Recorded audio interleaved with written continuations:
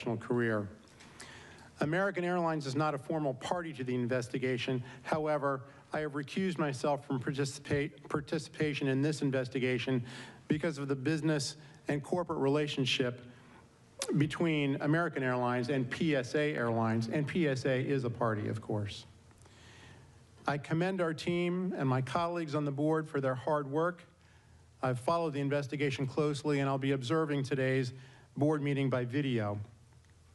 A thorough determination and examination of the facts is owed to those who lost their lives in this terrible tragedy, and to their loved ones who are grieving the unimaginable loss. I know that some of the folks are here today, and others are undoubtedly watching online. My heart goes out to you. I am confident the lessons learned from this investigation will help ensure such a tragedy can never be repeated. And Chair, that concludes my remarks. My thanks again for the opportunity to explain my situation. Thank you, Member Chapman.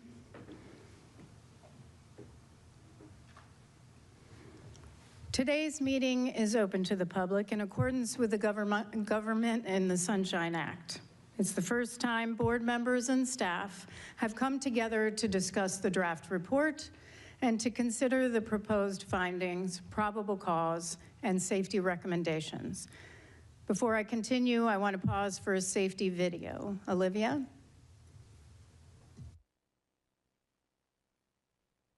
Hello, and welcome to the NTSB boardroom.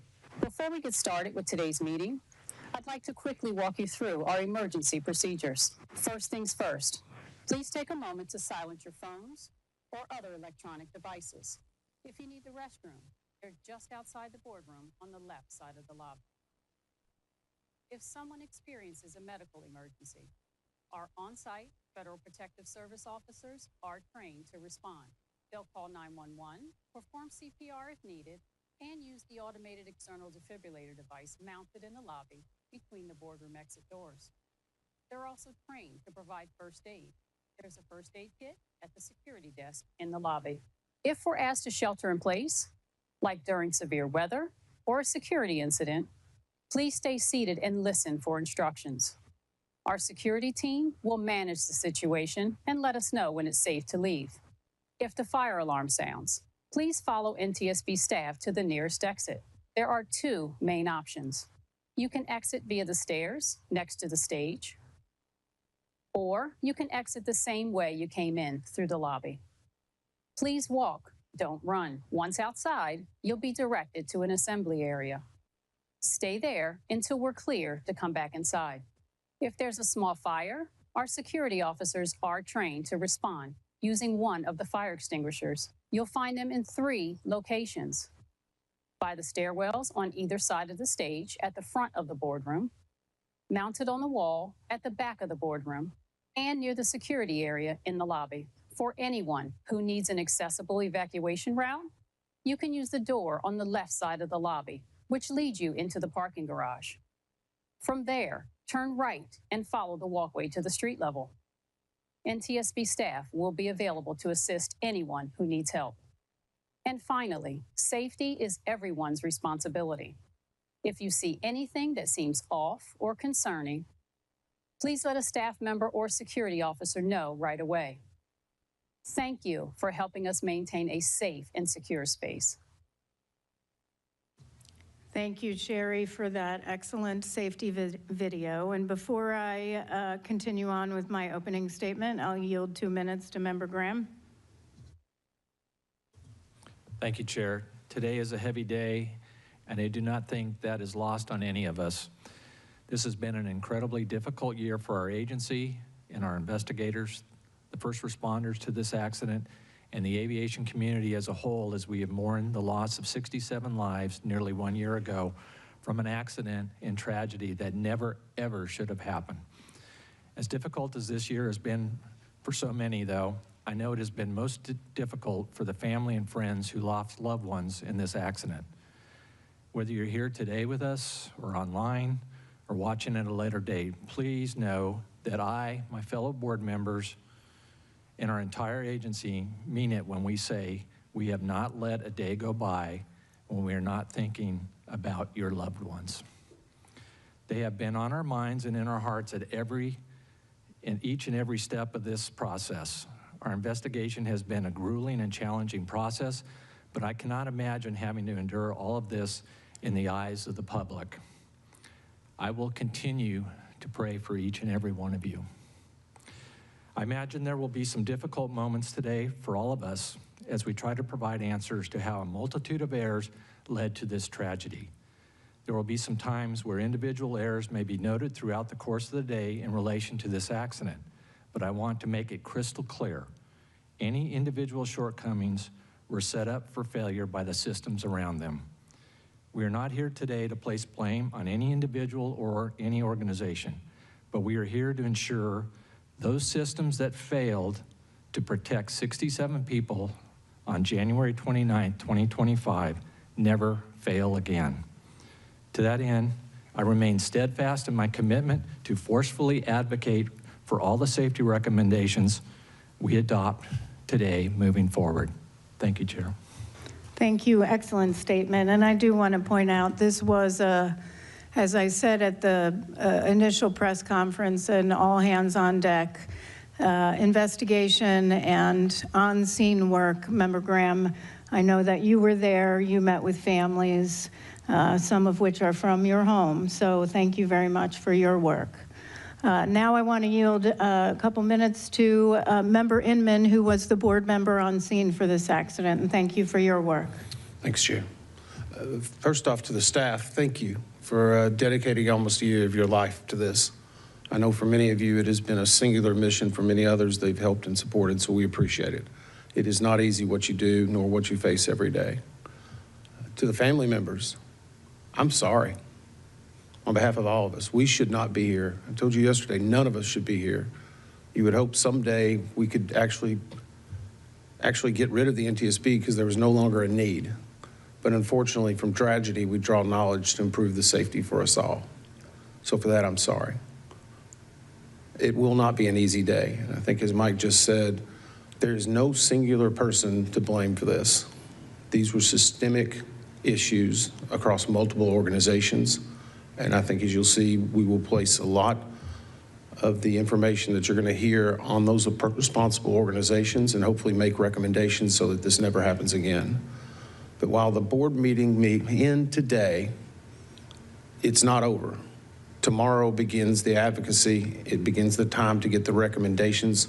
It's the time to actually really start the hard work for a lot of people that may go on for years, but we will be with you throughout that time. We're not going anywhere. I know you're not. We're there to work with you and to help you in any way we can. So for that, again, I am sorry for us being here. I wish it did not happen. I never want to sit before another family and do the briefings like we had to do in the days after that crash. I know we cried together, and we'll probably do that again today. Thank you. Thank you, Member Inman. Appreciate that. The NTSB meets today to finalize our investigation of the midair collision between a Black Hawk operated by the U.S. Army under the call sign PAT-25 and a CRJ 700 operated by PSA Airlines as American Airlines Flight 5342. The collision occurred on January 29, 2025, at about 8:48 p.m. Eastern Standard Time, about half a mile southeast of Ronald Reagan Washington National Airport. Tragically, there were no survivors. The 2 pilots, 2 flight attendants, and 60 passengers aboard the airplane and 3 crew members aboard the helicopter were fatally injured. I want to take a moment to address the 67 people, the families and friends of the 67 people who died that day.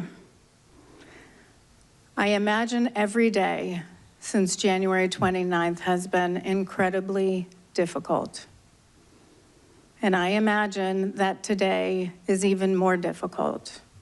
And Thursday, as we mark 1 year since this tragedy occurred, since you lost your loved ones. As a mom, I can only imagine all that you've been through.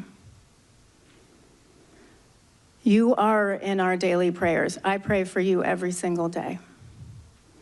And on behalf of everyone at the NTSB, our entire agency, please accept our heartfelt condolences and our deepest, deepest sympathies. Unknowingly, you are also an inspiration to so many of us. You have, in the wake of absolute devastation, shown remarkable selflessness, courageously advocating for important reforms in aviation safety to save lives for others. I have no doubt that the information uncovered by our investigation will support all of your efforts to make aviation safer, to work towards a future where no family endures such tremendous loss. Our family assistance team and the American Red Cross are here today to provide support for anyone here who might need it. Colleagues, could you indicate where you are in the room right now? We have several. If you can stand, raise your hand. Some in the back. If anyone needs support, please do not hesitate to ask. We have private rooms that we can sit down with you and meet with you. I also want to recognize NTSB's staff for your incredible work on this investigation, which is undoubtedly one of the most complex in NTSB's history. If anyone would like a glimpse of what these dedicated safety experts have done over the past year, look no further than the public docket for this investigation. It spans more than 19,000 pages and includes testimony from our 3-day, 33-hour investigative hearing last July. And yet, we can never quantify the time you dedicated to this investigation over the past year, from your work on scene to the countless hours spent analyzing and distilling the information into a comprehensive report that exceeds 500 pages to ensure every lesson is learned from this devastating tragedy. That you did so in less than 12 months' time while meeting the high bar for quality and impartiality that our agency is known for. At one point, working through the longest government shutdown in history with a myriad of other accident investigations underway is a true testament to your dedication and your professionalism, and we thank you for all that you do. There is a tendency in the immediate aftermath of any investigation or any accident that we investigate to question human error, the actions or inactions of individuals.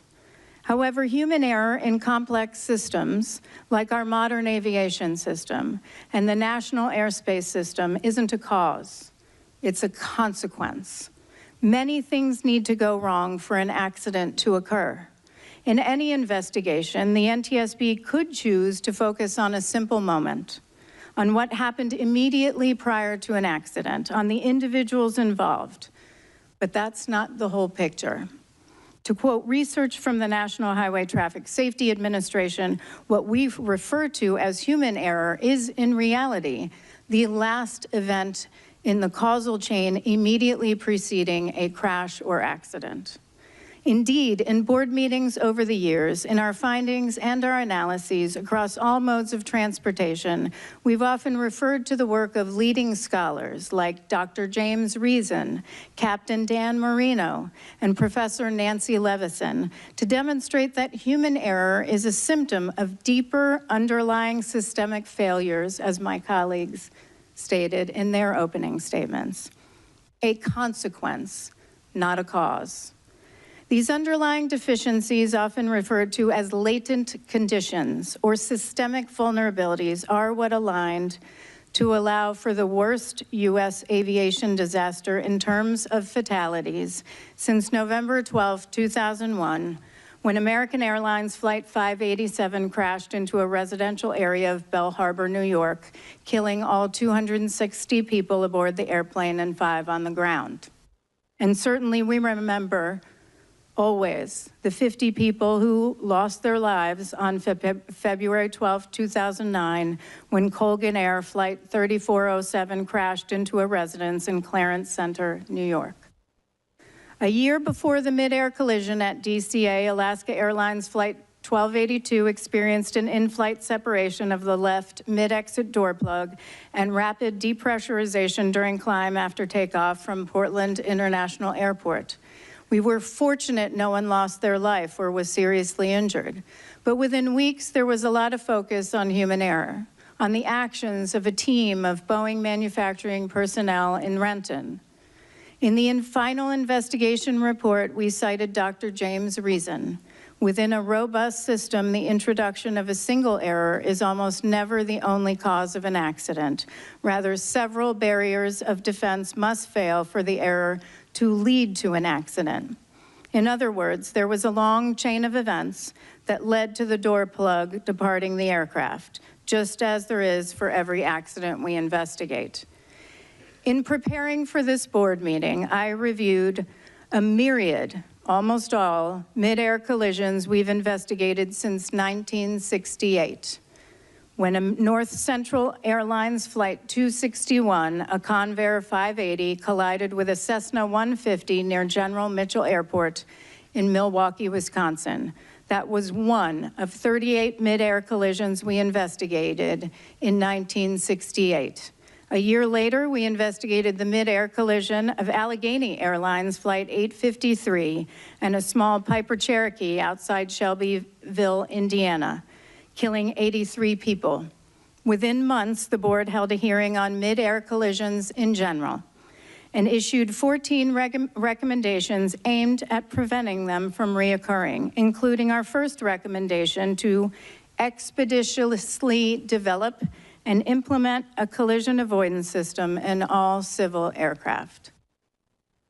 Fast forward 50 years to 2019. I was the board member on scene for a mid-air collision between a de Havilland DHC-2 Beaver airplane and a de Havilland DHC-3 Otter airplane, about 8 miles northeast of Ketchikan, Alaska. 6 people died, 10 were seriously injured.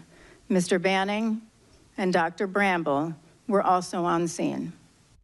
We didn't conclude that the cause was pilot error, that one pilot hit the other's plane. Rather, we concluded that the inherent limitations of the see and avoid concept were the concern. The similarities between the mid-air collisions we investigated 50 years ago in 1969, in Ketchikan in 2019, and in DCA, near DCA in 2025 are chilling. In any one of them, we could have blamed flight crews, individual pilots, maintenance personnel, or controllers, but we didn't, because we have long recognized that human error is a symptom of a system that needs to be redesigned. That is a quote from Professor Nancy Levison. When Spaceship Two broke up during a test flight in 2014, our probable cause didn't cite human error, but scaled composites' failure to consider and protect against the possibility that a single human error could result in a catastrophic hazard.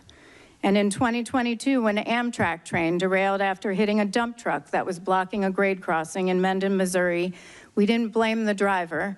We found the design of the crossing was significantly flawed. It reduced drivers' ability to see approaching trains and made stopping difficult for heavy trucks. That enabled Governor Parsons to address not only the safety of that grade crossing, but make improvements to 49 others across Missouri, saving countless lives. Steve Wallace, the former director of the FAA Office of Accident Investigations, was interviewed in 2023 to mark the 20th anniversary of the Space Shuttle Columbia disaster.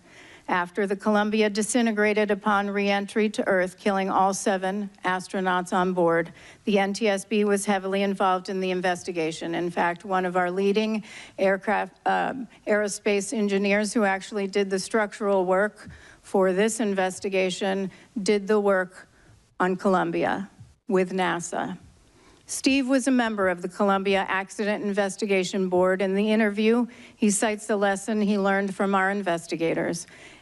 Quote, NTS people have a saying that when you find the human error, that's not the end of the investigation, that's the beginning of the investigation. What is the true root cause? The root cause is the thing that you have to change so it doesn't happen again. Commercial aviation embraced the same shift in root cause analysis, and the results were powerful. In fact, they challenged the NTSB to do better when we only focused on human error back in the 1970s and before that. And as a result, flying became safer. Before this tragedy occurred on January 29th, 2025, the U.S. aviation system was experiencing a record level of safety. That is the power of taking a systems approach, which is based not on speculation, but on decades of research, evidence, and our own investigations where the lessons learned turn into lives saved. As aviation safety evolves, so do the systems and so do the risks. I'll repeat, within a robust system, the introduction of a single error is almost never the only cause of an accident. Rather, several barriers of defense must fail for the error to lead to an accident. We are here today to discuss those failures. Today, you will hear how deep underlying systemic failures, system flaws aligned to create the conditions that led to this devastating tragedy. From design of our airspace around DCA to the limitations of see and avoid, which we've been warning about for over 5 decades, to failures of entire organizations to evaluate and act on readily available data, heed repeated recommendations, and foster robust safety cultures, to name a few. Months ago, I received a letter from someone sitting in this audience today whose fiance was aboard 5342. In that letter, he challenged us to, quote, leave no stone unturned, ask the hard, uncomfortable questions that will ruffle feathers, and let no one obfuscate or delay the truth. I assure you, we did just that. You will see today that we left no stone unturned. We asked the hard, uncomfortable questions that ruffled feathers, and we got to the truth. Our work, however, doesn't end today, as Member Inman stated, with the issuance of a final report. This is just the first step. We must, it is our duty to relentlessly, vigorously pursue safety change, which means we must do everything in our power, even ruffle feathers, to get our recommendations implemented, or this will happen again. I'd like to thank the first responders on behalf of the board. I have a slide listing all of the first responders that were on scene, the 8 organizations, tremendous work. As you can see, dozens of organizations responded to the scene of this tragedy to support search and recovery efforts and assist in our investigative work. Law enforcement, fire officials, dive teams, federal, state, and local agencies we don't often talk about, but they're human too. And what they experience can also be quite difficult. So thank you, if you're listening or you're here, thank you for your public service, for your dedication, and for your heart. You embody the best. You embody the best, each of you, of what public service means. Now let's turn to today's meeting. We're going to do things a little bit differently today, as there's a lot of complex information that we have to go through. We've divided staff presentations into 3 sections, each of which will be followed immediately by board member questions. We believe this is the best way for those watching and in the room to follow along. So let me go through today's agenda. Media will want to get their little pens out. You'll know, look, they are all actually doing it right now. Okay. So in a moment, Brian Curtis, our Deputy Managing Director for Investigations, will introduce the staff. Then we have 75 minutes of staff presentations, starting with our investigator in charge. Then we will move to air traffic control. We will discuss air traffic control and human performance, and then we will go through air traffic control post-accident drug and alcohol testing. We will then have 45 minutes or so of board member questions, and then we will take a break, a 15-minute break, which should occur somewhere around 11:30. We will then move into a second group of staff presentations.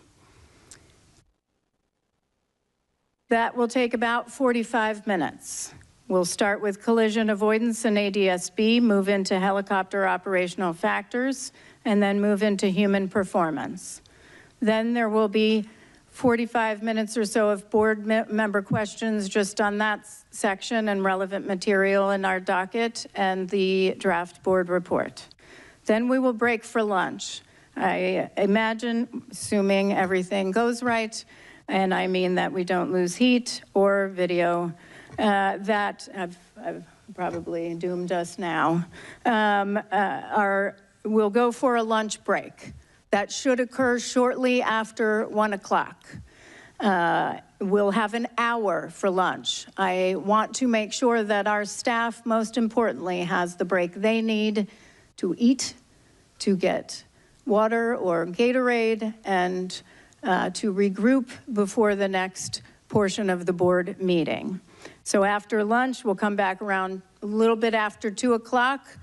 Then we'll go through staff presentations focused on safety management systems, safety culture, and safety data. After that, we'll have board member questions focused just on that portion, on that presentation and relevant material in the docket and the board report. Then we'll go to a 15-minute break. That should be slightly after 3 o'clock.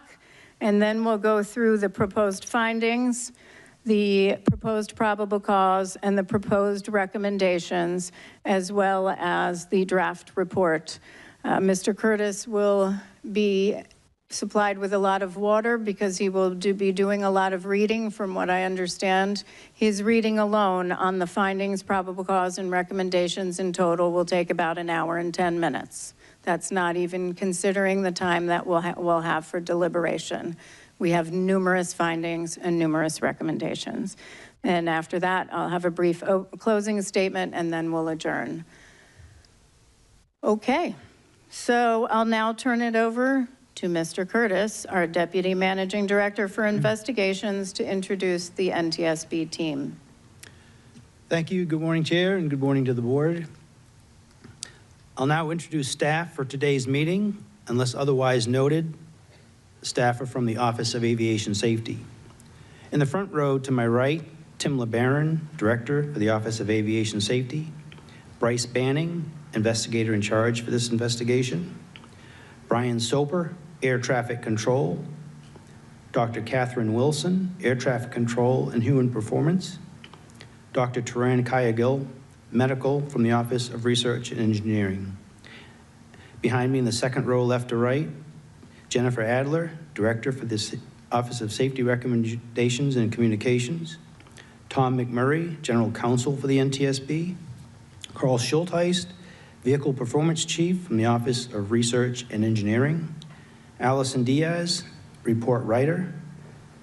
Sarah Lewis, Air Traffic Control. And Marie Moeller, Aircraft Performance from the Office of Research and Engineering. And in the third row, left to right, Olivia Fowler, audiovisual for today's meeting. Chihoon Shin, helicopter operations. Mike Richards, meteorology. John O'Callahan, aircraft performance from the Office of Research and Engineering. And Nathaniel Hoyt, recommendations from the Office of Safety Recommendations and Communications. Additional staff present to answer questions from the board today: Captain Van McKinney, helicopter operations; Dr. Jenna Price, safety data from the Office of Research and Engineering; Dr. Bill Bramble, human performance; Michael Portman, recorders from the Office of Research and Engineering; Caleb Wagner, systems; Captain Rocky Stone, airplane operations; and Dr. Lauren Groff, safety data from the Office of the Managing Director. The presentations will begin now with an investigation overview by the investigator in charge, Bryce Banning. Mr. Banning.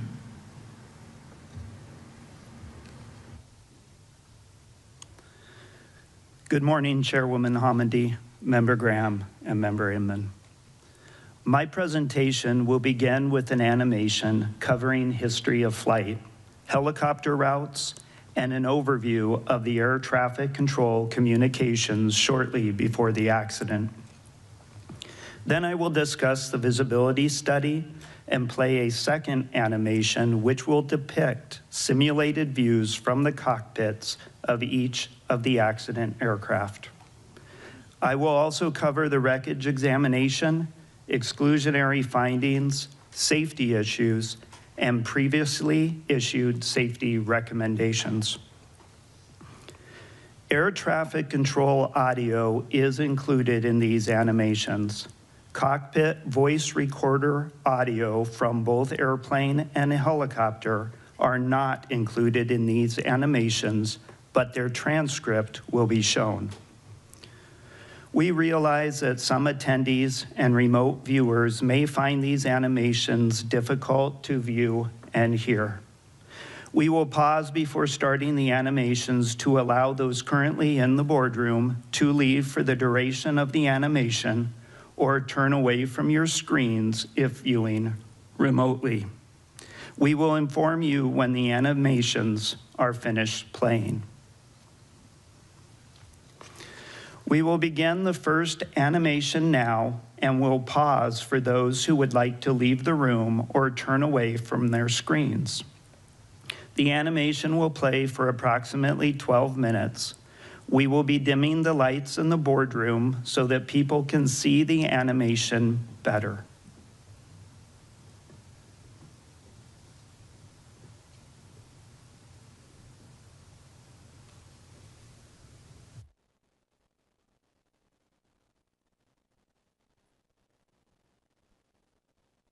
On January 29th, 2025, about 8:48 p.m. Eastern Standard Time, a Sikorsky UH-60 Lima helicopter operated by the United States Army and a PSA Airlines CRJ-700 collided in flight approximately 1/2 mile southeast of Ronald Reagan Washington National Airport, or DCA. The two pilots, 2 flight attendants, and 60 passengers on board the airplane, and all 3 crew members on board the helicopter were fatally injured. The military helicopter flight originated from Davison Army Airfield, Fort Belvoir, Virginia. The flight was an annual evaluation for the pilot with the use of night vision goggles.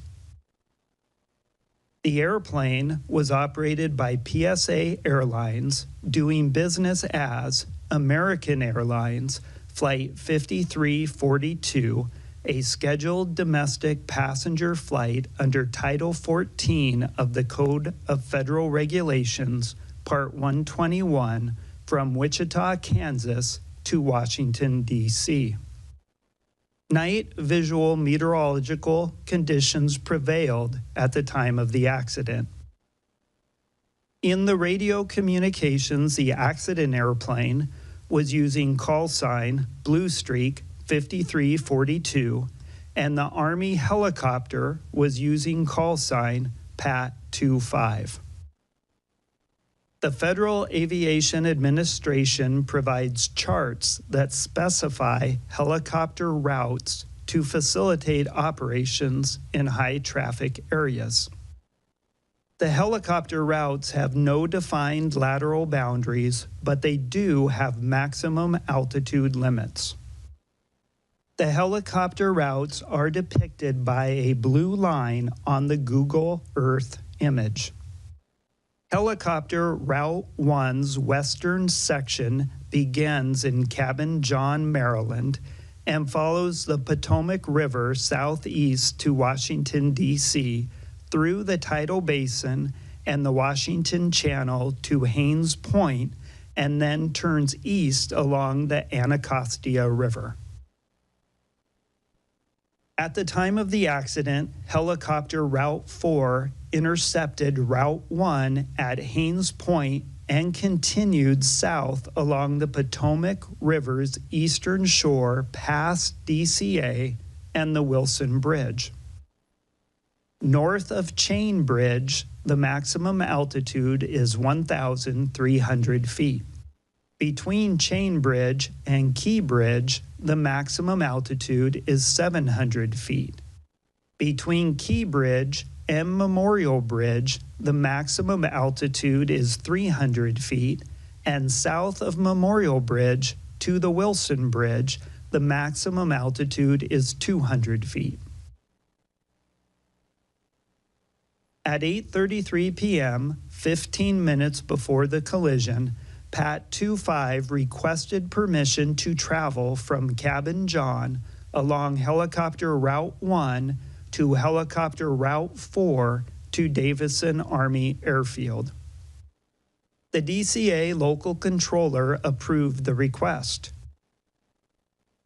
Pat 25 is looking for Cabin John, Route 1, Route 4 to Davison. Pat 25 approved.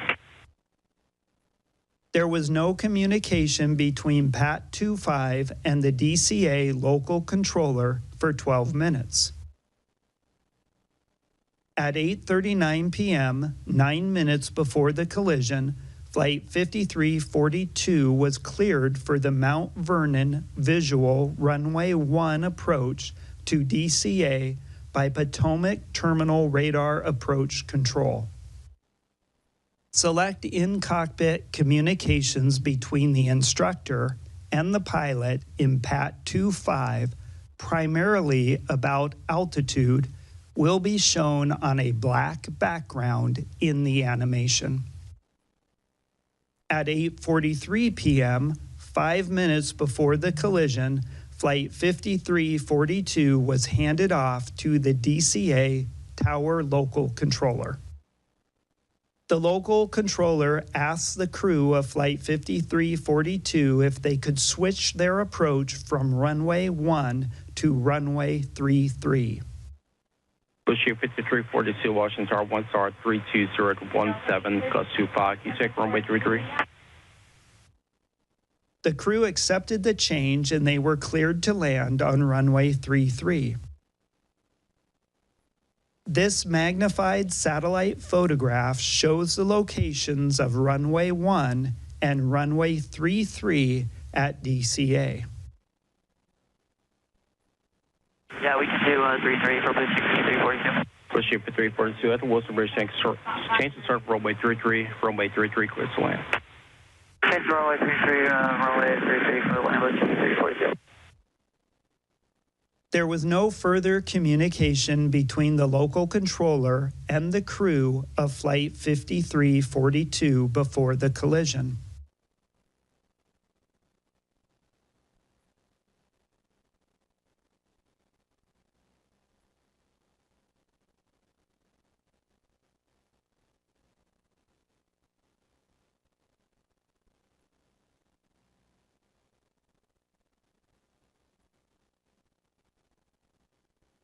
This animation shows aircraft in the vicinity of DCA for the 3 minutes before the collision. The local control and helicopter control positions were combined, and the local controller was communicating with 6 airplanes and 5 helicopters. Communications took place on an airplane radio frequency and a helicopter radio frequency. The local controller was broadcasting on both the airplane and helicopter radio frequencies, but airplane communications were only heard in other airplanes, and helicopter communications were only heard in other helicopters. The animation includes air traffic control audio for both the airplane and helicopter frequencies. A transcript of the controller communications will appear in the upper left, and the local controller will be indicated on the map. A transcript of aircraft communications will appear in the lower left, and the aircraft call sign will be highlighted on the map. The controller was also communicating with aircraft outside the bounds of this map, which will be indicated. The accident helicopter is shown in orange with the label PAT 25, and the accident airplane is shown in magenta with the label PSA 5342. Jet 789, 1 star 320-15, gust 25, traffic 2 out, no delay, runway 1, clear for takeoff. Clear takeoff, runway 1, no delay, Jet 789. Flight check 1, landing assured, Ward 1. Flight check 1, roger for exchange for good night. Pat 25 Memorial. Pat 25, roger. Washington Tower, American 3130 with you, runway 1. American 3130, Washington Tower, 1 star 310-14, gust 25, runway 1, clear to land, traffic will depart, may depart prior to arrival. Okay, clear to land, runway 1, American 3130.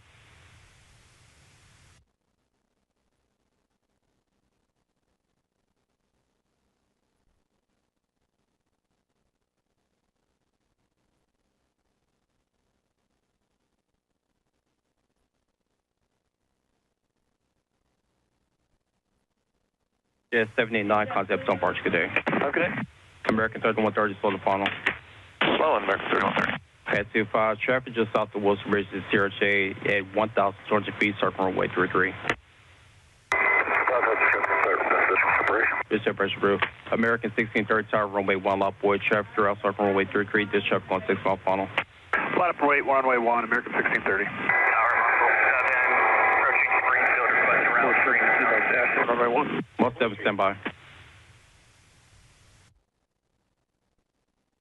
Issue 5307, keep rolling out to November, ground 47, good day. November 307.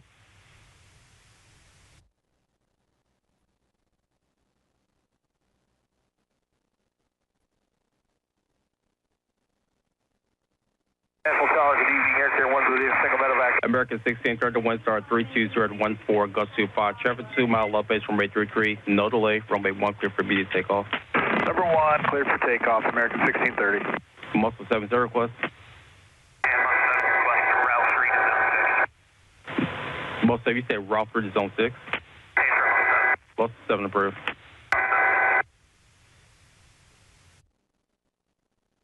American 472, National College, good evening, Air Care 1's within single medevac helicopter 1,000 feet, 29901 on the altimeter, requesting zone 6 for Fairfax. Medevac Air Care 1, Washington Tower, National Altimeter 29990. Approved through Washington class, Robert Space for Land Assured at Fairfax. 29990 for Air Care 1, copy. Pat 25, do you have the CRJ in sight? Pat 25, pass behind the CRJ. This club has a aircraft in sight, precision separation. This separation.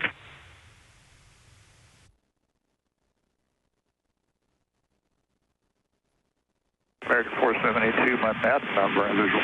American 472, Washington Tower, 1 star 320-17.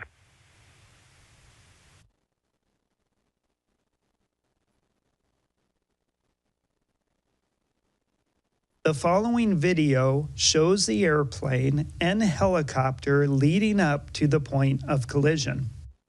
The video was recorded by a camera located near the approach end of runway 33 at DCA, oriented to the south.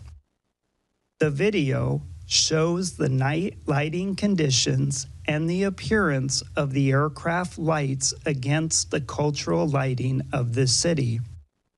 Aircraft lined up on approach to DCA can be seen in the right corner of the screen. The flashing lights identify the touchdown zone of runway 33's landing threshold. Flight 5342 is visible in the upper left corner as it approaches runway 33. PAT 25 appears from the left side of the screen, moving to the right as the two aircraft cross flight paths.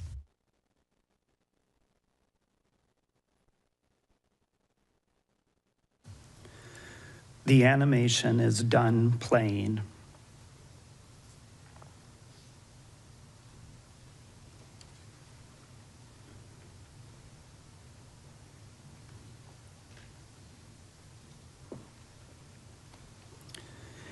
A visibility study documents the location, size, and movement of other aircraft in each respective pilot's field of view and how the aircraft structure might limit that field of view. Human performance investigators can determine how conspicuous each aircraft would be to the flight crew and how that impacts their see and avoid task. The visibility study faced additional challenges due to the night conditions and use of night vision goggles by the helicopter crew. As we will discuss, it is difficult to accurately represent how the night lighting or cultural lighting looked to the crews at the time of the accident. Investigators documented the cultural lighting around DCA in a series of night observation flights conducted on March 27th and 28th of 2025. We chose these observation dates to replicate the conditions on the night of the accident. Crews flew the accident flight paths individually using exemplar aircraft, which were observed by human performance, operations, and air traffic control investigators. We recorded the view in both videos and photos from each aircraft, the air traffic control tower, and on the ground. This documentation was used to determine which available flight simulator program best represented the cultural lighting at the time of the accident and inform the human performance analysis. Shown is a video frame recorded from the cockpit of the CRJ night observation flight when turning onto final for runway 33. This captures a view of the cultural lighting in the DC area. However, no device records exactly how the human eye sees a scene. These types of images from various recording devices and the impressions of the human performance, operations, and air traffic control investigators from the night observation flights were used together to inform the analysis of the difficulty of the see and avoid task. The visibility study recreates the view from the cockpit and includes what the airplane structure would obscure. The photo on the left is of a CRJ 700 cockpit and labels the 4 cockpit windows: left window, left windshield, right windshield, and right window, and indicates the location of the captain, who was the pilot flying, and the first officer, who was the pilot monitoring. The image on the right shows the field of view of the captain looking forward through the left windshield. The light gray mask indicates how the structure of the airplane would have obscured some of the view. The night imagery is from Microsoft Flight Simulator 2024, and the simulated view shown is from 35 seconds before the collision. The location of PAT 25 is circled, but it is difficult to detect and identify against the cultural lighting of Washington, D.C. The left photo shows the helicopter cockpit and labels the left window, left windshield, center windshield, right windshield, and right window, and indicates the location of the pilot, who was the pilot flying, and the instructor pilot, who was the pilot monitoring. The image on the right shows a view of the instructor pilot in the right seat looking forward. In addition to the aircraft structure, the image on the right includes a mask of the night vision goggle view looking straight ahead. While the NVGs are binocular, the brain merges the image into a single circular view. In this image, the NVG view is shown as white phosphor, but the animation will show a green phosphor display. Both types of NVGs were available to the crew.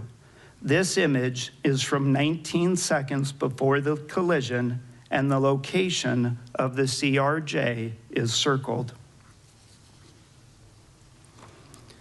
While the location, size, and movement of each aircraft in a pilot's field of view is accurate, there are important limitations to the visibility study, including, first, the accuracy of the cultural lighting.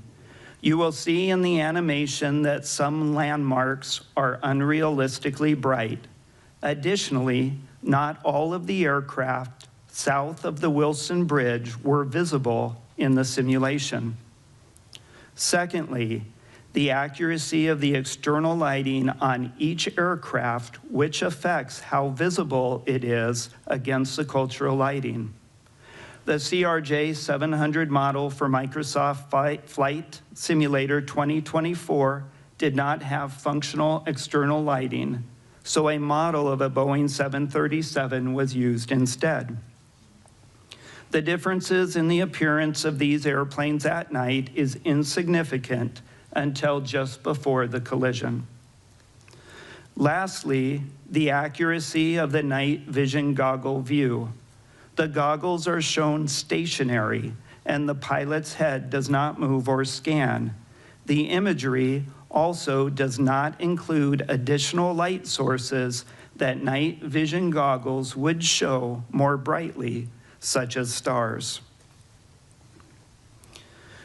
We will begin the second animation now, and will pause for those who would like to leave the room or turn away from their screens. The animation will play for approximately 8 minutes. We will be dimming the lights in the boardroom so that people can see the animation better.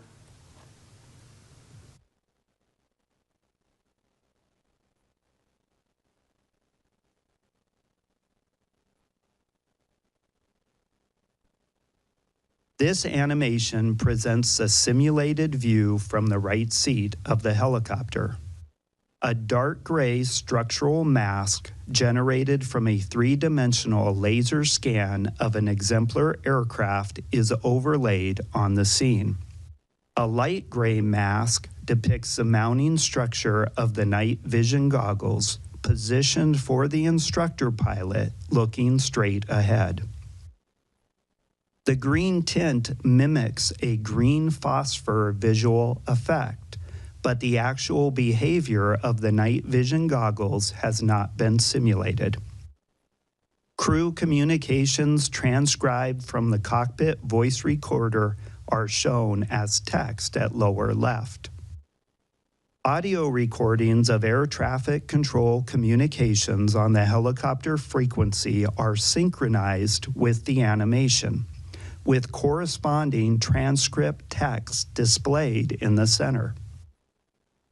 Radio interference blocked some transmissions from the local controller and other helicopters.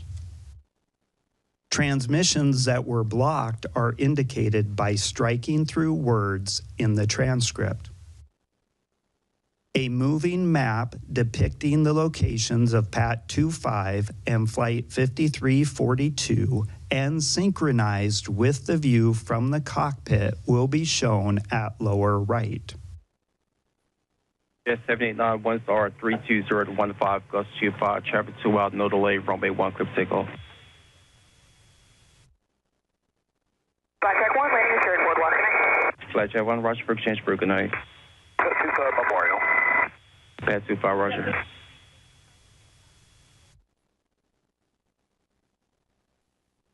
American 3130 Washington Tower, 1 star 31014, Gust 25, runway 1, clear to land. Traffic will depart, may depart prior to arrival.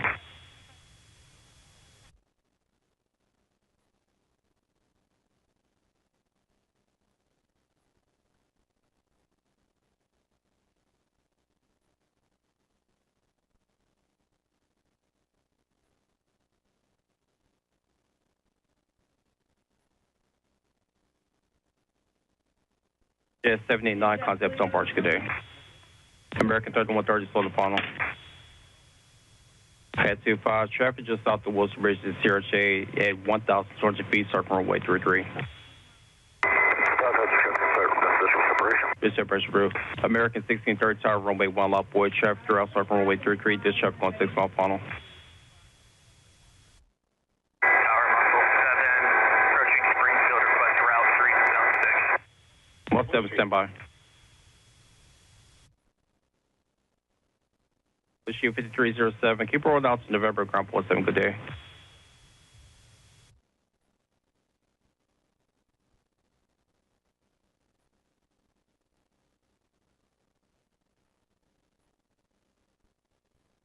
National Tower, good evening, Air Care 1 with a single medevac. American 1630 1 star 32014, Gust 25, traffic 2 mile left base, runway 33, no delay, runway 1, clear for immediate takeoff. Muscle 7, zero request. And Muscle 7, request route 3 to 6. Muscle 7, you said route 3 to zone 6? Hey, sir, Muscle 7 approved.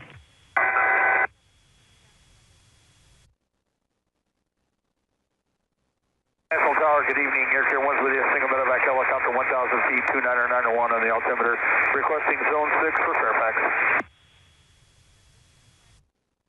Medevac Air Care 1, Washington Tower, National Altimeter 29990. Approved through Washington class, Robert Space Support Landing Street at Fairfax.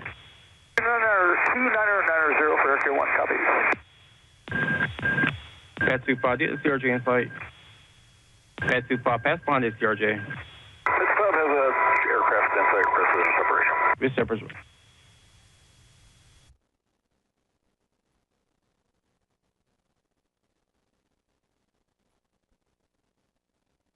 American 472 Washington Tower, 1 star 32017.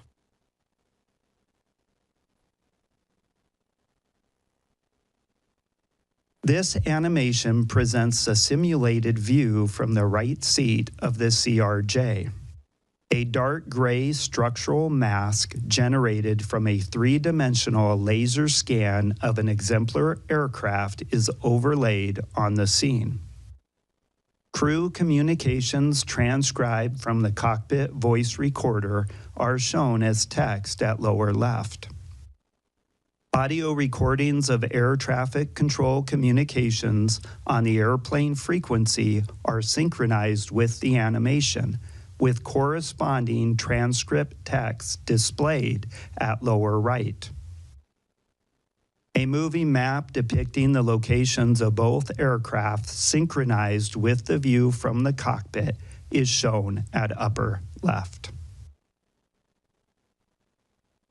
Jet 789, 1 star 32015, Gust 25, traffic 2 out, no delay, runway 1, clear for takeoff. Clear takeoff, runway 1, no delay, Jet 789. Flight Jet 1, Roger for exchange for good night. Pad 25, Roger. Washington Tower, American 3130 with you, runway 1. American 3130 Washington Tower, 1 star 31014, goes 25, runway 1, cleared to land. Check with may depart approach arrival. Okay, clear to land, runway 1, American 3130.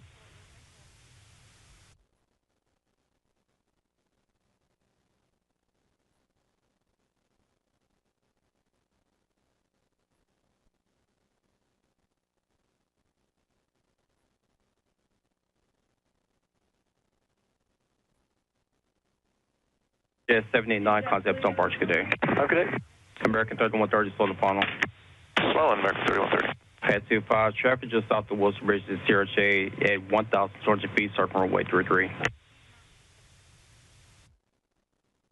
Pressure roof. American 1630 Tower, runway 1, lot boy, traffic throughout circle runway 33, this traffic on 6 mile funnel. Line up runway 1, American 1630. American 472 by Cat, runway 1. 17, stand by. Issue 5307, keep rolling out to November, ground 47, good day. November 307.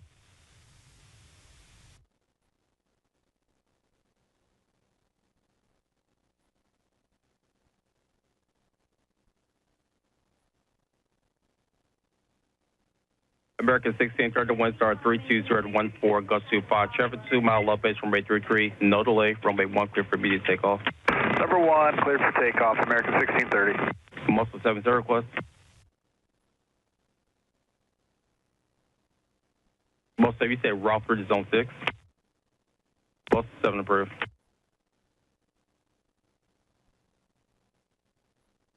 American 4782, Mount Vernon visual 1.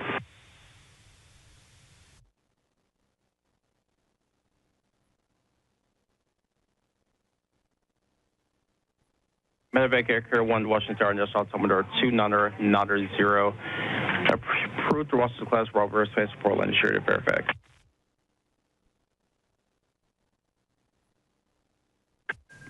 Pad 25, get the CRJ in sight. Pad 25, pass behind the CRJ. Bishop.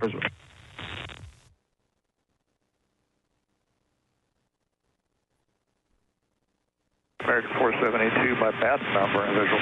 American 472 Washington Tower, 1 star 32017.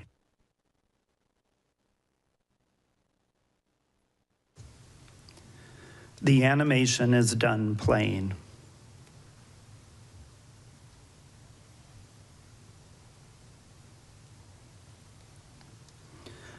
The wreckage of both aircraft were located in the Potomac River in water depths ranging between 1 to 8 feet, depending on location and tidal conditions. About 90% of the structure of both aircraft were recovered. Examination of the recovered wreckage indicated that the helicopter's main rotor contacted the underside of the airplane's left wing, resulting in the outboard section of the wing separating in flight. Video evidence showed both aircraft rapidly descending and impacting the water after the collision. The NTSB's investigation's comprehensive review of the accident circumstances determined that the following did not contribute to the cause of the accident. The pilots of Flight 5342 were certificated and qualified in accordance with federal regulations. The pilots of Flight 5342 were medically qualified for duty, and available evidence does not indicate that they were impaired by effects of medical conditions or substances at the time of the accident. Review of the pilot's time since waking and sleep opportunities in the days before the accident indicated that the pilots had adequate rest opportunities. The pilot, instructor pilot, and crew chief on board PAT 25 were qualified and current in their positions as designated by the unit commander in accordance with Army regulations. The pilot, instructor pilot, and crew chief were medically qualified for duty, and available evidence does not indicate that they were impaired by effects of medical conditions or substances at the time of the accident. Review of the 3 crew members' time since waking and sleep opportunities in the days before the accident indicated that the crew had adequate rest opportunities. Both aircraft were properly certificated, equipped, and maintained. The operations supervisor and 4 controllers who were working in the DCA Air Traffic Control Tower cab at the time of the accident were certificated and current in accordance with federal regulations. The local controller, assistant local controller, and operations supervisor were medically qualified for duty, and available evidence does not indicate that they were impaired by effects of medical conditions at the time of the accident. Review of the local controller, assistant local controller, and operations supervisor's time since waking and sleep opportunities in the days before the accident indicated that the controllers had adequate rest opportunities.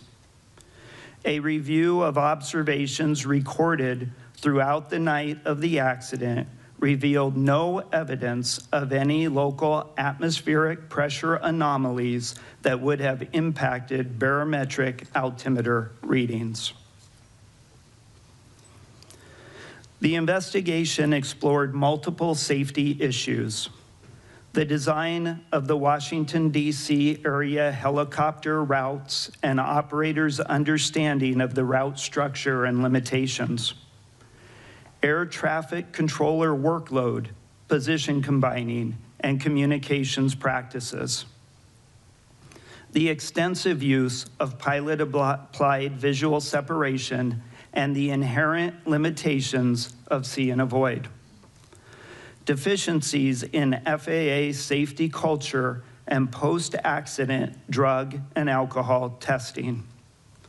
The limitations of the traffic awareness and alerting systems on both aircraft. And shortcomings in FAA and U.S. Army safety assurance and risk management processes, including lack of proactive data sharing and analysis to identify and mitigate midair collision risk. Early in the investigation, the NTSB found insufficient separation between helicopter traffic on Route 4 and aircraft landing on runway 33, and recognized an alternate route for helicopters was needed to prevent a midair collision. As a result, the NTSB issued 2 urgent safety recommendations on March 11th, 2025. The first recommendation asked to prohibit operations on helicopter Route 4 between Haynes Point and the Wilson Bridge when runways 15 and 33 were being used at DCA. The second recommendation asked to designate an alternative helicopter route that could be used to facilitate travel between Haynes Point and the Wilson Bridge when that segment of Route 4 was closed. Immediately following the accident, the FAA implemented temporary airspace restrictions around DCA. On March 14, 2025, the FAA removed from helicopter route charts the section of helicopter Route 4 between Haynes Point and the Wilson Bridge. Additionally, the FAA prohibited use of DCA runways 1533 and 422 during specific limited helicopter operations in the vicinity of DCA. What we found about helicopter route design was that airplane pilots were unaware of the possible conflict between helicopter routes and approach and departure corridors at DCA. Pilots were not aware of these conflicts because the current aeronautical charts do not provide adequate information. This is not unique to DCA. Lastly, the FAA was unable to provide documentation of the required annual reviews for the Baltimore-Washington helicopter route chart. As a result, staff has proposed 5 recommendations to the FAA in this area. The following 3 slides list the names of the NTSB staff that supported the accident investigation.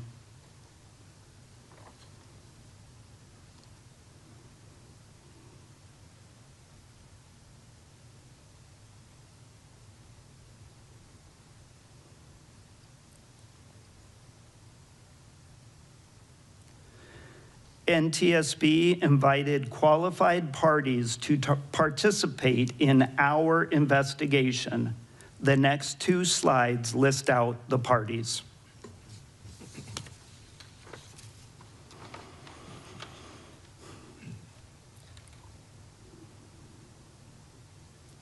In accordance with the provisions of Annex 13 to the Convention on Civil Aviation, the Transportation Safety Board of Canada, representing the state of design and manufacture of the airplane, provided an accredited representative.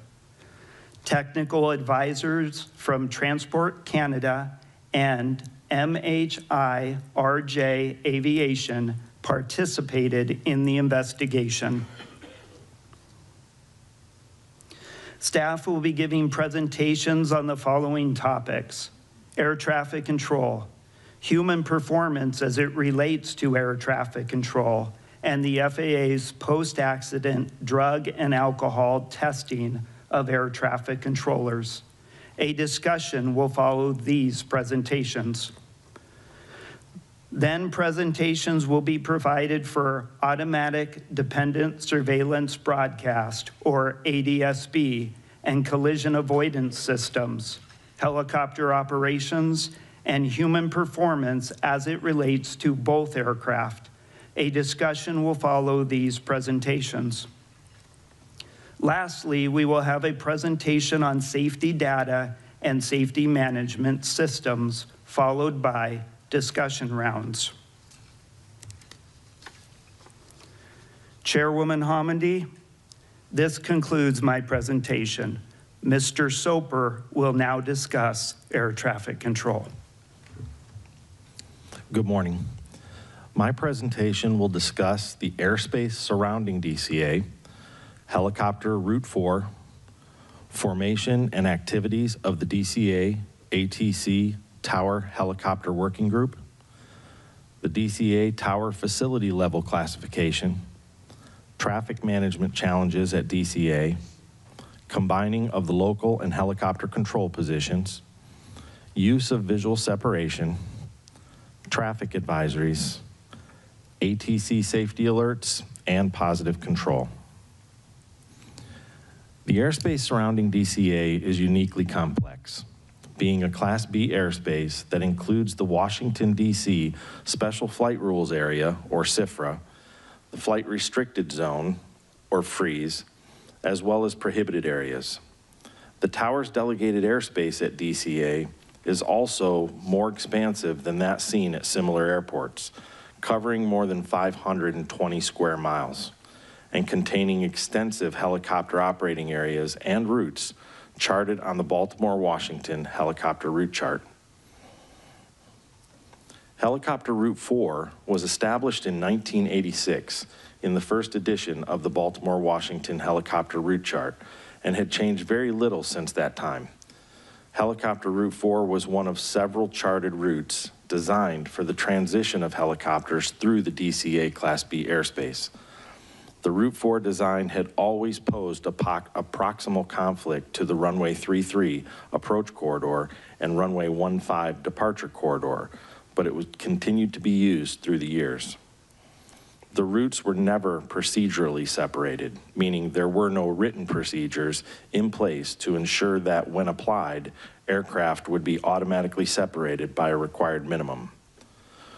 While we learned from the FAA during the investigative hearing that these routes were never constructed to provide or ensure separation, we also learned that there was a lack of clear and consistent understanding and varied interpretations across user groups. The DCA ATC Tower Helicopter Working Group was formed as a direct result of a significant near-midair collision in 2013 between a helicopter and an airplane in the very same location of this accident. The working group was composed of ATC personnel from DCA Tower only, with local helicopter operators being invited as necessary to address identified safety concerns as they arose. The working group proposed several recommendations to the FAA, including one to remove or relocate Route 4 in order to deconflict with the runway 33 approach corridor and runway 15 departure corridor, as well as the addition of hotspots to aeronautical charting to bring awareness to pilots about the increased risk potential when operating in these areas of the proximity events. The FAA chose not to act on the working group's recommendation to remove or relocate Route 4. Additionally, the FAA rejected the working group's recommendation to add hotspots to helicopter route charts. In 2018, due to a change in the method in computing facility level traffic counts, DCA Tower was downgraded from a level 10 to a level 9 facility. The FAA declined to provide detailed criteria or the metrics used to establish DCA's facility level, but information available suggested that total traffic count was the driving factor in determining facility levels in general. Staff feel that there was an inadequate consideration given to airspace, airport, and operations complexity in the downgrading of DCA's tower facility level, and negatively impacted facility health as they experienced an inability to retain or recruit the experience level needed in control staff. In addition, no consideration appeared to be given to the high cost of living in the DC area, with a 15% difference in pay between levels 9 and 10, the biggest salary gap between any two air traffic control facility levels.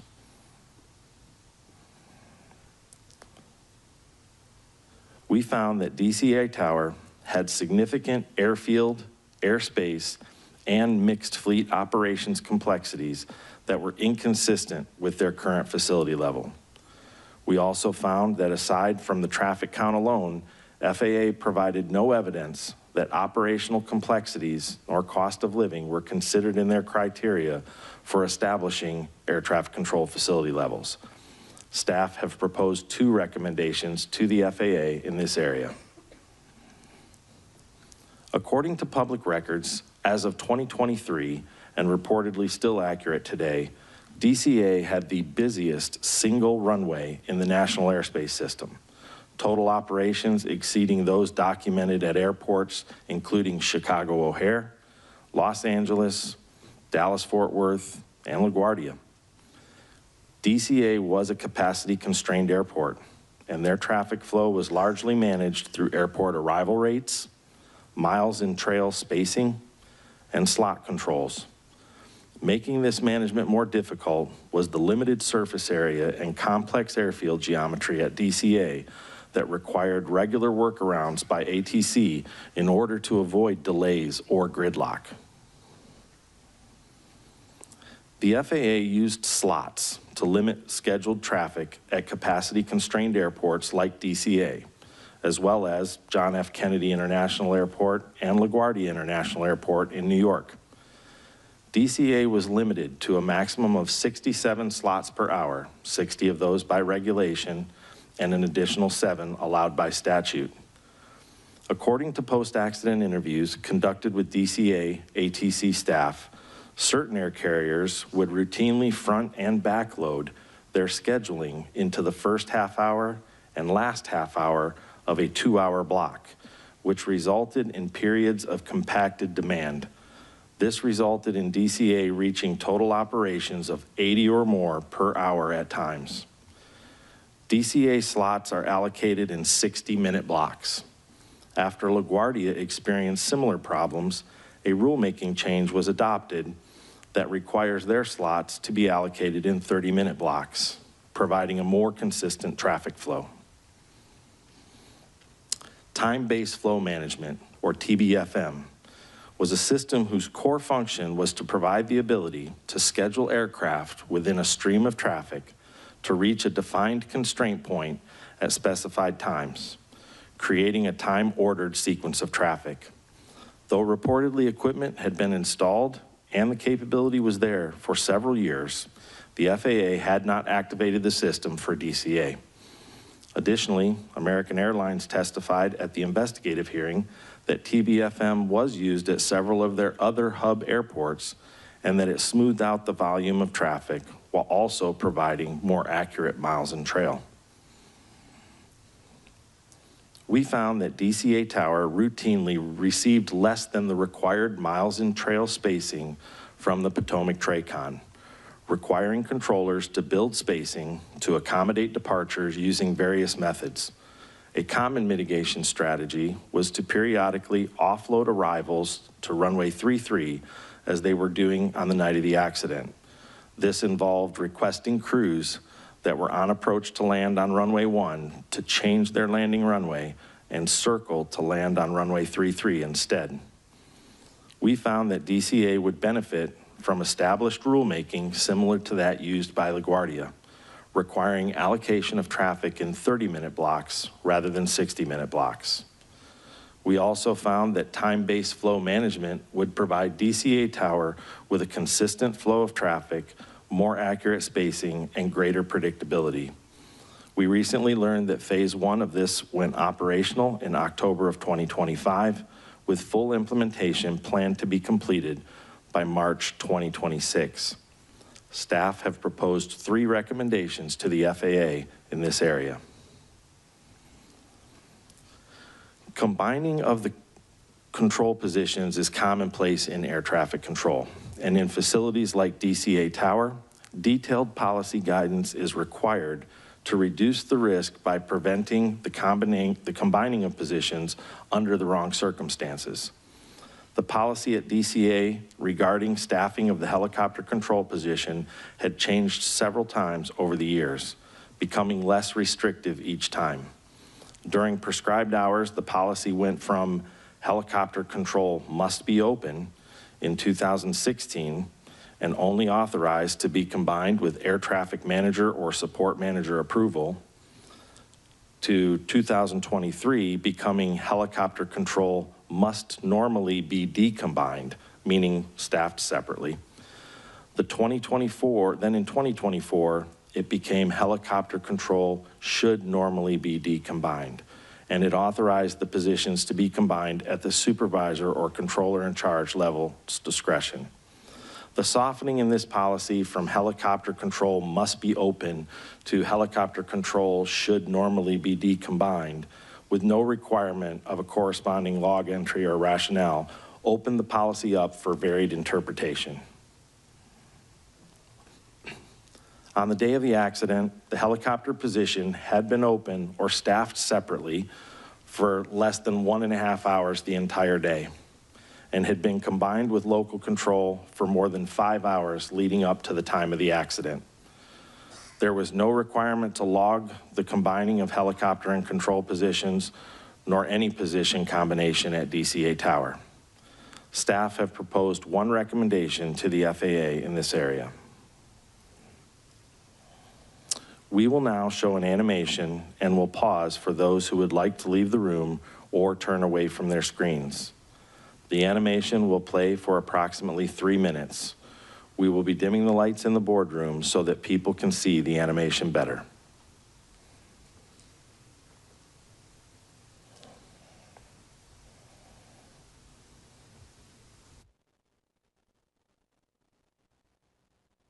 This photograph from the interior of the DCA Air Traffic Control Tower shows the view to the southeast across the Potomac River.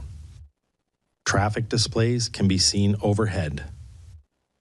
The traffic displays can be moved to suit the needs of the staff in the tower. This animation presents a simulated view from the tower. The point of view was based on the local controller's recollection of his position. The local controller could have changed position or orientation slightly on the night of the accident. The underlying animation was produced by the Federal Aviation Administration Target Generation Facility Simulation Branch. A dark gray structural mask generated from a three-dimensional laser scan of the tower conducted by NTSB staff is overlaid on the scene. Audio recordings of air traffic control communications are synchronized with the animation. Local controller broadcasts are shown in text at lower left. Aircraft broadcasts are shown in text at lower right. National Tower, good evening. Air Care 1 with you. Single medevac. American 16, third to 1 star 32014, gust 25, traffic 2 mile left base, runway 33, no delay, runway 1 clear for immediate takeoff. Number 1, cleared for takeoff, American 1630. Muscle 7 0 request. Most of you say route 3 to zone 6. Muscle 7 approved.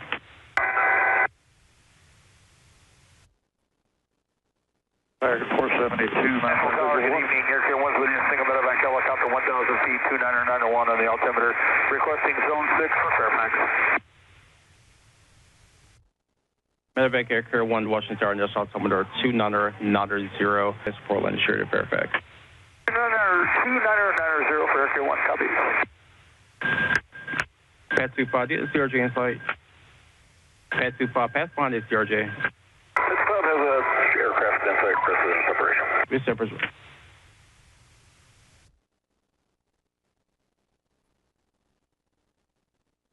American 472, my map number and visual. American 472, Washington Tower, 1 star 2017. The animation has completed playing.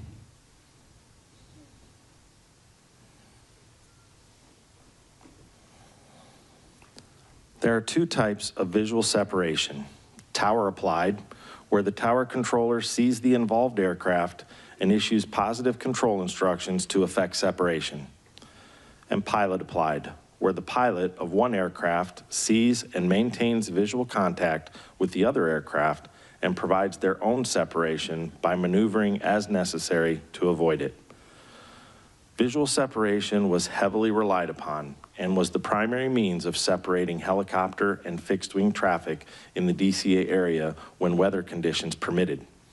To not increase controller workload, traffic congestion, and traffic complexity, controllers were motivated to and routinely authorized visual separation for helicopters transiting the DCA airspace, and helicopter crews were encouraged to request visual separation as early as possible.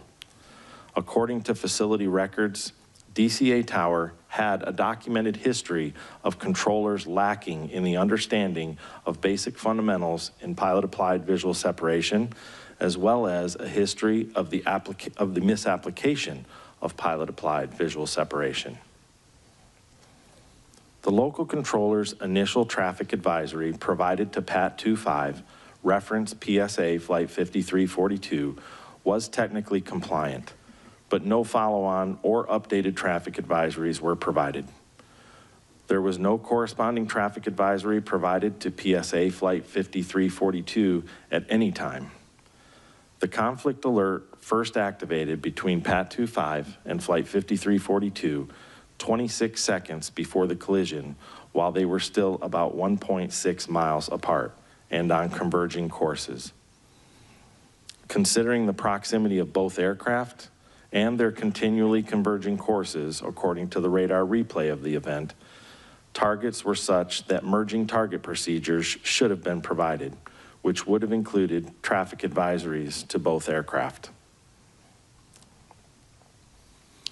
The local controller stated they were concerned about both the close proximity of PAT 25 to PSA Flight 5342 and their converging courses.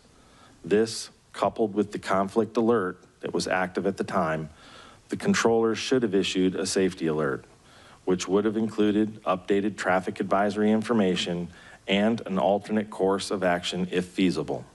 Neither were done in this case. Had a safety alert been issued, it would have increased the situation awareness of both crews and alerted them of their closing proximity to one another. Additionally, a timely safety alert may have allowed action to be taken by one or both crews to avert the collision. Positive control is defined by the FAA as the separation of all air traffic within designated airspace by air traffic control. And other FAA guidance included elements of positive control as taking command of control situations and not acting in a hesitant or unsure manner, and that a controller exercising positive control observes present and considers forecasted traffic to predict task overload and takes appropriate action to prevent or lessen the situation. Positive control was not exercised at all times on the night of the accident. Had the local controller exercised appropriate positive control with timely safety alert on the evening of the accident, one or both flight crews may have been able to take action in time to avert the collision. Thank you. Dr. Wilson will now continue with her presentation. Good morning. I will discuss DCA air traffic control tower use of visual separation on the night of the accident, the concept of situation awareness, combining the local control and helicopter control positions, recognition of impending collision and expectation-driven process, the conflict alert system, radio communications when the local control and helicopter control positions are combined, time on position limitations, threat and error management, and risk management. Given the proximity of helicopter routes and zones to the approach and departure corridors for fixed-wing traffic, applying pilot-applied visual separation reduced controller workload and airspace congestion and complexity. As such, DCA ATC tower controllers were motivated to provide a traffic advisory and authorize visual separation for helicopters transiting DC airspace as early as possible. The local controller's expectation that PAT 25 crew had Flight 5342 in sight was not necessarily valid. As a result, there was potential for the local controller to overestimate the level of traffic awareness the PAT 25 crew had and to underestimate the level of information and assistance they might subsequently require to ensure collision avoidance. Situation awareness forms a basis for decision-making. Situation awareness is not only what the controller is perceiving in the current air traffic situation, but how they interpret that information and use it to project the future state of traffic moving in their airspace. Controllers must maintain awareness of each aircraft they are managing to include, for example, location, altitude, and airspeed, and anticipate where the aircraft will be in the seconds and minutes to follow. A controller's ability to maintain situation awareness is impacted by task and environmental factors, such as their workload and divided attention, and individual factors such as training and experience. As cognitive capacity is reduced, for example, with increasing workload due to increasing traffic complexity, traffic volume, and/or frequent radio communications, a controller's ability to maintain situation awareness is reduced. Because the local control and helicopter control positions were combined, the local controller was responsible for coordinating arrivals and departures, as well as VFR helicopter traffic transiting DCA airspace.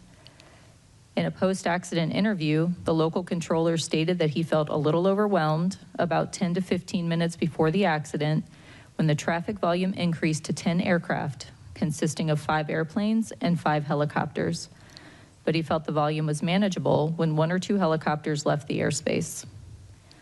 About 90 seconds before the collision, the traffic volume increased to a maximum of 12 aircraft, consisting of 7 airplanes and 5 helicopters. radio communication showed that the local controller was shifting his focus between airborne, ground, and transiting aircraft. Keeping the local control and helicopter control positions combined on the night of the accident increased the local controller's workload and reduced his situation awareness. Controllers routinely monitor the current state of an aircraft and predict its future location in relation to other aircraft. Conflicts that develop slowly, particularly at night, are inherently difficult for people to recognize due to reduced visual cues. Gradual change can reduce situation awareness and delay recognition. The local controller expected that PAT 25 would remain clear of Flight 5342 because the PAT 25 instructor pilot stated that he had the airplane in sight and would maintain visual separation. The frequent use of pilot-applied visual separation reinforces the expectation that the pilot of one aircraft will maintain separation from another aircraft. Because it has repeatedly worked as expected, it can be more difficult for a controller to notice deviations, especially when workload is high, like on the night of the accident. The conflict alert system acts as a safety net designed to draw a controller's attention to a potential conflict using an oral alert, a flashing red CA on the Certified Tower Radar Display, or CTRD, and a conflict list on the CTRD indicating in red the aircraft involved. The image on the right depicts the red conflict alert that appeared for the accident aircraft. Conflict alerts are presented the same regardless of the severity of the conflict. Conflict alert activation is common at DCA ATC Tower. NTSB staff are concerned that frequent nuisance alerts may desensitize controllers to the alerts and lead to slower reaction time. Providing controllers with additional salient cues regarding the severity of a potential conflict would reduce controller cognitive load and likely improve response time. Staff have proposed 2 recommendations to the FAA in this area. The DCA ATC Tower utilized a discrete frequency for communicating with helicopters to avoid interference and frequency congestion, even when the local control and helicopter control positions were combined. Separate frequencies also made the process of decombining the helicopter and local control positions easier. When the local control and helicopter control positions were combined, airplane and helicopter pilots could hear all transmissions made by the controller. However, transmissions made by helicopters were not audible to airplanes, and transmissions made from airplanes were not audible to helicopters. This alleviated frequency congestion. However, pilots reported that hearing all transmissions would improve their situation awareness. Staff have proposed 1 recommendation to the FAA in this area. The operations supervisor had been working on a control position for over 4 hours at the time of the accident and had been working on the operations supervisor position specifically for the 2 hours before the accident. Given his extended time on position, it is likely that the operations supervisor was experiencing reduced alertness at the time of the accident, which decreased his ability to effectively assess operational risks. The collective bargaining agreement between the National Air Traffic Controllers Association, or NATCA, and the FAA require relief opportunities for all operational staff. However, the agreement does not cover supervisory personnel, and there are no mandatory relief periods for supervisors. Staff have proposed 1 recommendation to the FAA in this area.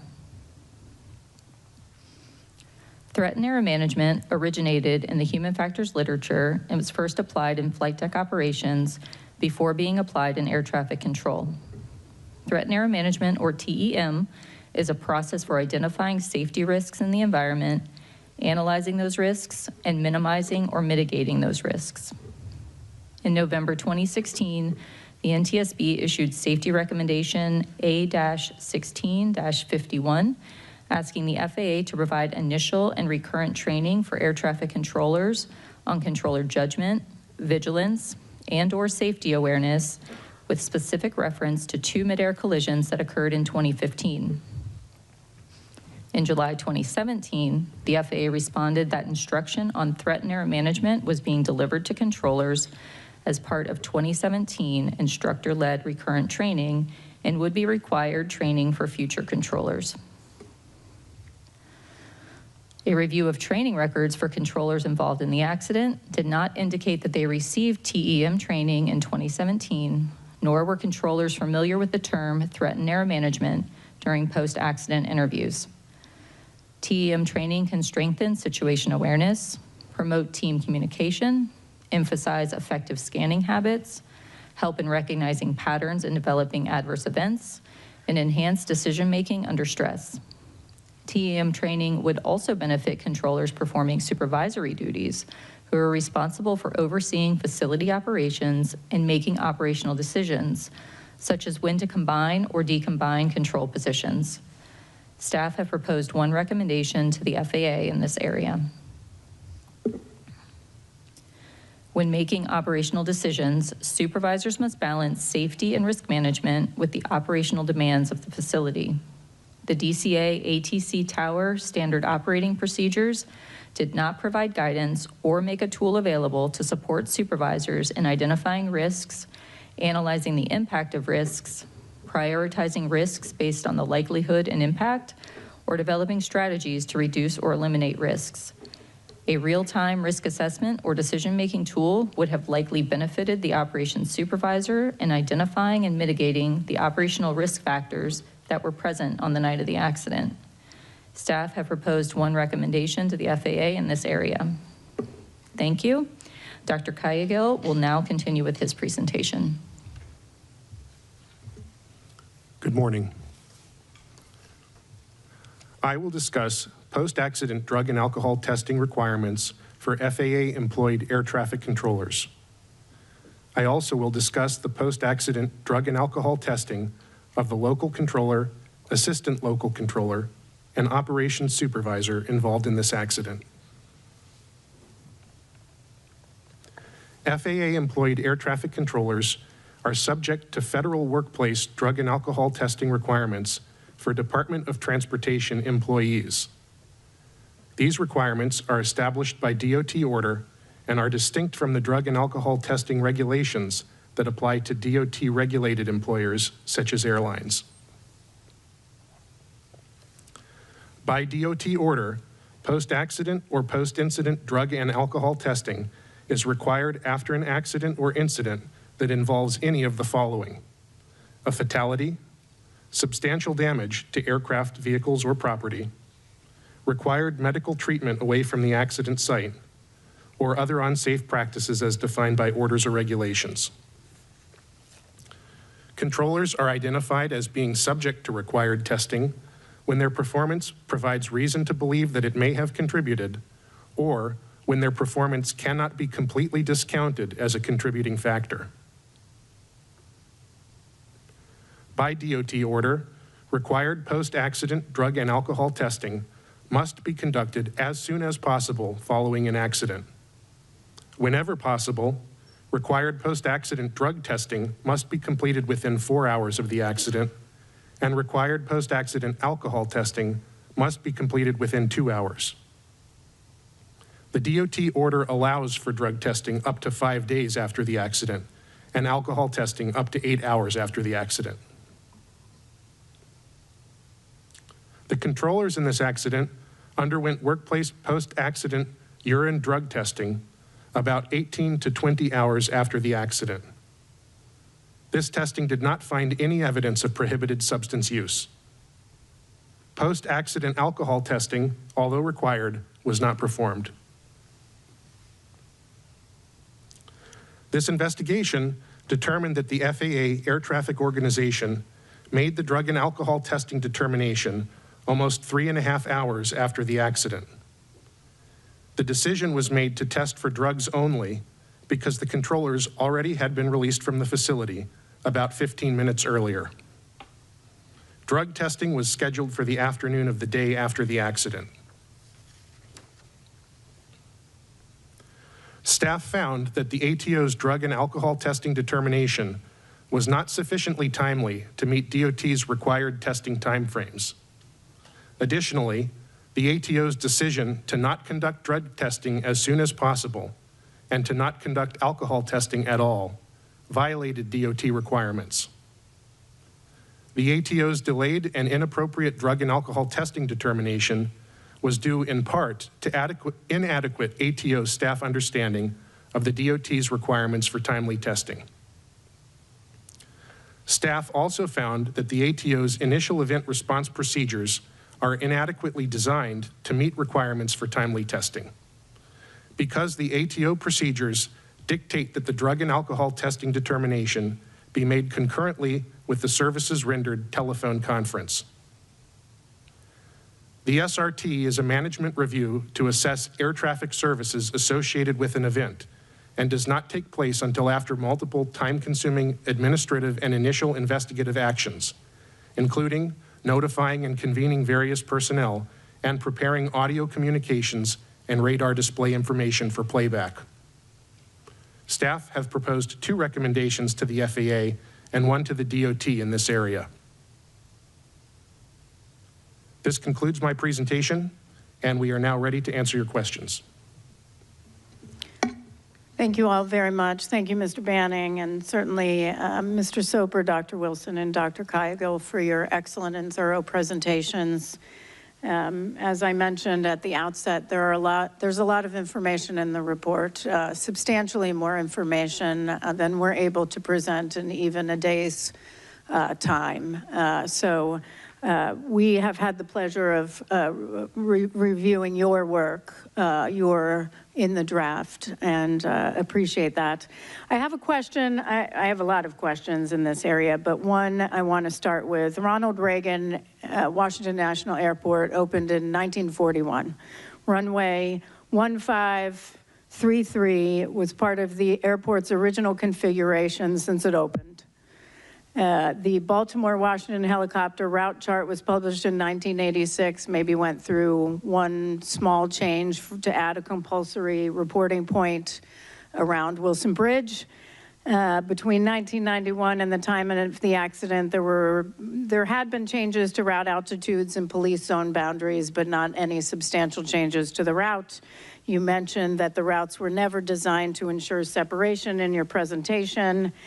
Yet we know over time, concerns were raised repeatedly, went unheard, squashed, however you want to put it, stuck in red tape and bureaucracy of a very large organization, somehow didn't make it up.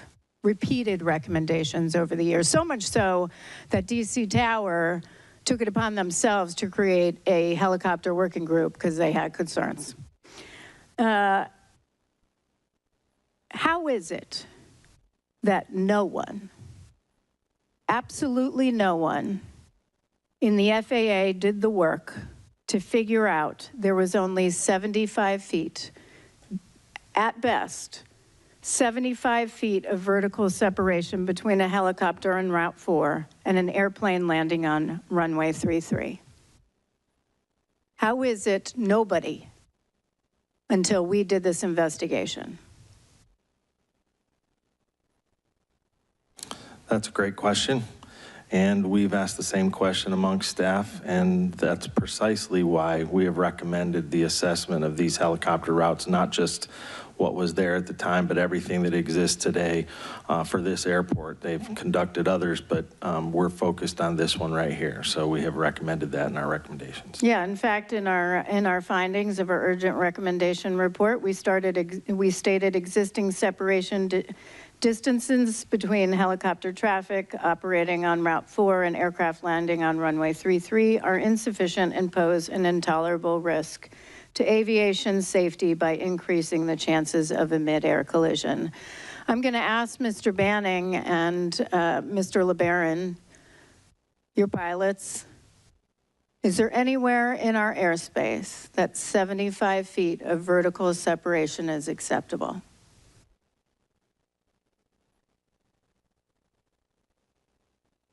I'd say not to me, as a pilot. Yeah, not that I'm aware of. Absolutely not. Absolutely not.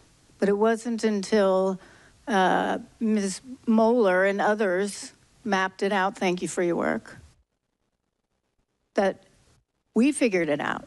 Yet years of nobody listening. Opportunities too.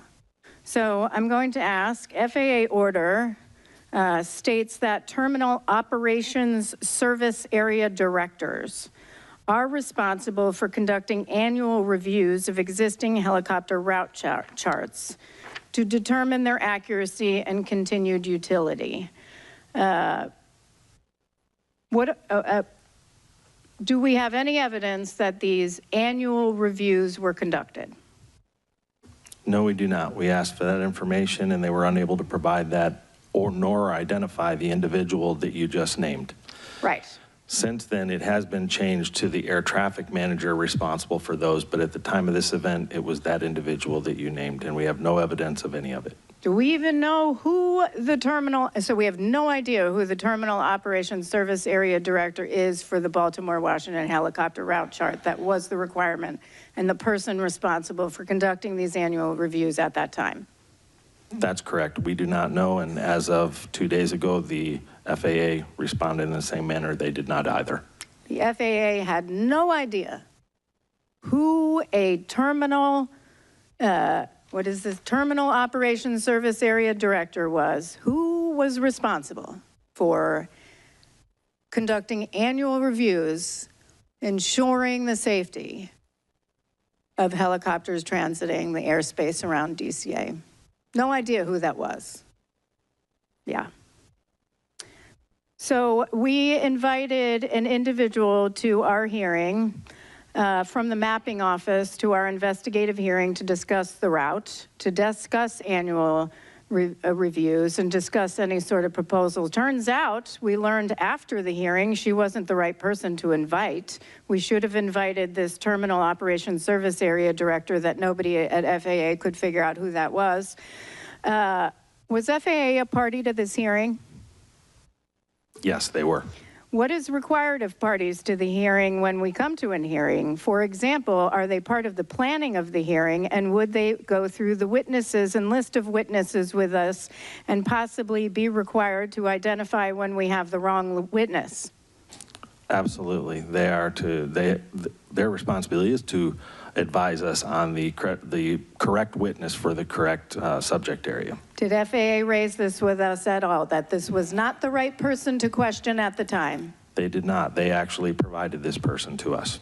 They provided this person to us that could not answer any of our questions at the hearing regarding annual reviews, probably because they had no idea who a terminal operations service area director was. Thank you. That runs out my 5 minutes, so turning to member, I am so sorry, Mike Graham. It's been a long few weeks, hasn't it? I'd like to direct these questions to Mr. Soper, and I'm going to ask you some questions about the primary duties and responsibilities for the different control positions in the control tower as they relate to the DCA ATC tower information outlined in their SOP. As a former controller yourself, I want you to share your perspective on which duty or responsibility is most important for each of the following positions. What would that be for the local controller? According to the DCA's SOP, Air Traffic Control Tower's SOP, the local controller must provide initial separation between successive departures and arrivals, and provide separation between arrivals and departures in those aircraft operating under their jurisdiction airspace. That's their primary duty. Yes. How about the helicopter controller? The helicopter control, according to the SOP, is to separate VFR traffic from the DCA arrivals and departures or fixed wing traffic, issue safety alerts and traffic advisories as required, and to clear VFR aircraft on routes or into zones as depicted on the Baltimore-Washington helicopter route chart. How about the assistant local controller? They are there exactly like you might think, to alert the local controller or assist and alert the local controller of any unusual situations or developing traffic conflicts, maintain surveillance of the local traffic pattern and landing areas, and utilize visual memory aids when required to help them not miss anything, and assist the local control in monitoring aircraft in their airspace as well as on the CTRD, or the control tower radar display. And how about the primary duty and responsibility for the operations supervisor? The operations supervisor provides operational supervision and directs the tower operation to ensure an efficient flow of air traffic, making necessary notifications of suspected operational errors, pilot deviations, near midair collision reports, other incidents requiring notifications, combining and decombining of positions in accordance with criteria outlined in their SOP. Thank you. Can you share a brief summary of how the decision was supposed to be made according to the SOP in effect at the time of the accident to combine or decombine the local and helicopter control positions? Yes, in the SOP, it outlined that the supervisor or controller in charge at their discretion, though it stated, let me start out first with, it stated that the helicopter position must normally be decombined. So normally it should be decombined during these core hours, period.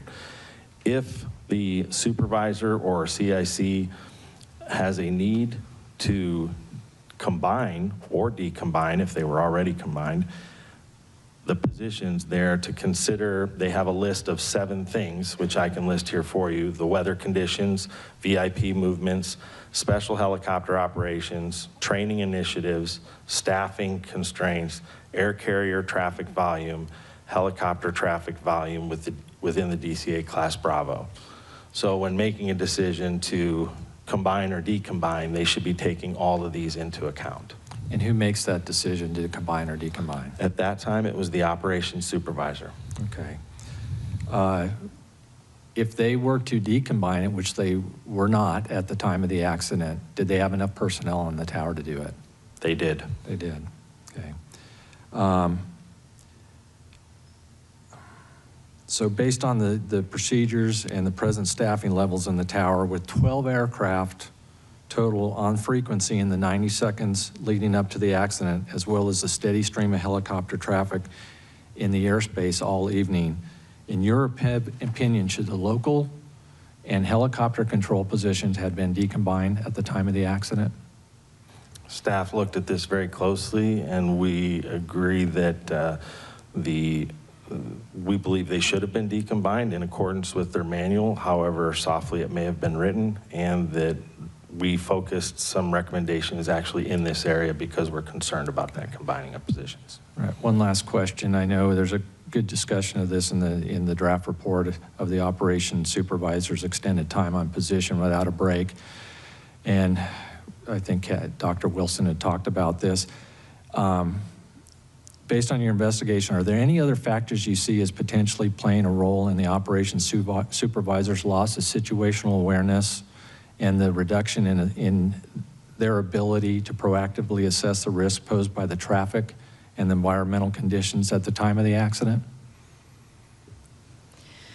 We looked at a number of factors that could have impacted his performance, or his awareness on duty that day, but we really felt that his extended time on position was the reason that he had the decreased vigilance and attentiveness. And was there anything looked at as the amount of time that they had been at that facility? Could you clarify what you mean by that supervisor, how long had they been at that facility and making their tenure there? That's okay, I'm past my time. I understand what you're saying. So yeah, he was a relatively new operations supervisor, and one of the recommendations that we have, particularly for the threat and error management, is we think that would have benefited him on making better decisions that day as well. But they had prior experience as a controller, correct? Yes, he did. He was new to being an operations supervisor, but had been a controller for some time. Okay, thank you. Member Inman. Kat, I want to follow up just a little bit on that, because you mentioned threat and error management. We made this recommendation in 2016 based on something we had seen, and the response we got was, yes, we're going to do it, and all new controllers are going to get it. We were promised that this was happening, right? We were. Did they do it? When we reviewed the training records for the controllers involved, we did not see that they received the integrated safety training workshop, which included threat and error management training.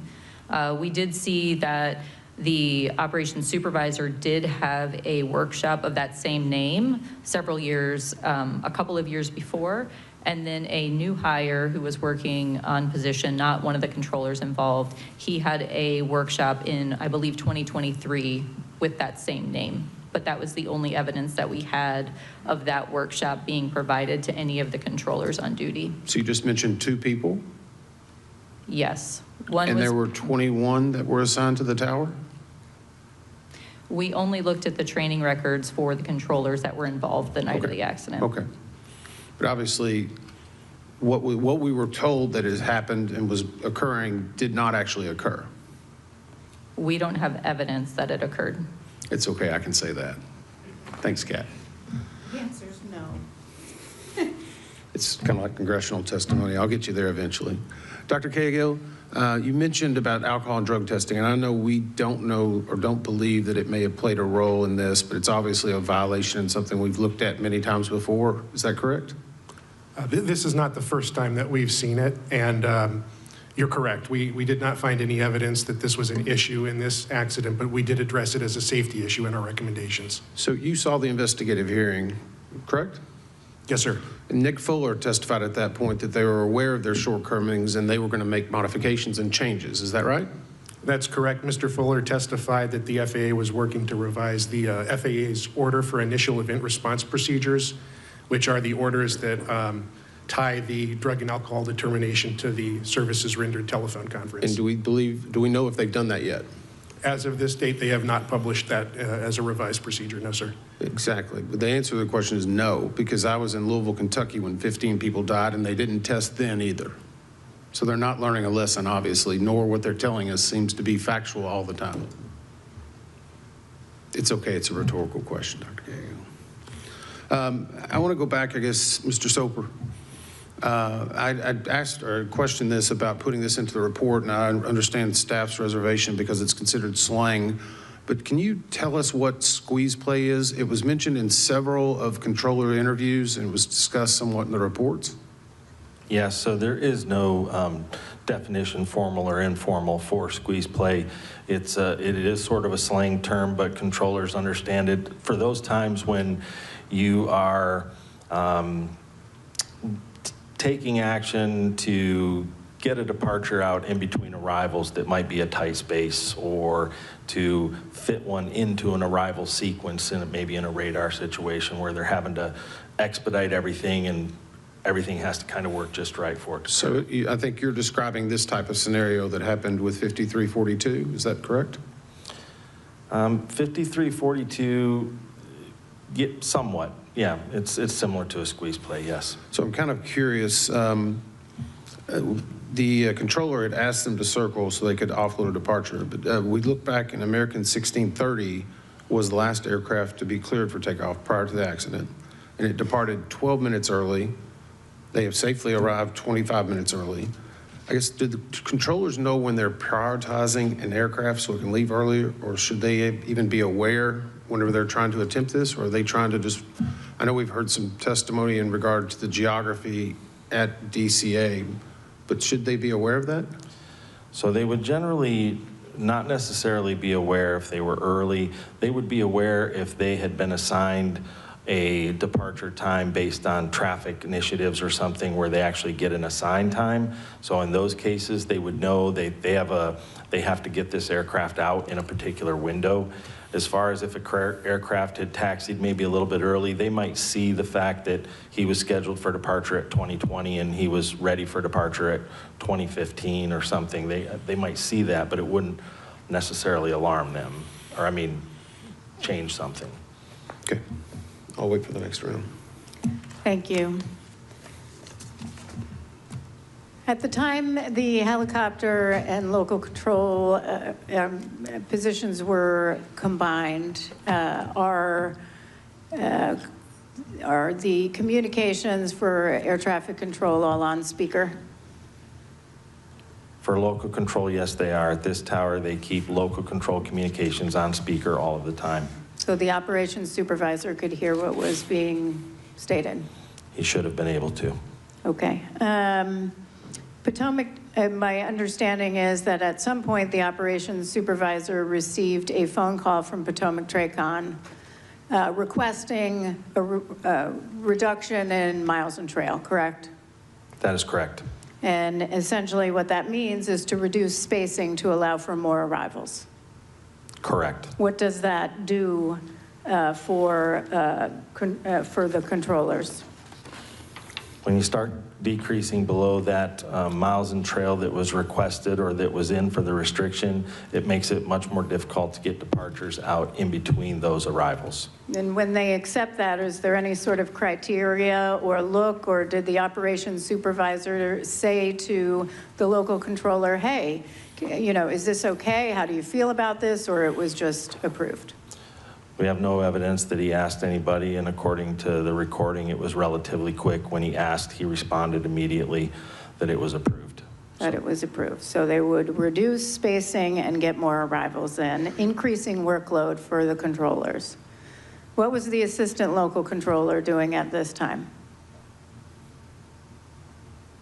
At the time that they made the decision to... I'm sorry, at the time of the accident, time of the collision? So at the time of the accident, according to post-accident interviews, the assistant local controller was writing down information on helicopters. And what is the role of the assistant local controller? To assist the local controller in surveilling the airborne aircraft and monitoring the CTRD for conflicts and alerts. Monitoring and helping alert? Correct. Okay, thank you.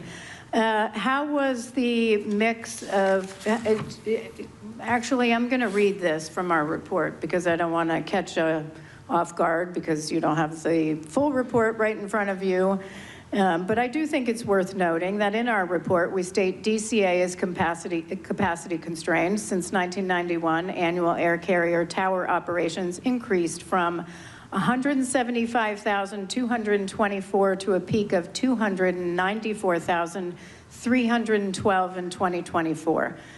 Over the same period, tower operations attributable to air taxi and general aviation declined substantially. Air taxi operations peaked in 2007 at 118,228 operations, but fell to 1,594 operations in 2024. General aviation operations declined sharply after 2001 from 32,286 to fewer than 3,000 operations per year in every subsequent year. Air taxi, GA, meaning general aviation, and military operations accounted for 43.8% of all fixed wing instrument flight rules operations in 2007, but only 1.3% by 2025. This change also altered the mix of traffic operating at DCA, with smaller airplanes increasingly replaced by larger air carrier category aircraft. Because larger, heavier airplanes have more restrictive performance margins on DCA's shorter runways, demand for runways 119, the airport's longest runway, increased. What did this change in the mix of traffic do did this increase workload for the tower and any sort of coordination demands for local and ground controllers? It certainly did. We've documented in the report that as we mentioned earlier, even in my presentation, they have the busiest single runway in the National Airspace System, and what you just explained is precisely why. And they were using runway 33 to offload some of that traffic in order to get more in and to deal with some spacing, including other measures like tromboning and other things which we could talk about later. But my point is, this did increase workload, and did anyone in the FAA ever say, hey, maybe we should look at how things have changed at DCA? We have found no evidence of that and have made recommendations directly to that. Yeah, well, I wonder if they actually looked at any other airspace or major airports in the U.S. With that, Member Graham. Thank you, Chair. I think these are for you, Mr. Soper. How often are airport arrival rates reviewed? According to FAA procedure, they should be reviewed annually every February. Okay. And what factors go into those reviews to determine if an arrival rate needs to be reduced? I'm going to look at my notes real quick. No problem.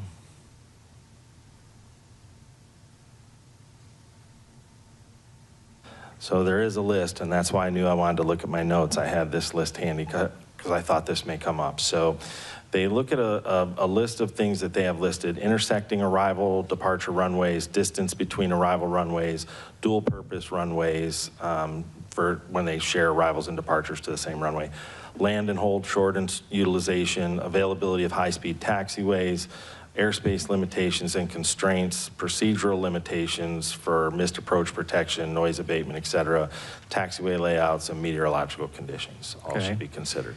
And all those factors in context with DCA, would you say that every one of those factors was in play with the arrival rate at DCA? I think our staff concluded that it does not appear that, and we have focused recommendation for that very thing. Okay, because we think it needs to be reviewed. Can I ask for Table 18 to be pulled up? And as I do that, I know it's going to take a few minutes. I got a couple other questions before that. What was DCA's arrival rate at the time of the accident in VFR conditions? 36 at the time of the accident. Okay. Did the FAA lower DCA's arrival rate in the years leading up to this accident? There had been temporary lowerings of their arrival rate, but nothing's permanent. Were there requests made to the FAA to lower the arrival rate at DCA prior to this accident?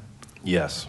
Okay. Can you explain in detail the request that was made to the FAA to lower the arrival rate, and when that was made, and who made it, and why did they make it? Yes, in May of 2023, actually, as we heard in our investigative hearing, and we spoke to this individual as well as part of our post-accident investigations, the air traffic manager from Potomac Tracon submitted a request to lower the arrival rate, specifically due to the fleet mix change that had occurred over the years, and the fact that it didn't appear the arrival rate had been reviewed in quite some time, as well as the challenges they were having with miles and trail and being able to provide adequate miles and trail, and the limited constraints they have on the surface area there. It was getting difficult to be able to keep up, so they submitted a request to lower the arrival rate at that time. And how did the FAA respond? We were unable to locate the final, but ultimately they did nothing in response to that. What's the arrival rate today after the accident? It is 30 today. Okay, so they lowered it now, but they didn't in 2023 after the request. Correct, and it has fluctuated since the accident. You got Table 18? Please put that up there. As you can see there. This is the percentage of flight offloaded per year to runway 33 when landing in the northbound configuration. Is that correct? I'm not sure. It's not that they necessarily the numbers that were offloaded, but it is the percent of usage of runway 33 in total operations. You see it's used a little less now. Can you explain why?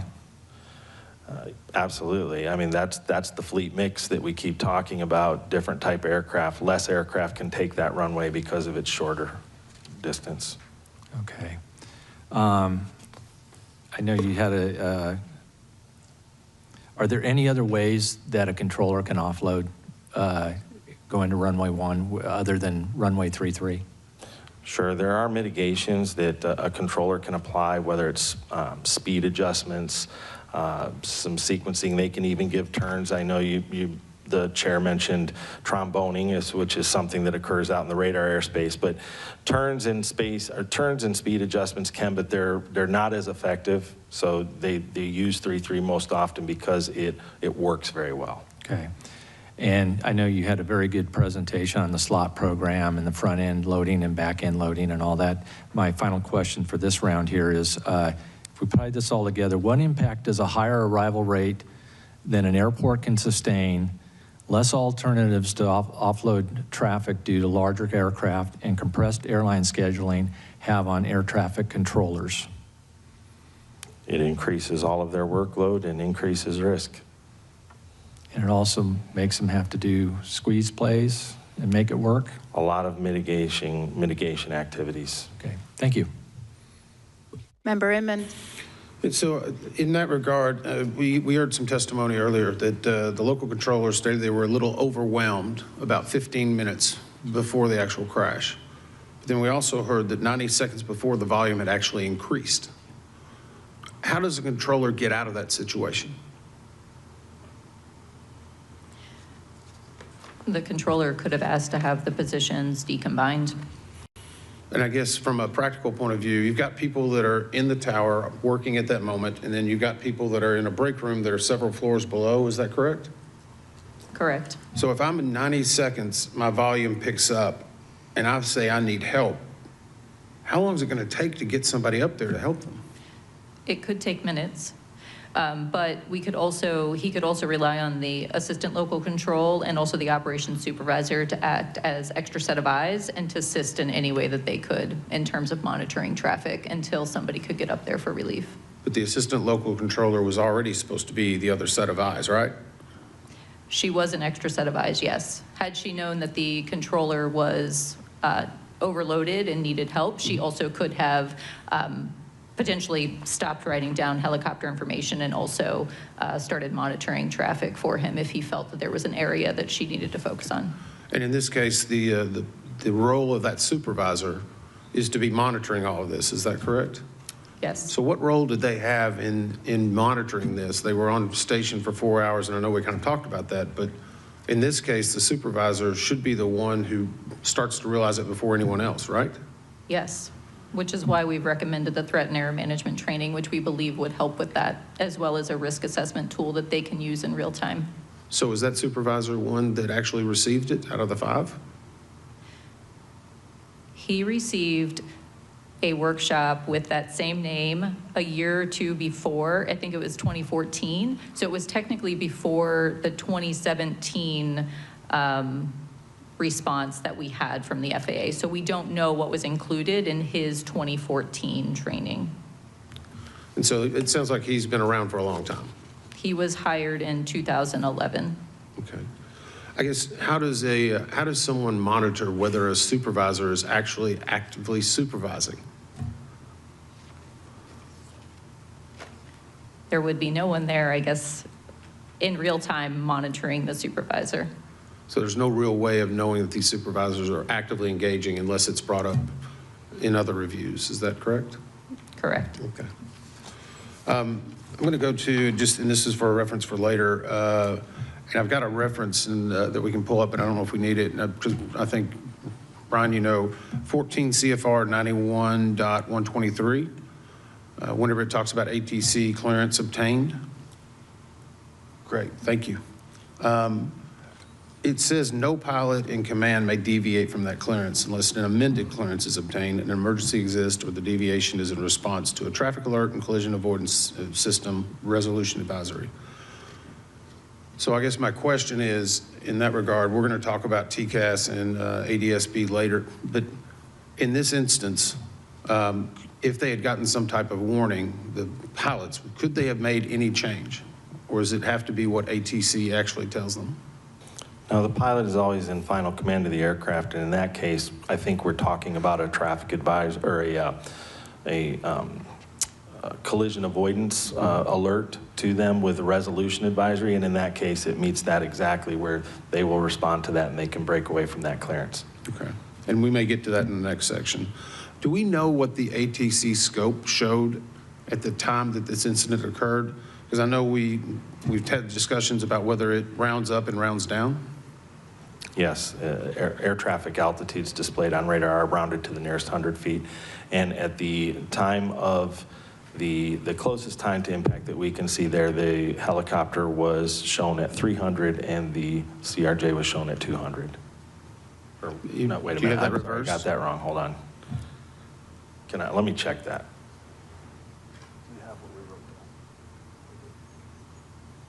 They were both 3, it was 3 and 4,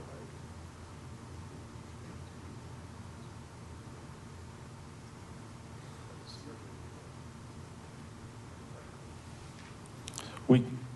We can look and check on that, but essentially we believe that the CRJ showed above the helicopter, but the helicopter climbed right just before impact. It showed a climb from 200 to 300. I do know that.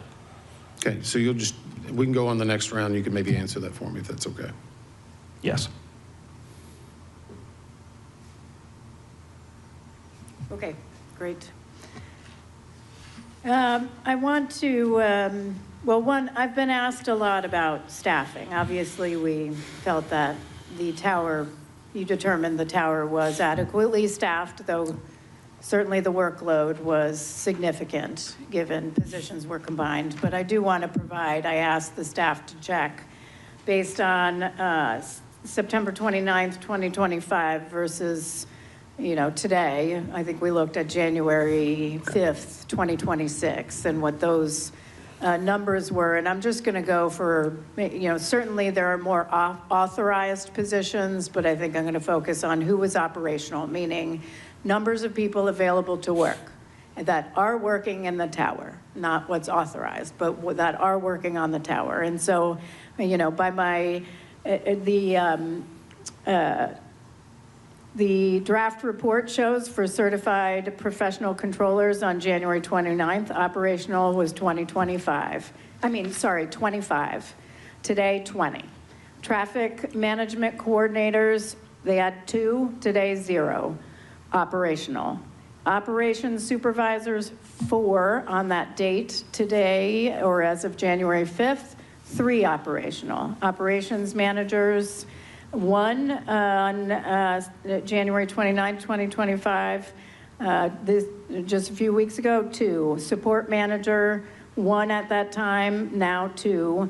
Air traffic manager, still at 1 temporary, was what existed on January 29, 2025. Today, still 1 temporary. Staff support specialists, although authorized to have 3, there are 0. So by my calculations, you actually have a lower number of personnel today that are operational in the tower than existed on January 29th.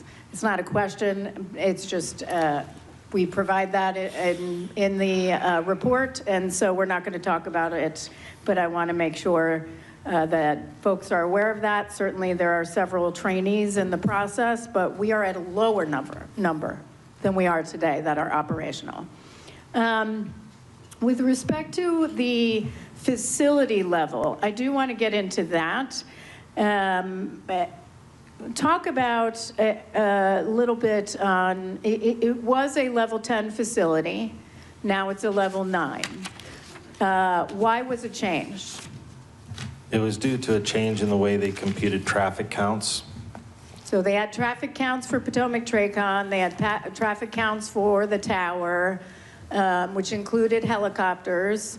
And at some point they said, you know what, we're going to give all those counts to Potomac TRACON. We're going to take it away from DC Tower. Once they took those counts away, the level decreased to a 9. That is correct, and Potomac's increased to a 12. And Potomac's increased to a 12. Here's my question. Is there a difference between the traffic that Potomac TRACON handles and the amount of traffic DCA Tower handles, or is it the same traffic? They're still operating the same traffic in the same manner they were prior to the change.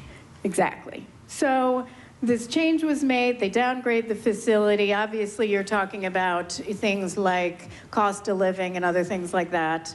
But from a safety standpoint, how does that decreasing a facility, a tower level, decrease safety? How does it impact safety? As we mentioned in the report, the biggest thing that happens there is they cannot attract the experience or get the talent into the facility that is needed to run a very complex air traffic control operation. This is the most complex airspace, one of the most, in the entire United States. And I'm not minimizing the experience of tower personnel at DCA Tower, but if you're going to attract personnel and have the most highly experienced personnel, you want a higher level facility. Why? Because they're paid by facility level. So the higher facility number, the more pay you get. In this case, everyone in the tower knows This tower is essentially treated as a training facility. You come in, you do a little bit of time, then you go out after you get your time because you want to go get paid at a level 10, 11, 12 facility. So it is a pass-through. They can't attract people here, which is a problem, and which is why we're making some recommendations on that. Member Graham. Thank you, Chair. Mr. Soper, is there a minimum distance between converging aircraft where a controller can approve a request for pilot-applied visual separation, or do controllers have the latitude to approve requests for the pilot-applied visual separation whenever they deem appropriate? So when a controller is going to approve the application of visual separation, they must have approved required standard separation prior to that. So in the case of DCA, they're a Class Bravo airspace between a helicopter and a VFR helicopter and an IFR fixed wing. They would be required to have 1.5 miles of separation or 500 feet vertical separation, and before up until the point they approve visual separation. Okay. And so after the pilot-applied visual separation is approved in a Class B airspace, you said it's the minimum step's 1.5 miles and 500 feet, correct? Not after it's vertically approved, prior to approving it. Once it's approved, then it becomes the pilot's responsibility for that distance. Is there a distance in there that if they decrease that range, that's something the controller has to do at that point? No. Okay. So when would a controller make a safety alert?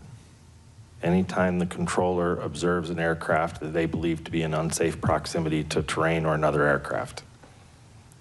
And is there a design, there's not a designated distance or vertical separation for that, is that correct? That is correct. That's correct, okay.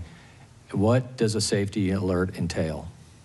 Safety alert would include the words, in a case of between two aircraft, it would be the words traffic alert, followed by an appropriate traffic advisory, followed by an alternate course of action if feasible, and then the word immediately. Should these two aircraft in this accident have received a safety alert? Yes, we've stated that in ours, or in the report, that the controller should have issued would have been the most appropriate thing at that time. Okay.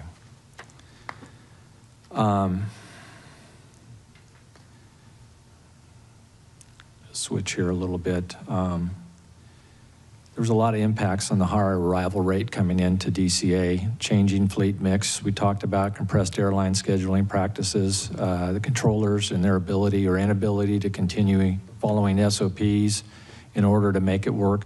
Would you agree that one of the consequences of the cumulative effect was the deviations in traffic calls, phraseology, application of visual separation, call signs, radio comm, training records, the list goes on, and other issues that had become standard and were identified in multiple external compliance verifications of DCA air traffic control tower? I think I understand your question, and I would say that we've outlined in the report, and staff believes that the continually increased workload for many reasons, whether you're talking about from the traffic to the combining of the positions inappropriately to whatever at the time, we believe that led to the ability for a lot of deficiencies to occur, or operating, as we heard during the investigative hearing, the operations manager said specifically we're operating on that borderline of safety regularly. So we made recommendations, obviously focused in that area. Okay, so do you think the controllers at DCA had fallen into a state of relying on pilot-applied visual separation as a crutch, despite its many well-known and well-documented shortcomings? Staff does believe that there was an over-reliance on the use of visual separation as a means of providing separation for aircraft and moving aircraft through the airspace so regularly. Okay. Yes. Thank you. And finally, the last communication between the controller and Pat 25, was that an appropriate safety alert? It was not a safety alert by definition, but it was an attempt at the time to deconflict. Thank you. Thank you. Member Inman. You have an answer for me, Ryan? Or you haven't maybe had a chance? Sorry. I do have an answer for you. According to the STARS maintenance replay, the PSA Flight 5342 was at 400 and Pat 25 was at 200. The moment targets merged, we had 400 and 300. And so the controller, if they were looking at their scope, would have seen that, at least indicated on the scope, that it was 100 feet or approximately 100 feet, depending on the averaging of the recommended route maximum altitude? Well, it had actually been at 200 feet for a brief time there where he was at 200 right up until he was at 300, then 200 for a little bit, and then came up to 3 right when targets merged. Okay. So, and that would have made a conflict alert, correct? The conflict alert was active at that time, yes. So I think in your research, I believe in the 30 minutes prior to this accident, we have 18 controller radio transmission where a conflict alert is going off. Does that sound accurate? It is accurate. And that actually was, it appears to be 5 separate interactions that were occurring. We had, well, not for the full 30 minutes. We were only able to get replay information for 18 minutes prior, but in the 18 minutes leading up to it, there were 5 separate instances of conflict alert that resulted in 9 times there was a transmission with it in the background. You could hear it. So in that 18 minutes, there were that many times, and that would have been heard in the entire tower cab? Yes. So I go back to the supervisor. If they're hearing a number of conflict alerts continually happening, should they not take action to say, is this a trend, or is this just become a nuisance and they just avoid it? They should, and I think that's exactly why, as Dr. Wilson has mentioned previously, we specifically have a wreck in this area there's a potential for complacency to happen or for nuisance alerts, and to try to fix that, we have a recommendation to actually adjust the conflict alert system logic. We actually took we visited the tower last month. I know Member Graham and I did, and tried to see it in almost the exact same moonlight that was occurring on the night of the accident. Can I take you back to that? And yes. The question I have, and it was on the simulation that was being done, and the pictures indicated these monitors that were hanging from the ceiling. And if you look very closely, as you look at the converging paths, it's almost that the monitors are blocking the ability to see, depending on how high or short or tall you are. Is that a problem in just a tower configuration issue? We looked at that, and actually I'm going to let Dr. Wilson speak to that because she has some information in that area. I think it's just important to note that those monitors are movable, so they can be adjusted. And also when we talked to the controllers who were on duty, everyone said that they had no issue identifying both aircraft, that there were no limitations in them being able to see. So they didn't feel that the monitors were in a position that blocked their view from monitoring both aircraft. Okay. And during that tour, Brian, we talked about whether the morale and the staffing had increased, or at least the perception of the training for that tower, correct? Yes. During that discussion, did we hear anything about any other towers that might be having the same issues that DCA was having at the time of the crash? I don't recall specific ones, but I do remember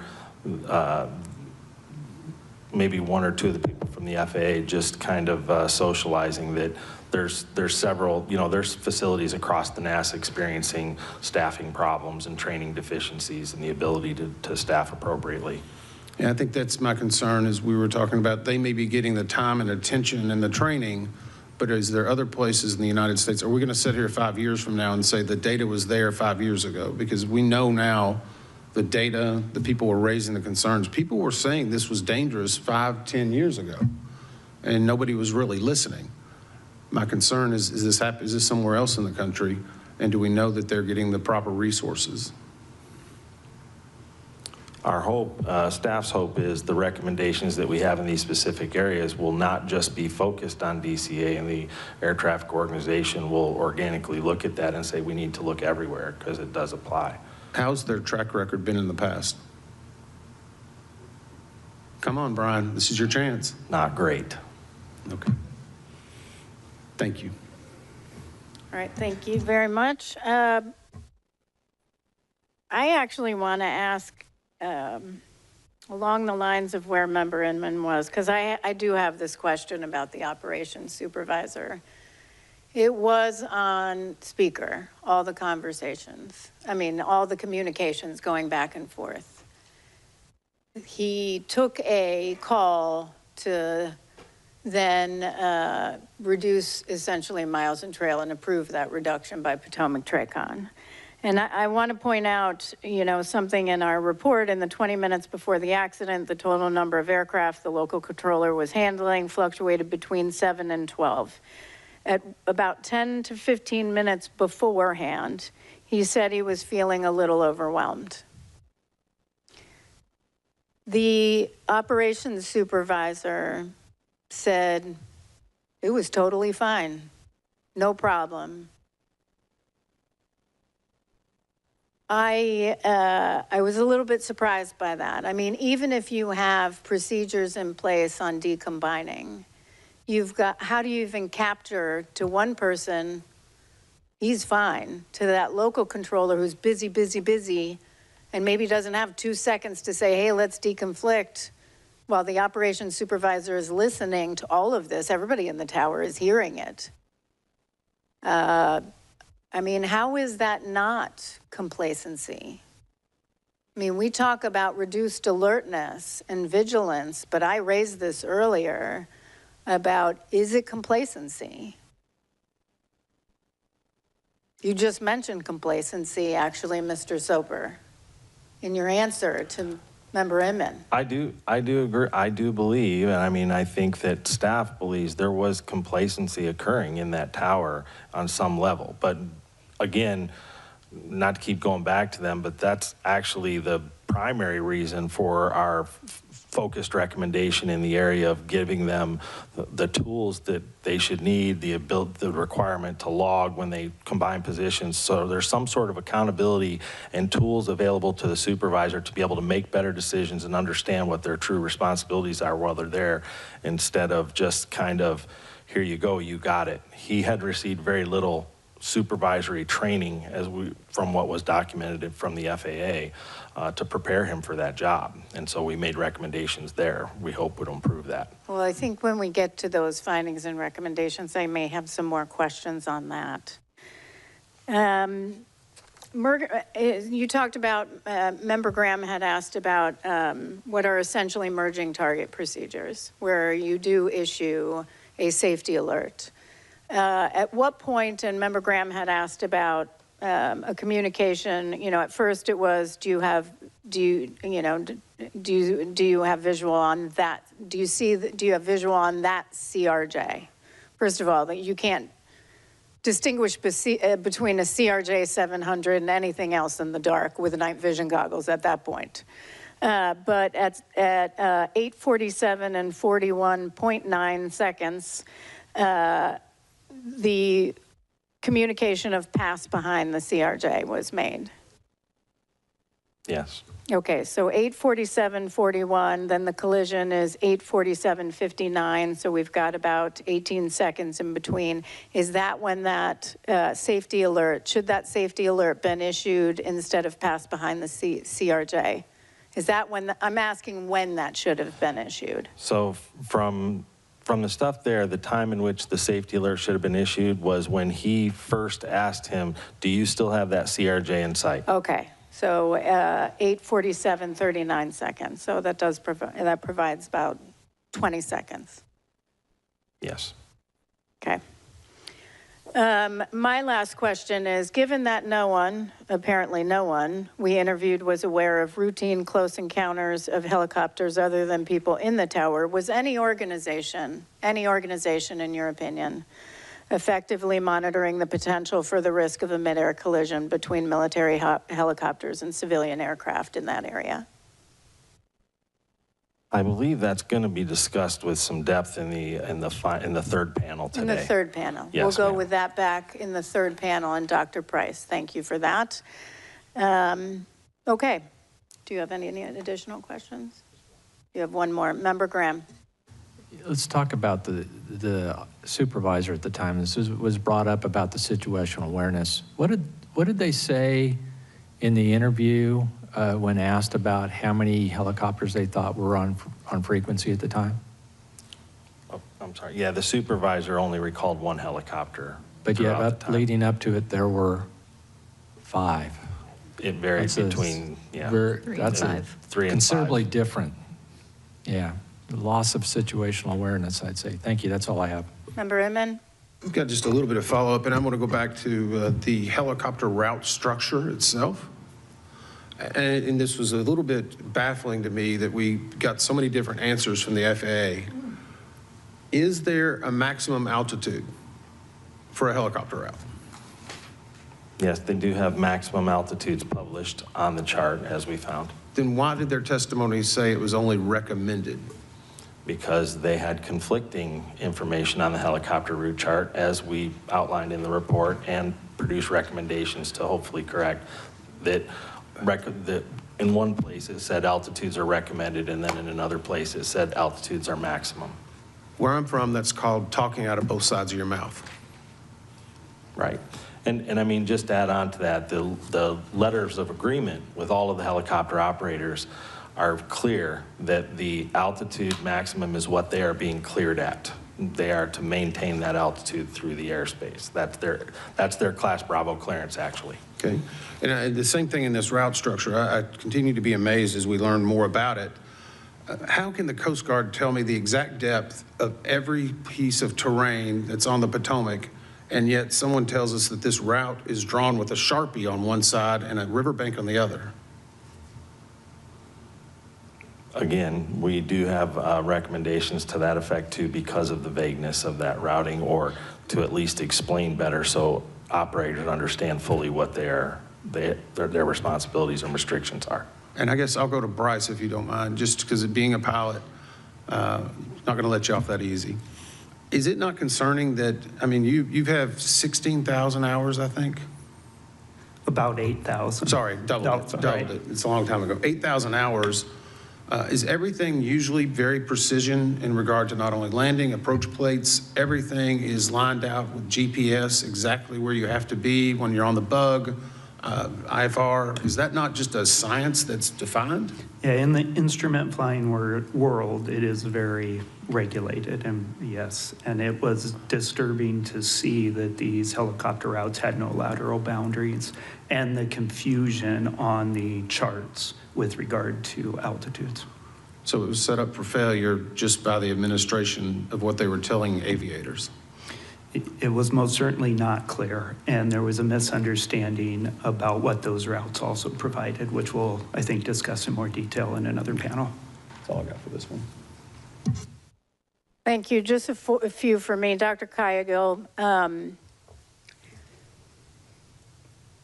why is it important? You know, obviously, we were not concerned about anybody having been impaired by alcohol. We didn't think that was the case here. But, you know, time and time again, they're not doing testing. It wasn't just the UPS crash in Kentucky, but it was Austin, Texas, any number of investigations that we've conducted where time and again, they're not doing testing. Why is it important to do testing?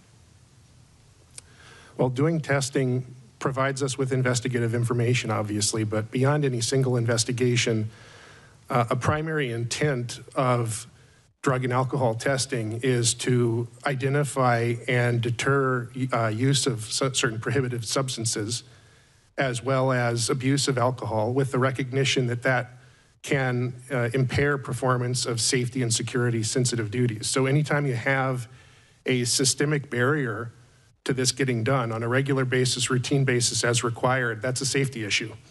It's a significant safety issue, and it's one that could be left unchecked if they are not doing the required testing. That's correct, and that's why we have proposed several recommendations to try and close this loop and make sure that this testing that's required is actually being done. At the hearing, Mr. Fuller had stated, well, they didn't do testing because no one was in the tower. Mr. Soper, how long after the collision was somebody in the tower from FAA? Within minutes. 18 minutes. Yes. Specifically. Yes. He also stated that they weren't quite sure there were any fatalities, and that drug and alcohol testing was required when they can confirm fatalities. We know that's not the only. Was it clear there was substantial damage? Was anyone unclear that there was substantial damage? Anyone? I think beyond what's obvious in this case, the important thing to point out, as you say, is fatalities were not necessary for testing to be required. That's right. That's correct. I have one last question for Mr. Soper or Mr. Banning, whoever wants to respond to this. We have significant traffic changes over time. We have no one who reviewed the routes. We have routes designed that were not designed to ensure separation. No safety reviews. We have arrival rates increasing. We have reductions in miles and trail, including reductions in miles and trail that night, which reduced spacing. We have less and less alternatives where controllers are using other measures to deal with getting increasing planes arrivals in due to pressure, offloading onto runway 33, reducing speeds. We have increased workload. We have a supervisor. We have all of this that was on speaker. We have a supervisor who didn't take action and then improved less spacing, more arrivals. We have an assistant local controller who had diverted attention to writing down something on helicopters at the time. And we have an entire tower who took it upon themselves to try to raise concerns over and over and over and over again, only to get squashed by management and everybody above them within FAA. Were they set up for failure? Panel 3 is going to hit this nail on the head. I'm asking you. They were not adequately prepared to do the jobs they were assigned to do. Great. Thank you very much.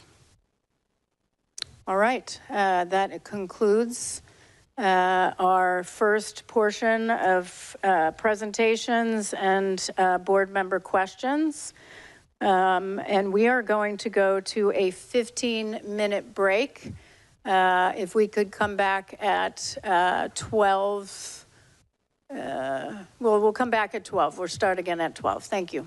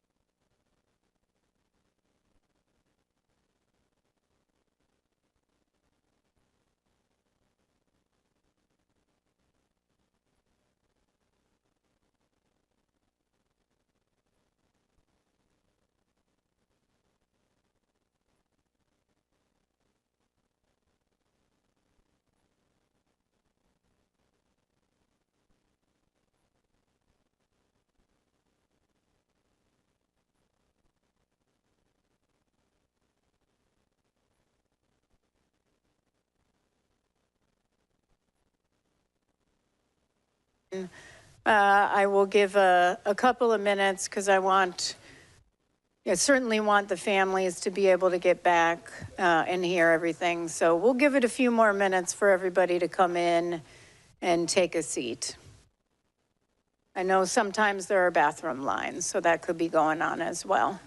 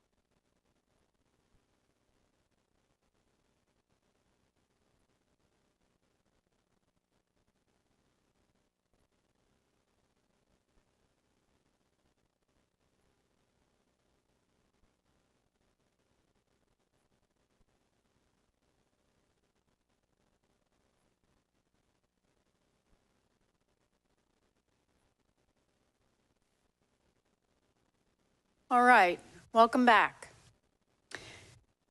We're ready for the next round of staff presentations, so I don't know if I defer to Mr. Wagner or tell Bryce to take it away.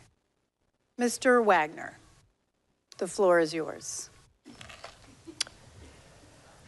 Good afternoon, Chairwoman Hamidi, Member Graham, and Member Inman. My presentation will begin with background information on Automatic Dependent Surveillance Broadcast, or ADSB, and the Airborne Collision Avoidance System, or ACAS. Then I will discuss the limitations of the airplane's collision avoidance system. Finally, I will present new collision avoidance technology for both commercial airplanes and rotorcraft. Automatic Dependent Surveillance Broadcast, or ADSB, is a surveillance technology that uses GPS, aircraft avionics, and a network of ground stations to determine an aircraft's location with more precision than legacy radar technology. ADSB includes two different services, ADSB out and ADSB in. ADSB out works by broadcasting information from an aircraft at least once per second regarding the aircraft's GPS location, velocity vector, altitude, ground speed, and other data to ground stations and other ADSB-in equipped aircraft. Since January 1st, 2020, ADSB out has been required on all aircraft in most controlled airspace within the National Airspace System. ADSB in is the capability to receive ADSB information. This information can be received via air-to-air transmissions from nearby aircraft that are broadcasting ADSB out, or via ground-to-air transmissions from nearby ground stations. Once an aircraft has ADSB in data, it can be used by various applications to provide the pilot with information such as displaying or alerting of nearby traffic. The FAA does not mandate ADSB in. The accident airplane was equipped with and transmitting ADSB out. It was not equipped with ADSB in. The Airborne Collision Avoidance System, or ACAS, is an onboard system that operates independently of ATC to reduce the risk of midair collision by displaying traffic information and alerting the pilots. ACAS works by monitoring the position and altitude of nearby aircraft that have an active Mode C or S transponder. ACAS serves as a last resort safety net when other safety barriers have failed. As shown in the figure on the right, ACAS iterations include the Traffic Alert and Collision Avoidance System, TCAS-1, TCAS-2, and ACAS-X. ACAS products can issue two types of alerts to pilots. Traffic advisories, or TAs, are aural and visual warnings used to alert the pilot of a potential collision threat. Pilots can use a display to help them visually acquire the intruding traffic. FAA and operator guidance instructs pilots not to maneuver based on TAs alone. On the other hand, resolution advisories, or RAs, are aural and visual warnings with vertical maneuvers to avert a midair collision. Only TCAS-2 and ACAS-X products issue RAs. The vertical maneuver commands are issued to pilots to climb, descend, level off, or maintain their flight path to resolve traffic conflicts. Pilots are trained to immediately obey RAs. They serve as a backup to see and avoid the application of right-of-way rules and ATC separation services. While TCAS-1 provides TAs, it does not provide RAs. Since 1993, large transport category airplanes engaged in air carrier or commercial operations have been mandated to have TCAS-2 installed and active. The airplane in this accident was equipped with TCAS-2. As part of the investigation, a simplified TCAS display was simulated using the accident flight data. Due to technological constraints, the simulation omits details that would have been available to the crew, such as the airport symbol, course overlay, extended runway centerline, or terrain. A symbol depicting the airplane is shown in the bottom center of the display. This video shows the display set to a 5-mile range. 5 and 2.5-mile distance rings are visible. An indication, TA only, located in the top right corner, indicates that RAs are inhibited at this altitude. The blue diamond depicts the relative position of the helicopter. Below the blue diamond are numbers that indicate the helicopter's altitude below the airplane in hundreds of feet. Occasionally, an up or down arrow will appear to the right of the blue diamond to indicate if the helicopter is climbing or descending. Using accident flight data, a simulation of the accident airplane's TCAS display is shown on the right. The blue diamond represents PAT 25, and the target symbology will change from a blue diamond to a yellow circle when a traffic advisory is issued. The crew of Flight 5342 received a TA for PAT 25 about 20 seconds before the collision.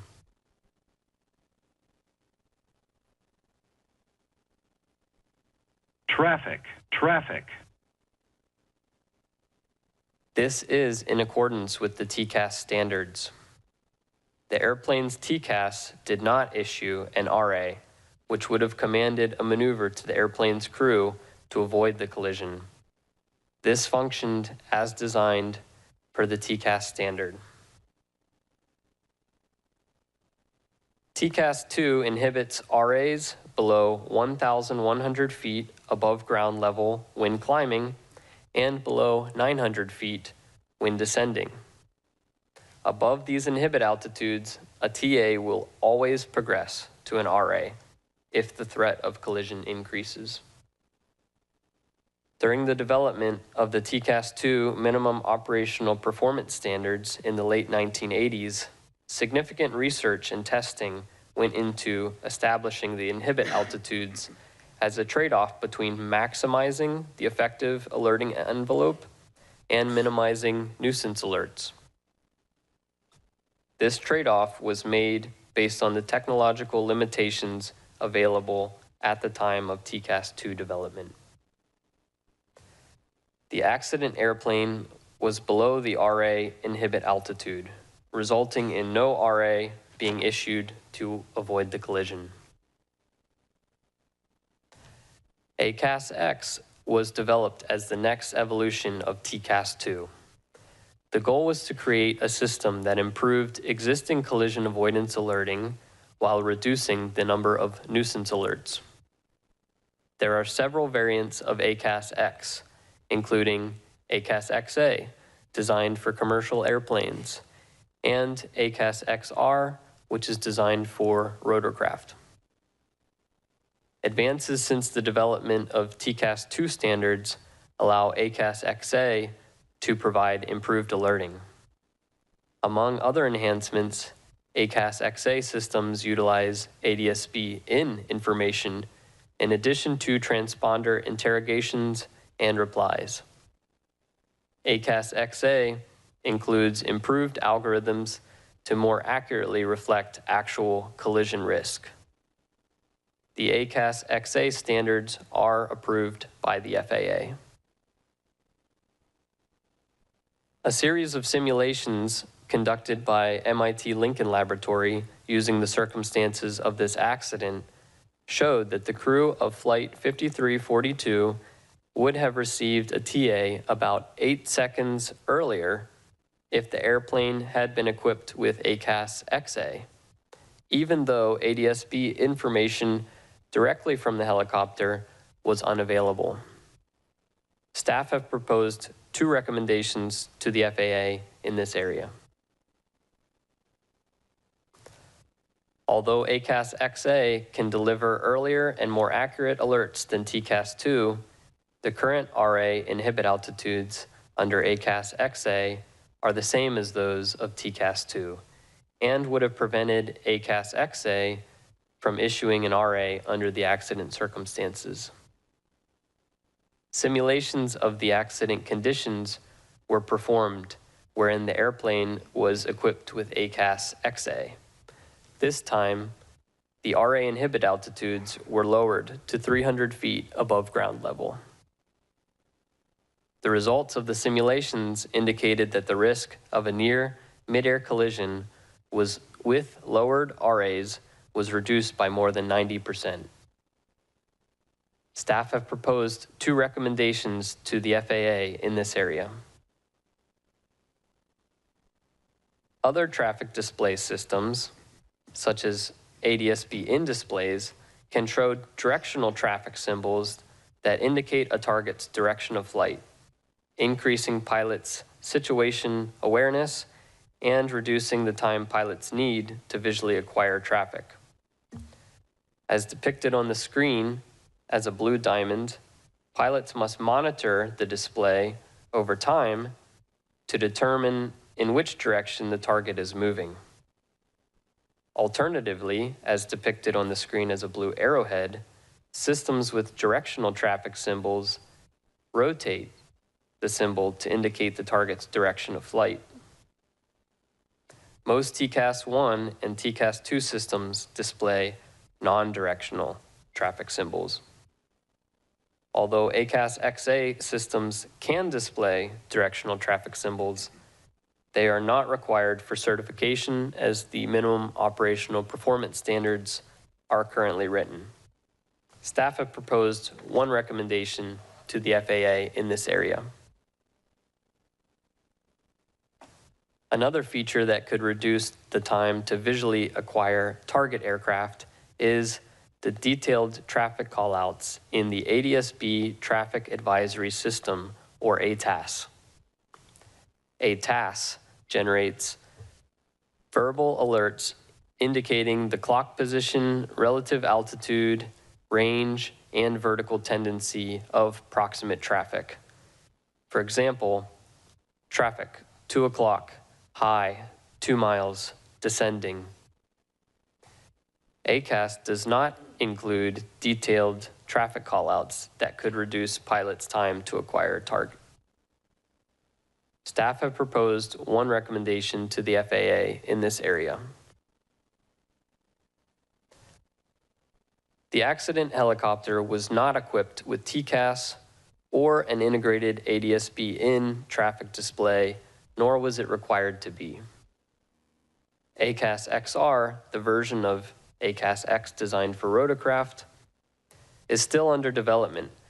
Therefore, no AAS XR systems are commercially available. The simulations using the circumstances of this accident showed that had the helicopter been equipped with AAS XR, the risk of a near midair collision would have been reduced by more than 50% without changing the airplane's TCAST-2 inhibit altitudes. Staff have proposed one recommendation to the FAA and one recommendation to RTCA in this area. This concludes my presentation. Now Captain McKinney will present.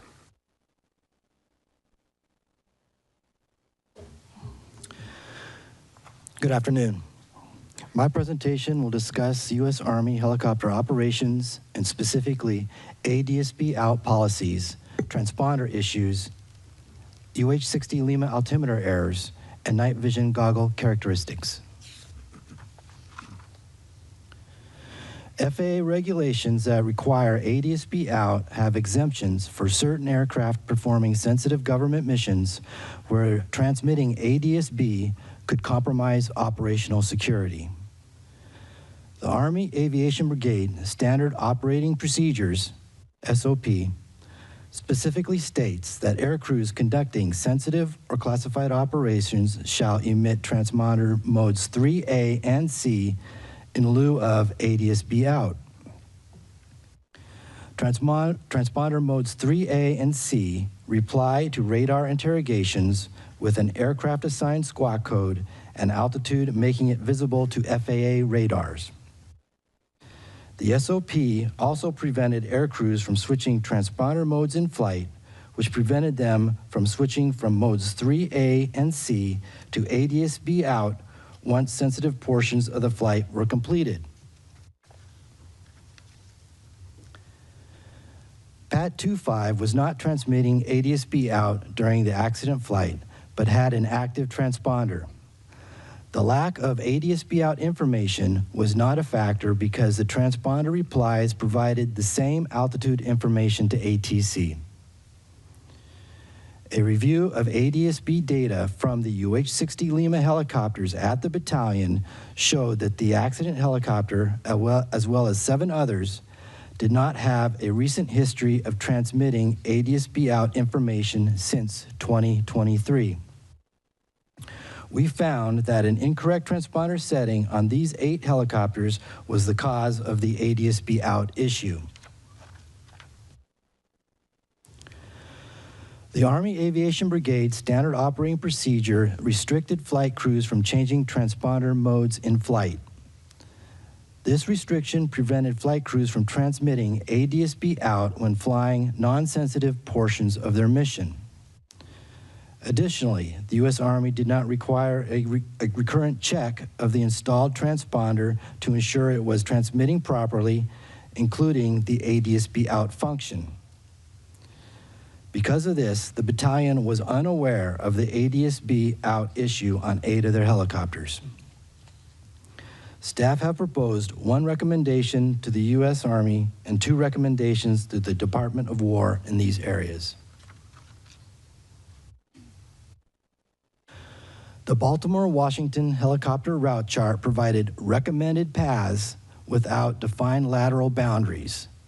As seen in the figure, The chart provided conflicting information about whether published altitudes were recommended or maximum. This created the potential for pilot confusion about interpretation of the published altitudes. Although some Army pilots believed momentary exceedances above the published altitudes were acceptable, most regard them as maximum altitudes. However, most Army pilots interviewed incorrectly presumed complying with the published altitudes would provide them separation from arriving and departing aircraft. They rarely had the opportunity to test this presumption because they rarely encountered airplanes circling runway 33, and when they did, ATC typically instructed them to hold for arriving traffic. Staff have proposed one recommendation to the U.S. Army in this area. Aircraft pitot-static systems and barometric altimeters have defined performance specifications, including tolerances for allowable errors after manufacture. These allowable errors can generally be split up into two categories: instrument error related to the performance of the barometric altimeter itself, and position error due to the effects on the pitot-static system, such as external aerodynamic effects. Instrument and position errors can become additive, but still must remain within their design criteria. Analysis of flight data from this accident showed that PAT 25's pressure altitude parameter was about 100 feet lower than other recorded altitudes. Data from flights conducted on other UH-60 Lima helicopters at the battalion found similar offsets between indicated altitude and true altitude. The crew of PAT 25 was trained to fly the helicopter routes using the barometric altimeter, including Route 4, where the altitude ceiling went down to as low as 200 feet. The crew of PAT 25 likely saw an indicated altitude that was 100 feet lower than the helicopter's true altitude and believed they were at or below the prescribed altitude ceiling for Route 4 when they were actually about 100 feet above the altitude ceiling. The U.S. Army UH-60 Lima Operator's Manual did not contain information on possible indicated altitude errors, such as how the installation of the external wing tanks can increase position error. This information would be crucial for flight crews when flying on helicopter routes with low altitude ceilings, such as the 200-foot altitude ceiling of Route 4. Staff have proposed one recommendation to the U.S. Army in this area. Night vision goggles, or NVGs, amplify low ambient light levels to provide enhanced vision at night. As with all technology, NVGs have advantages and disadvantages. Helicopter operators generally consider the advantages to outweigh the disadvantages. The advantages include improved nighttime visual acuity of low illuminated objects where normal night adjusted vision acuity is greatly reduced, along with the ability to identify objects, obstacles, and other aircraft at a distance.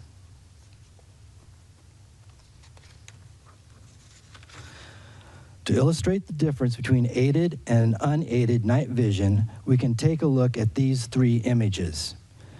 The images were taken about the same time from the same location, looking south from Haines Point. The image on the left is normal unaided night vision. Images in the center and on the right are looking in the same direction using green and white night vision goggles. In the NVG-aided images, stars can be seen along with aircraft approaching DCA as far as 14 miles, which are distinct points of light against the sky background. The water features and lights along the distant shoreline are clearly discernible.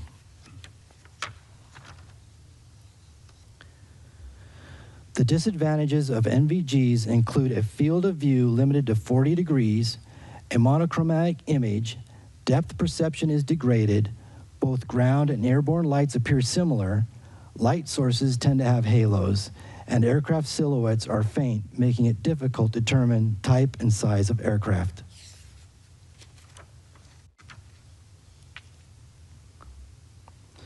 The pilots are trained to compensate for the narrow 40-degree field of view by using a focused visual search in sectors by turning their head. Using NVGs along the low-level helicopter routes of Route 1 and Route 4 allows for better visual detection of obstacles such as cranes and towers, which are located along these routes. NVGs allow for the detection of aircraft above the horizon at a distance. However, detection of other aircraft below the horizon surrounded by cultural lighting is difficult, especially if relative motion of that target is negligible. Determining the other aircraft size, type, distance, and orientation is difficult because of the monochrome nature of the image, degraded depth perception, halos around point light sources, and the difficulty in perceiving the aircraft silhouette. All 3 crew members of PAT 25 were using NVGs at the time of the accident and had 4 NVG sets on board, 2 green and 2 white. However, the investigation could not determine which crew member was wearing or using which color of NVGs. Thank you. Dr. Bramble will continue with his presentation. Good afternoon. In this presentation, I will define visual separation and see and avoid, and I will discuss factors affecting see and avoid for each flight crew. Visual separation is a method for separating aircraft in terminal areas and en route airspace. Visual separation can be employed when a flight crew sees another aircraft and, upon instructions from a controller, provides their own separation by maneuvering as needed to avoid it. The FAA does not define minimum separation standards when visual separation is being utilized. See and avoid is the means by which visual separation is achieved. Seeing and avoiding other aircraft relies on a flight crew's visual perception, attentional bandwidth, and use of collision avoidance technology. In this case, both flight crews' ability to see and avoid was hampered by poor radio communications, perceptual limitations, workload, and the shortcomings of collision avoidance technology available on their aircraft. The helicopter flight crew was additionally influenced by expectation bias and assumptions about procedural separation between Route 4 and arriving airplanes. As the helicopter was crossing the tidal basin, the controller advised, PAT 25 traffic just south of Wilson Bridge is a CRJ at 1,200 feet for runway 33. Several other aircraft were visible in the same area at that time. NTSB night vision goggle observations conducted later from the roof of a building near the helicopter's position, illustrated by the image on this slide, indicate the helicopter crew was likely unable to visually identify the CRJ in question because it was surrounded by similar-looking targets.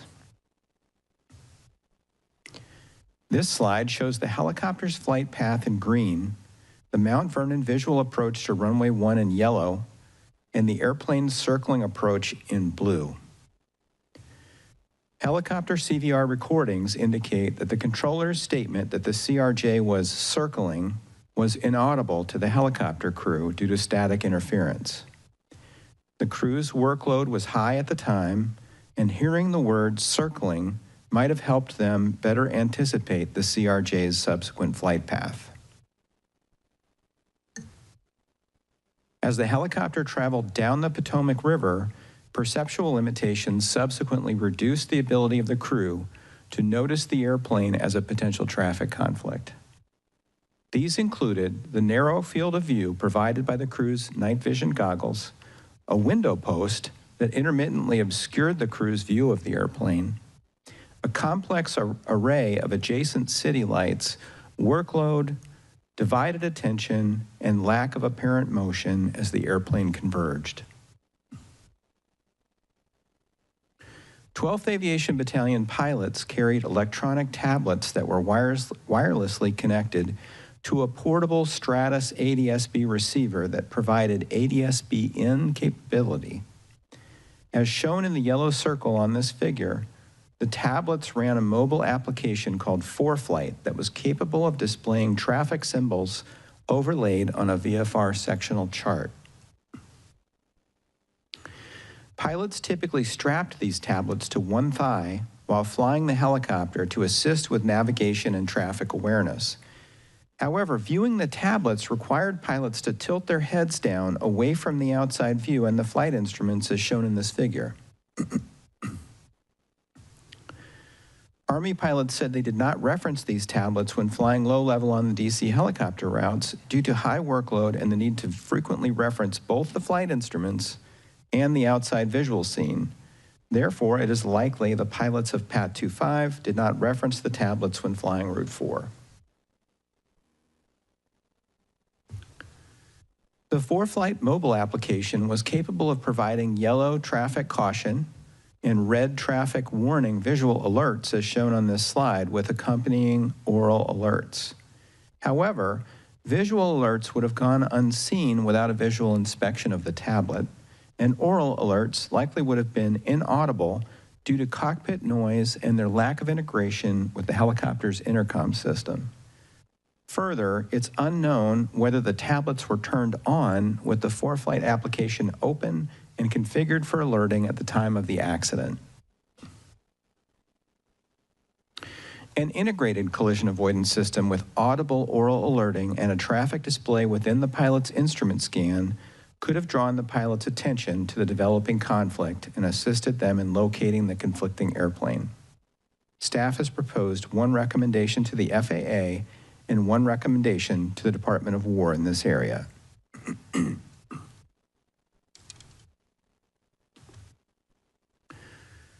Radio communications came into play again when the controller asked if PAT 25 had the CRJ in sight. The controller did not provide a clock direction or distance. As a result, the helicopter crew did not know where to look for the target. As shown in this figure, there were multiple other airplanes in view that could have been mistaken for the CRJ. The local controller directed the helicopter crew, PAT 25 passed behind the CRJ. However, the crew was unable to hear the words 25 passed behind the due to a partially blocked audio transmission. As a result, the message the helicopter crew received was PAT CRJ. The instructor pilot responded that the crew had an aircraft in sight and requested visual separation. The controller, unaware that his transmission had been partially blocked, approved the request. Hearing the instruction to pass behind the CRJ might have prompted the helicopter crew to ask a question of the controller or perform a broader visual search. Staff is concerned that blocked transmissions can lead to miscommunications and reduce flight crew and controller awareness of potential hazards. As a result, staff have proposed one recommendation to the FAA and two to the Department of War in this area. The helicopter crew's communications and actions leading up to the collision indicated that they lacked an accurate mental model of the CRJ's location and intended flight path. As a result, baseline expectations likely drove the instructor pilot's visual search. Only 5 to 7% of northbound arrivals typically landed on runway 33. Therefore, the pilots likely assumed the CRJ, referenced by the controller, was one of several airplanes approaching runway 1. The instructor pilot's comment, "kinda come left for me," reinforces the idea that he thought one of the airplanes approaching runway 1 was the airplane in question, because although deviating to the left would have increased the distance from those airplanes, it would not have alleviated the conflict with Flight 5342. Moreover, neither the helicopter pilot nor the instructor executed an avoidance maneuver or vocalized any concern prior to impact, indicating they were unaware of Flight 5342 approaching from the left. I will now discuss factors affecting the airplane crew's ability to see and avoid.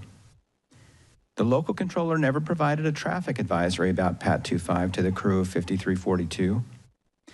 The use of separate frequencies by airplanes and helicopters prevented the airplane flight crew from hearing the helicopter's radio transmissions. This likely reduced the crew's awareness of the helicopter's location and intentions and their ability to anticipate a potential conflict. FAA guidance on pilot response to TCAST traffic advisories, which had been adopted by PSA, stated that pilots should respond to a traffic advisory by attempting to establish visual contact with the intruder aircraft. Pilots were explicitly prohibited from maneuvering based solely on a traffic advisory. FAA guidance on response to TCAST resolution advisories, which had also been adopted by PSA, stated that the pilot flying should respond immediately to resolution advisory displays and maneuver as indicated, even if doing so conflicted with their air traffic control instructions, unless such action would compromise the safety of flight operations. When an aircraft is below resolution advisory inhibit altitudes, TCAS automatically switches to TA-only mode. PSA's Flight Operations Manual listed TCAS inhibit altitudes. However, when 5 PSA pilots were asked about the inhibit altitudes during investigative interviews, only one was able to correctly state the inhibit altitude that applied to the accident scenario. Flight crew workload was high at the time the traffic advisory occurred, resulting in limited capacity to look for and acquire the conflicting traffic, and the pilots did not see the helicopter until it was too late to avoid. The pilots likely would have performed an avoidance maneuver if a resolution advisory had occurred. However, no resolution advisory occurred, and the crew was likely unaware of the severity of the developing conflict until just before impact. The captain was manually flying the airplane and turning left onto final approach for runway 33 and decelerating when the traffic advisory occurred. This required careful control of the airplane's lateral path, thrust, airspeed, and vertical path. Doing so required the captain to reference the flight instruments, as well as the runway 33 edge lights, and a precision approach path indicator, or PAPI, on the ground. The captain likely did not have the spare capacity to perform an extensive visual search for conflicting traffic at that time. As pilot monitoring, the first officer was also responsible for ensuring the approach remained stable. Doing this required him to reference the flight instruments, the runway 33 edge lights, and PAPI. In addition, the first officer was likely monitoring the airplane departing runway 1 to ensure it would not conflict with their landing on the intersecting runway. Thus, the first officer's capacity to search for potentially conflicting traffic was also constrained.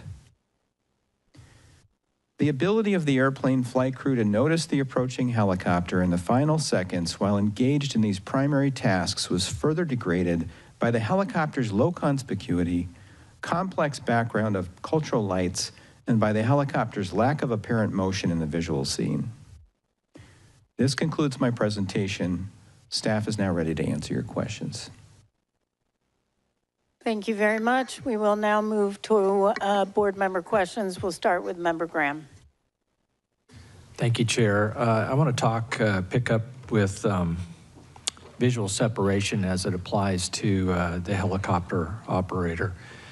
It was clear from the interviews we did and the investigative hearing and other information uncovered during the course of this investigation that all helicopter operators in the DCA Class B airspace had come to expect that they would request visual separation from DCA tower almost immediately. Is that correct? Yes, it is. That's correct. And that, I want to iterate this point. It wasn't just Army. It was all the civilian operators also, according to Mr. Dresser's witness statements in the hearing. That is correct. Okay. Was it also true that in an interview with the Army standardization instructor pilot post-accident, he stated that he and other pilots he knew would request visual separation from traffic that they had not yet visually acquired? Yes.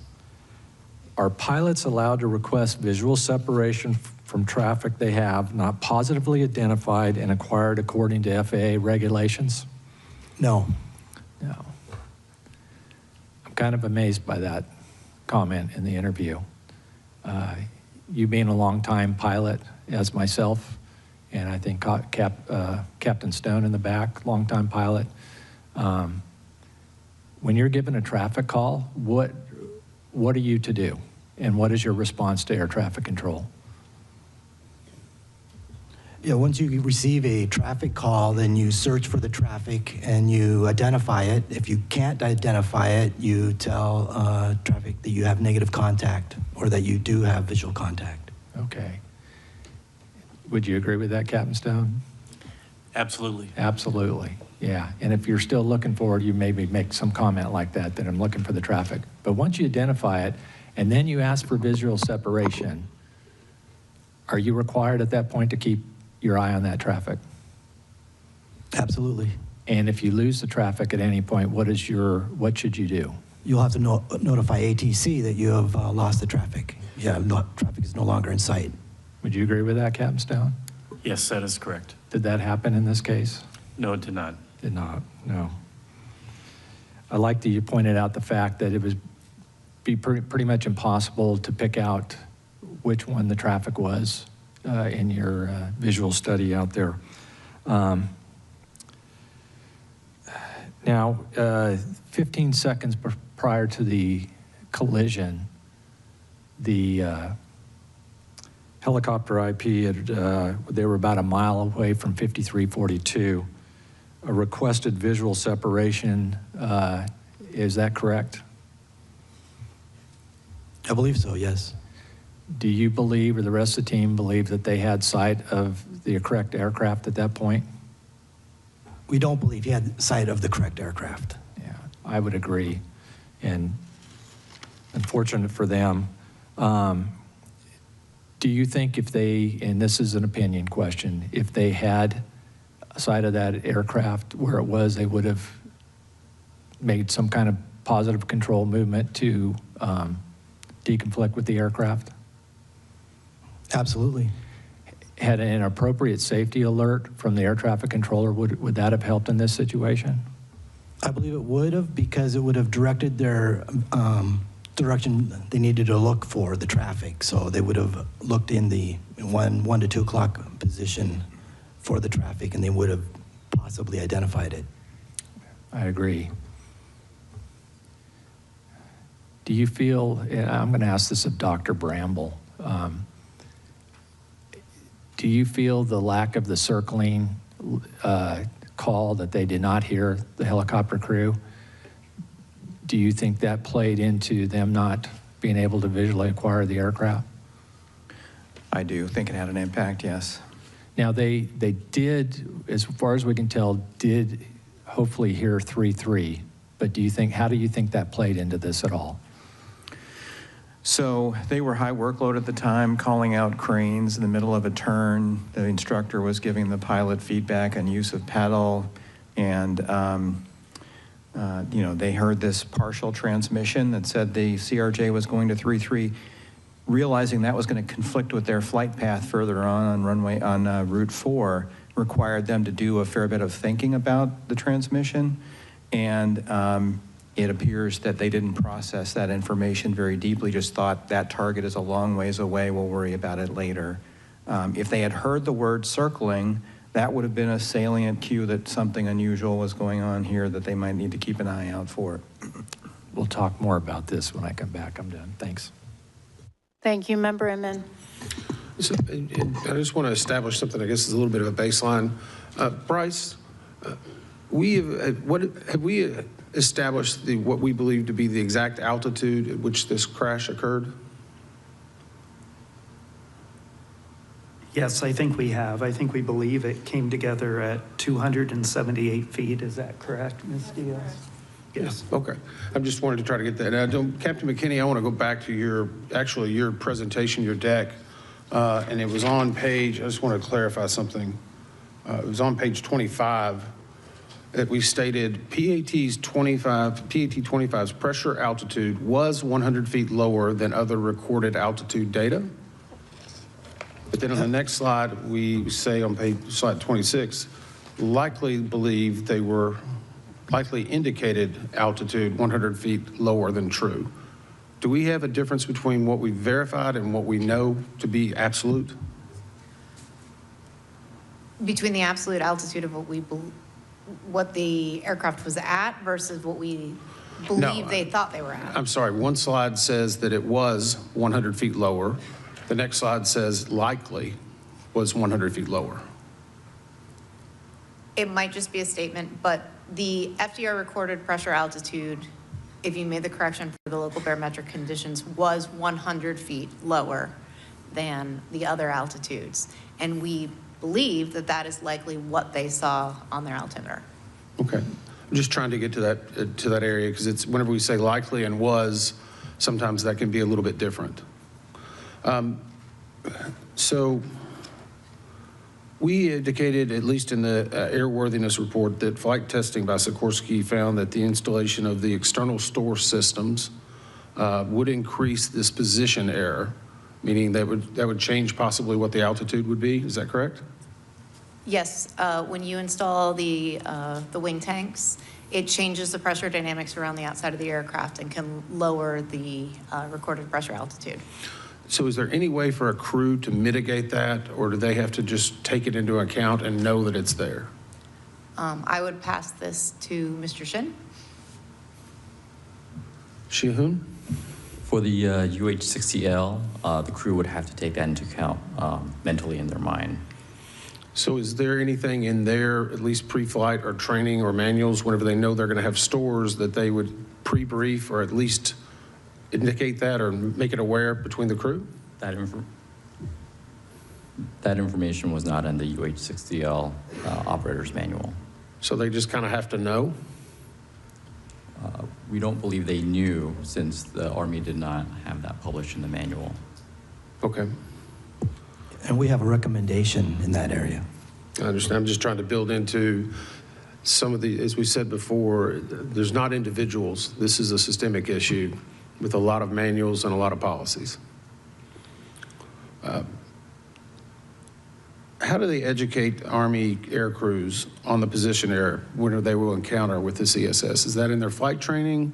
Is it passed down? Did we get any information of how flight crews would know this? They wouldn't know it. It's not in their manual. It's not in the training. Okay. So in the I'll go into a different area real quick. So we did some discussions in regard to ADSB and the alerts.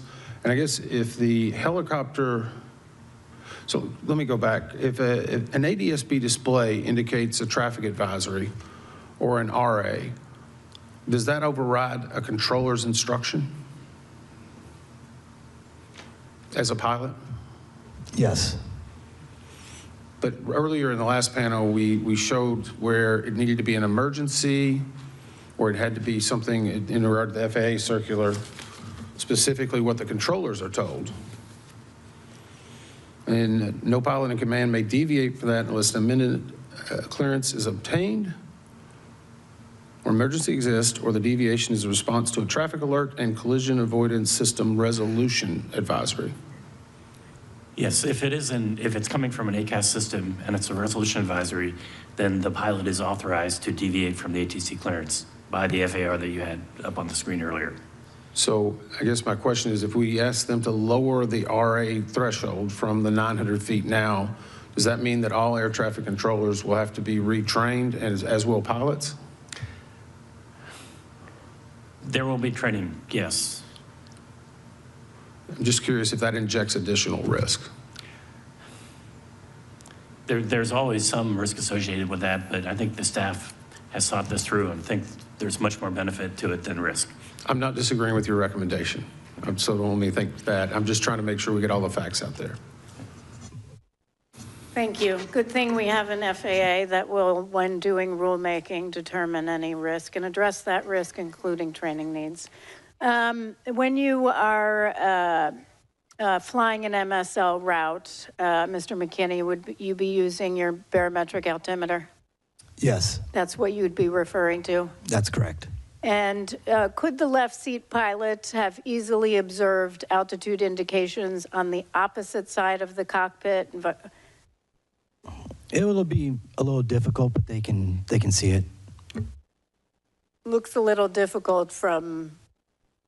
Across cockpit, yes. Yes, we actually did an observation in the simulator. It was very difficult to see the instruments on the opposite side because they're inset and you'd be looking from the side.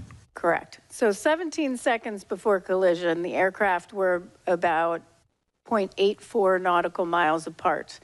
The helicopter's recorded radio altitude was 281 feet. They would have thought, given our assessment that the barometric altimeters, they thought they were 100 feet lower. They would have thought they were below 200 feet, correct? Correct. 6 seconds before collision, it was 266 feet. Again, they would have thought they were under 200 feet. That is correct. 4 seconds before collision, 278 feet. Again, they would have thought they were under 200 feet. They would have not known. That's correct. Okay. So we have established that they thought that they were below 200 feet. We conducted 3 flight demonstration flights. All 3 showed barometric altimeter readings that were 80 to 130 feet lower than true altitude. We also looked at the ESSS, which would add an additional 30 feet. Were the instrument, and so we've got instrument errors, we've got position errors, and then from rotor downwash, right? And then we've got some adjustments for temperature on the day. Were the instrument and position errors known by the Army? Army, not the pilots. Yes. How about the pilots? No. Should they have been? Yes. Would it have made a difference if they actually knew they were below 200 feet? I believe it would. They would incorporate that into their training, and then they would fly a more appropriate MSL altitude on those routes. So you have this tolerance stack of a bunch of instrument position errors. You've got temperature correction, which all add up to this 100 feet. Then you've got the addition of 30 for the ESSS. What is the Army doing to address this?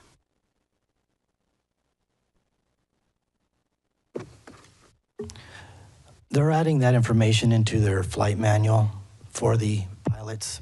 Are they going to not just have it in writing on a manual, but actually train their pilots accordingly on what to do there? I believe so, yes. Yeah, okay, so 100 feet difference may not make a difference in Afghanistan, but it certainly makes a difference when you're on helicopter Route 4 crossing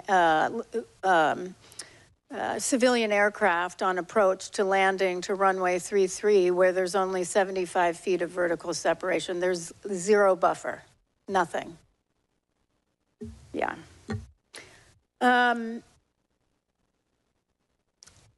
Dr. Bramble, can you talk a little bit about your expertise? You're a national resource specialist for the NTSB. Talk about your expertise in human performance and some of your background. Sure. I have a PhD in human factors from an interdisciplinary program in psychology and industrial engineering, and I worked for a flight safety, a flight training and simulation company for a few years. I've been at the NTSB for 27 years, investigating major accidents for the last 24 years, and I chaired the Human Factors Working Group for the International Society of Air Safety Investigators, and I currently chair the Government Specialist Subcommittee with other human factors investigators from 10 other countries. Do you believe the limitations of see and avoid, which we've referenced back to 1968 in numerous investigations, 96 alone within the past 2 decades, could be overcome simply by telling a pilot to do better, pilot diligence in scanning for traffic? No, we need to do a better job supporting pilots in that task. And I'll come back to that. Member Graham. Thank you, Chair.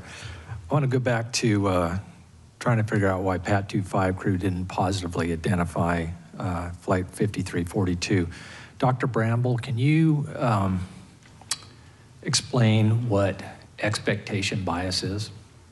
Sure. It's sort of related to confirmation bias in that when you have a strong expectation about things going a certain way, you tend to notice confirming information and overlook disconfirming information. And is expectation bias a well-known vulnerability in human performance? Yes, it is. Yes, we see it a lot, don't we? Yes.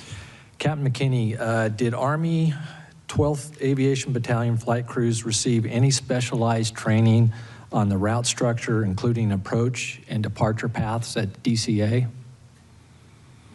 They did not receive specialized training. The training they received was general aerial familiarization, and of course, their basic airmanship. They'd recognize, runway alignments and traffic in that way, but there's nothing specific about DCA. Okay, so would it be fair to say that their expectations for where traffic would be arriving and departing from at DCA would be driven by their experience? Yes. Okay, rather than formalized training, correct? Correct. Okay. As we pointed out in that table I had up earlier, table 18, we see that about 90% of that traffic, even at night, going on a north flow, landing runway 1, majority of that traffic was landing on runway 1. So with their prior experience, I would say the majority of the time, if not almost all of it, they would have been seeing traffic landing on runway 1 and not on 33. Would that be correct? Yes, that's correct, and that's what we heard in their statements also when we interviewed them. So, Dr. Bramble, would that lead to some expectation bias maybe? Certainly, that's a perfect setup for it. Yeah, I mean, I might have a little theory here and be speculation, but I don't think that hearing anything on 3.3 or the circling before 3.3 would have made a difference in this case, unfortunately. Knowing what expectation bias is, and if you don't have that traffic initially, but you're looking at a line of lights, that may have led them to continue to look towards runway 1 immediately. Just, it's a theory, but we don't know, and we'll never know. Let me move on to Mr. Wagner. I want to talk a little bit about AAS XR. How has AAS been adapted for the rotor wing aircraft? AAS XR is different from previous iterations of AAS in that instead of just offering vertical maneuvers to aircrew, it offers also horizontal maneuvers. And additionally, the committee that's writing the minimum operational performance standards is looking at having significantly lower inhibit altitudes for XR when compared to XA or XO, for instance. Okay. And you said it's commercially, it's not available at this point, correct? It's still in development, that's correct. What are minimum operating performance standards or MOPS? So minimum operational performance standards, MOPS, those are basically a set of criteria that an organization like RTCA develops to say what a company would need to verify that their product meets those standards in order to get a certified product. Have those standards been developed yet for AAS XR? They are in development currently. Okay, so my concern is the simulation that we run, what performance standards are used? Or is it these ones that maybe they're thinking of having, or what do we know? What are the performance standards for the simulation? So the simulation used performance standards that they are still in draft. There's some ability to modify those. However, in speaking with the committee chair, just a week ago, he stated that they intend to have the standards finalized by December 2026, so within less than a year from now. Okay. So we believe that it's mature enough technology that we can make recommendations in those areas. So the simulation software is a best guess at this point of how it's going to be, the standards are going to be?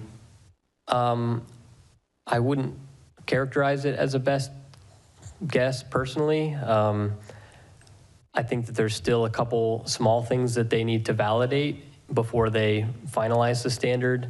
Okay. I think Captain Stone may be able to offer a little bit more information. Be quick, I'm past my time. No, I would say the standards are 95 to 98% complete, so they're much more than just in development. Okay, and how long have they been developing this for? A long time. Long time? Okay, thank you. Member Inman. I want to go back to this. This was actually an evaluation flight. So we know that there's evaluation going on, and I'm kind of concerned or wanted to figure out, maybe this is human factors or actually an expectation bias. But we noted 27 mentions of wind and turbulence, a brief loss of the crew coordination on who was flying, a failed landing, and a pilot-initiated wrong turn, all during this evaluation flight. At what point does an instructor pilot say, we need to knock it off? It's time to end.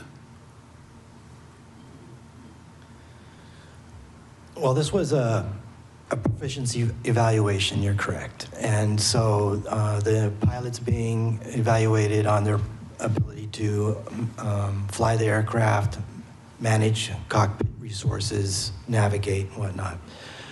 I think as an instructor pilot, doing an evaluation, don't really, you're looking for an unsafe action or situation where you would call it knock it off. Otherwise, I think most instructors just continue with the flight. Do you think instructor pilots are given enough latitude or at least direction on when they should knock it off? Yes, that's totally their decision. I know it, but are they given enough training in that regard? I believe so. They're specially selected because they have good judgment abilities. Do you think that this IP was empowered to end it, despite evaluating a senior ranking official? Absolutely. He was the instructor pilot in command. Okay. In their pre-flight risk assessment, do they take into account how many hours a pilot has recently flown? Yes, they do. And how is that weighted? They use a risk assessment tool called an RCOP, and then that information is automatically integrated into the risk assessment tool, and a risk rating is generated. It's based on how many flight hours they have, the recency, and what modes of flight they've flown and whatnot. So it's automatically generated. And I think we've heard that all the crew members aboard both aircraft were qualified to perform their duties.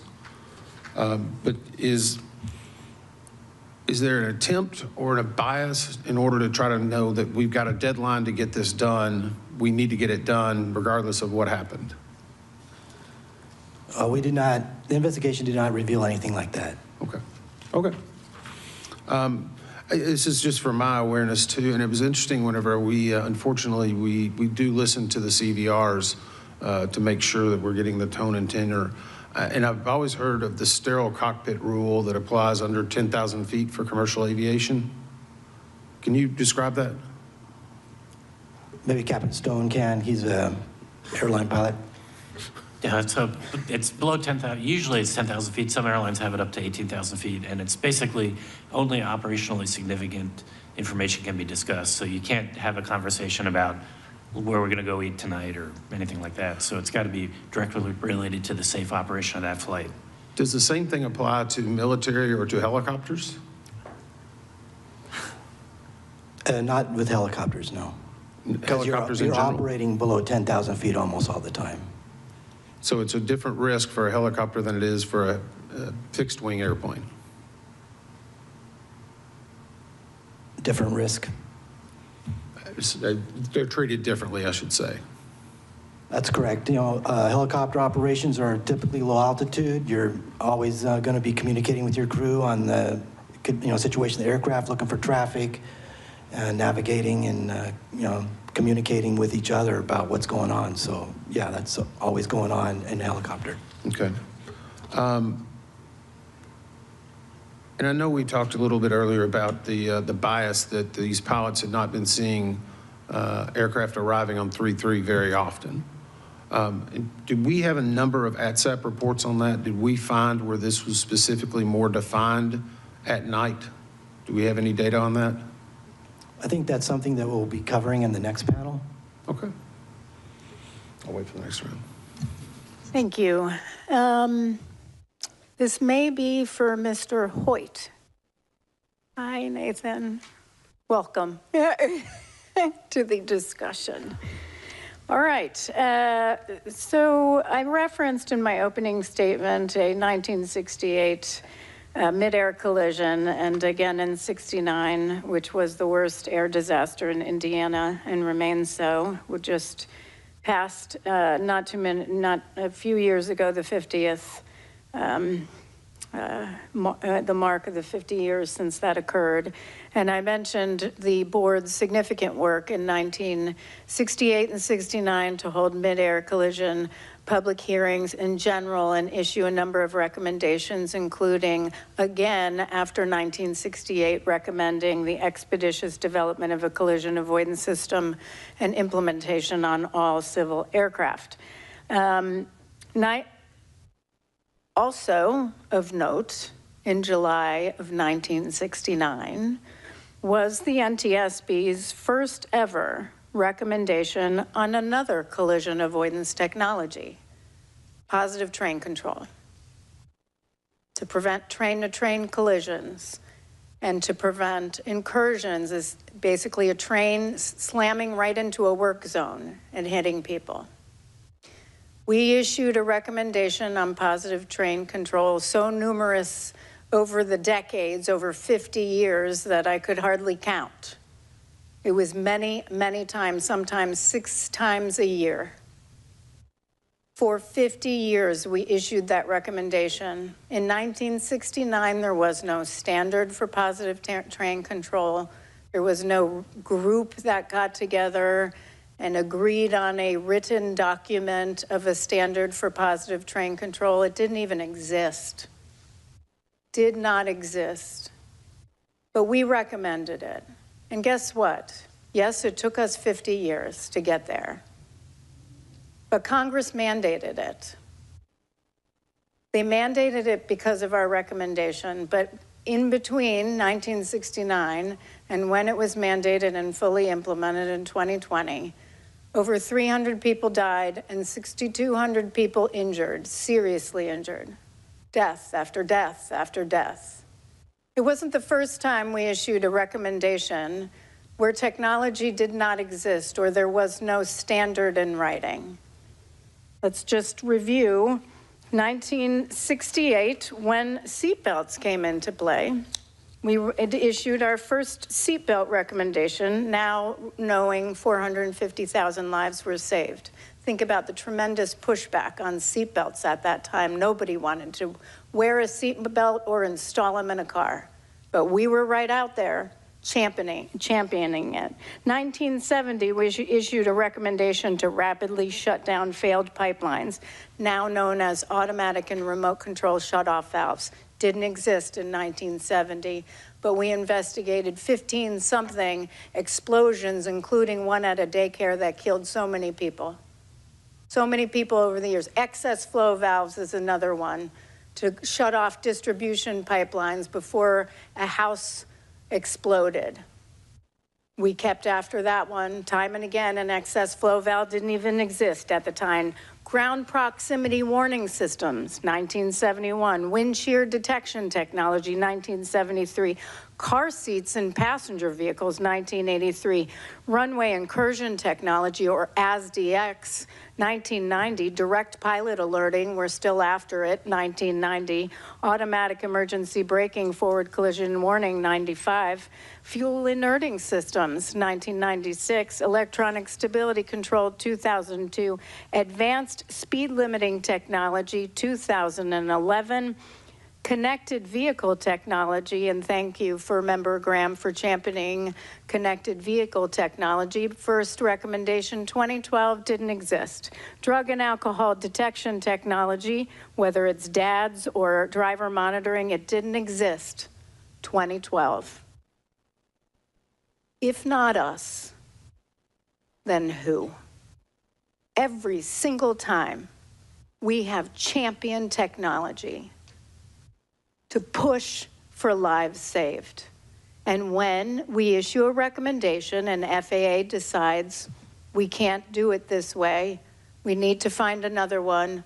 Mr. Hoyt, is there an option for FAA to say, well, we can't do it this way, but we are going to do it this way? Yes, if a recipient has another alternative plan or solution for a recommendation, they can propose it to us and we'll consider it. And if we think it's appropriate, we will close it acceptable alternate action. Thank you very much. Yeah. Member Graham. Thank you, Chair. I want to talk about technology now, too.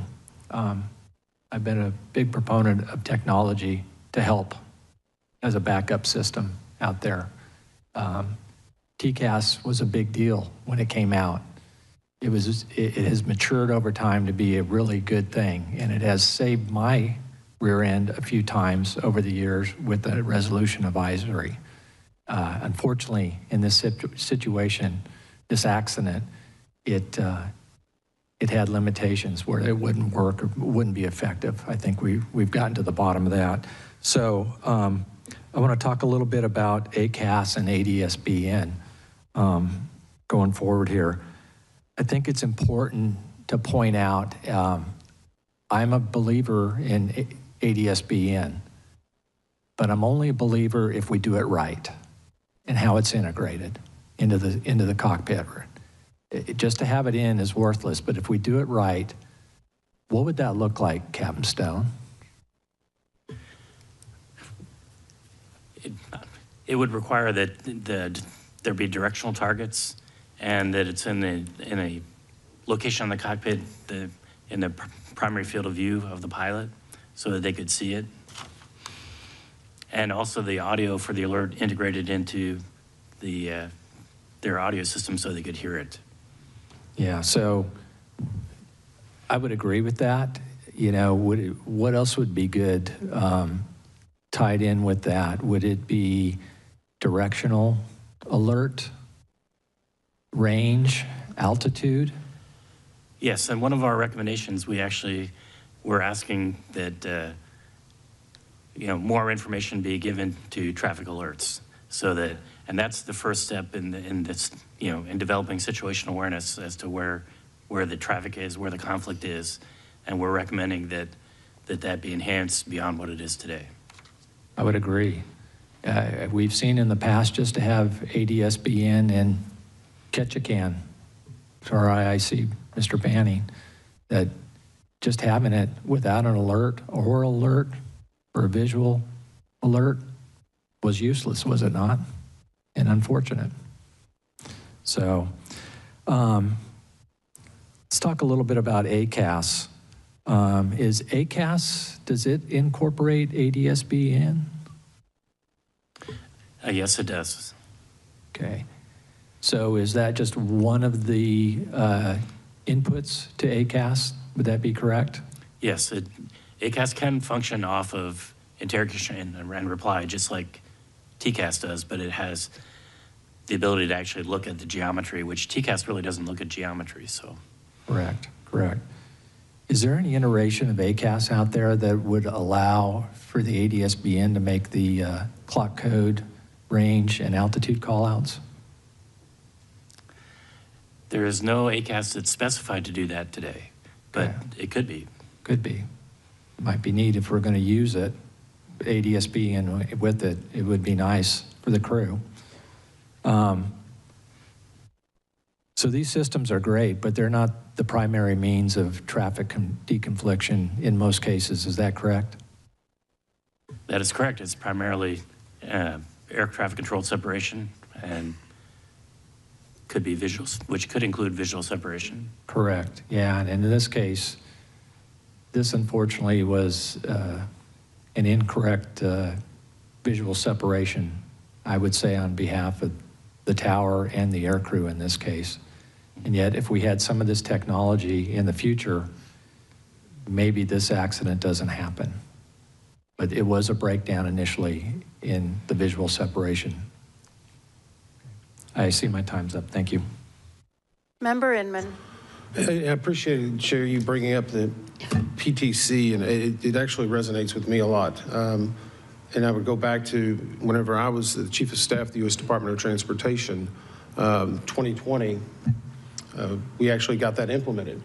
But it also reminds me that it was another recommendation, and unfortunately from the Colgan air crash in 2009 that had been outstanding, the pilot record database that the NTSB had recommended, and it took from 2009 until 2019 to get the FAA to adopt that. And I will say this, and being on the receiving end of that, and I'm going to speechify a little bit, but it's going to take everyone in this room and everyone that's watching. I think we have a receptive administration, a receptive secretary, a receptive FAA administrator, but you have to continually put that in front of them. And that's how PTC, that's how PRD, the Colgan families became huge advocates, and that's how they were successful in getting that done. So it's a good message to know that we don't give up, but no one else can give up either. So I just want to mention that. Let me go back to see and avoid. Are pilots trained differently to see and avoid versus a helicopter pilot versus a fixed wing pilot? Not particularly. Is it not just basic knowledge that you don't hit something? Sorry. Yes. I mean, isn't that the core fundamental is don't hit something else? And yet we're using this terminology to see, Rocky, I see you back there laughing a little bit, but I know it's not funny, but it is. It's so ludicrous, it's kind of ironic, I think. Am I wrong in that? I agree. If I could add, I mean, in order to avoid something, you have to first see it and see and avoid. And I think we identified some challenges in this case for that. I just wonder why we're continuing to let, and I don't disagree that the technology can help avoid part of that, but I go back to we train people to see and avoid or request visual separation. It seems like it's just meant for the sake of expediency rather than it is actual safety. Is that a good assumption? I think staff determined in this case that there was an over-reliance on it in order to ensure the efficient flow of traffic in the terminal area. So it's more about getting the planes efficiently where they need to be. We believe there was a drift in operating practices due to that pressure, yeah. I think, shouldn't it be getting them there live versus efficiently? Yes. So it's a little rhetorical, I know, sorry. In regard to night vision goggles, is there ever a time whenever a helicopter crew would advise the air traffic control, or they would let them know that we're in a training, either in a training flight, a proficiency flight, or using night vision goggles? Right now, there's no requirement to do that. But we've identified increased risk, obviously, when helicopters are using night vision goggles and operating in a complex airspace. There's advantages and disadvantages in using night vision goggles, and all the operators, all the helicopter operators in the National Capital Region use them because they think it's advantageous. But it doesn't, they view it's advantageous because they're able to better discern oncoming traffic, or because we've seen from our visualization, it significantly reduces your field of view. Right, for helicopter operations, you're flying at low altitude, so you're not just looking for other traffic, you're looking for ground obstacles and other aircraft that are lower to the ground, other helicopters. So the night vision goggles are a big advantage in that environment. Dr. Brandel, did you have something you want to add? I was just going to say, yeah, operating without them would likely increase the risk for helicopter crews, but we have made other recommendations that would reduce the risk of collision in the area, such as relocating their route so they don't have to spot oncoming airliners and increasing the use of collision avoidance technology. Okay. I see I'm out of time. Thank you. Rocky, does American Airlines have ADSB on 302 of their A321 aircraft? Yes, they do. That was cockpit display. And it has a cockpit display in the pilot's primary field of view, yes. Yes, I flew jump seat and was able to watch it in operation. Tim, you're a pilot. Do you have ADSB in? Yes, ma'am, I do. And you have a receiver that you bought, it was a Garmin, probably a couple $100, right? I think about 400, but yes. And what does it provide you? So the interesting thing, I'm not flying a 121 airline. That's right. But for me, I do fly a 1931 biplane. Okay, so this airplane has no electrical system whatsoever. I have to turn the propeller by hand to start it. But for $400, I bought an ADSBN unit that Velcros to my panel, and using my phone in my ear, if I get traffic, I can hear the direction of that traffic, how far it is away from me, a clock position, and its altitude. Great. Olivia, can you pull up the PowerPoint slide that I had sent to you all on the 48 seconds? All right, so what we're looking at here on your right is had PAT 25, they had a 4-flight. Do you have 4-flight, Mr. LeBaron? Yes, I do. So you have 4-flight with ADSB in? Yes. And so this, had they gotten that alert and had it been integrated in the helicopter, would have had 48 seconds before collision to do something. We know for a fact, or we know from our analysis, that they didn't realize that plane was there on the left. There was nothing. On the left here, we have flight 5342, and we did a simulation. They're barely even, I mean, they're just circling now from the Wilson Bridge 59 seconds before collision with ADSB, and they would have gotten an alert instead of 19 seconds, correct?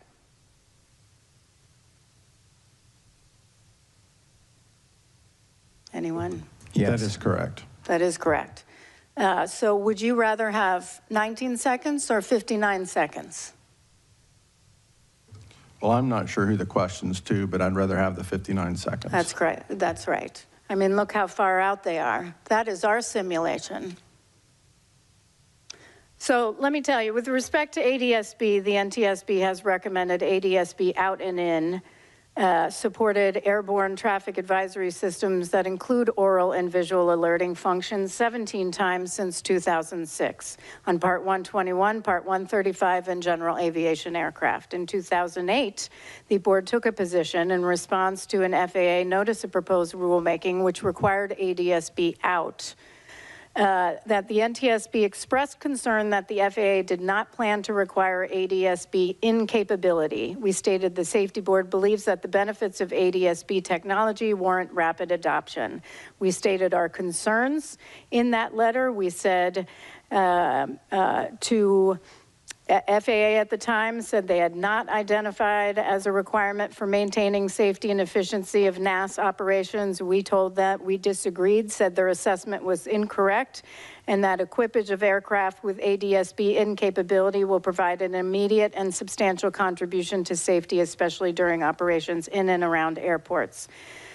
We went on to say ADSB in provides a ready method of sending warning information to pilots, providing confirmation of clearances, on and on. It is a backup because why?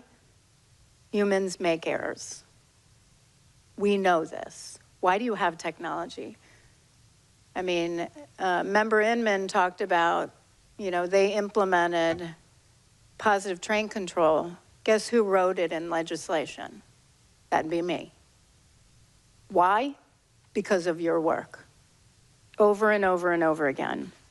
And so we went on to continue recommending ADSB in. I wonder where we would be today if they actually did it when ADSB out was required. Where would we be today? Perhaps we wouldn't even be here. 59 seconds. 48 seconds. We might not have to be here. So my time is up, but I'm going to come back to this. Member Graham. Member Inman.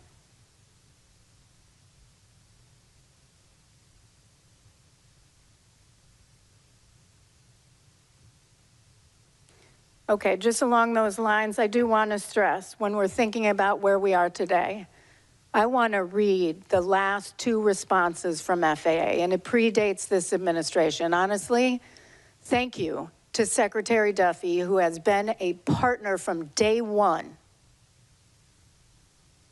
on this. You know, when your first day on the job is a devastating tragedy, that stays with you for the rest of your tenure, if not your life. And what did he do? He committed to ADSB in. And the last administration, June 26, 2023, a response from then acting administrator of the FAA, Polly Trottenberg, was the FAA's this is to us. The FAA's Air Traffic Organization and Aviation Safety Organization met to discuss this recommendation and review all guidance and requirements associated at the time in response to Ketchikan. Parts 91 and Part 135 and ADSB out and in, we determined that our current ADSB requirements adequately address the needs of aviation safety and will not pursue any additional ADSB requirements at this time. And then we had another one, the last from them was November 6, 2024, Mike Whitaker, response to us saying, based on our discussions, it has been determined that our current ADSB requirements continue to adequately address the needs of aviation safety. The FAA will not pursue additional ADSB operator requirements at this time. In other words, they were okay without and not in. For those that are watching, that's like having a conversation with a wall. In order to communicate two entities, out, you got to receive in. You got to take that information in. Now, in this case, you know, and I might be at 5 minutes. Do you want to? In this case, I want to ask one thing about TSB. If this aircraft had ADSB in, and we know that the Army's helicopter had ADSB out, it would have been on, but it was programmed incorrectly on installation, so it was basically not transmitting out. But even if, and I've seen comments, it wouldn't have mattered. I've seen this in the press. It wouldn't have mattered if it had ADSB in, because that aircraft, that helicopter, ADSB out wasn't working. Do you agree with that? Am I going to ask Mr. McKinney or am I going to ask Mr. Chihoun? So the helicopter was not transmitting ADSB out, but with the TSB service, that would provide the helicopter's position to ADSB in displays. So in other words, even though the helicopter wasn't transmitting out, if that aircraft had ADSB in, it would have gotten information. Is TSB everywhere in the airspace? No. No, it's not, which is why we still need, I see the Army in the audience, this does not mean you don't get a pass on ADSB out. The TSB isn't everywhere. You have to have ADSB out and in. Okay. Anything further? Okay, we're going to take a 15-minute break, lunch break. Apparently, I don't know what time it is, and 1 hour. We'll be back at 2:30. Thank you so much.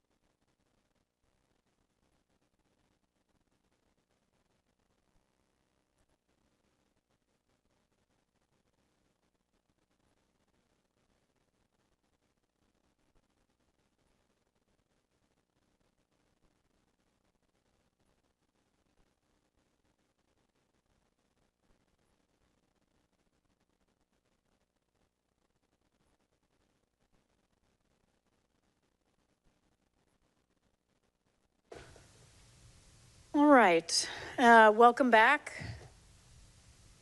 We're now going to hear from Dr. Jana Price on safety management systems and safety data. Dr. Price. Thank you, and good afternoon, Chairwoman Hamady, Member Graham, and Member Inman.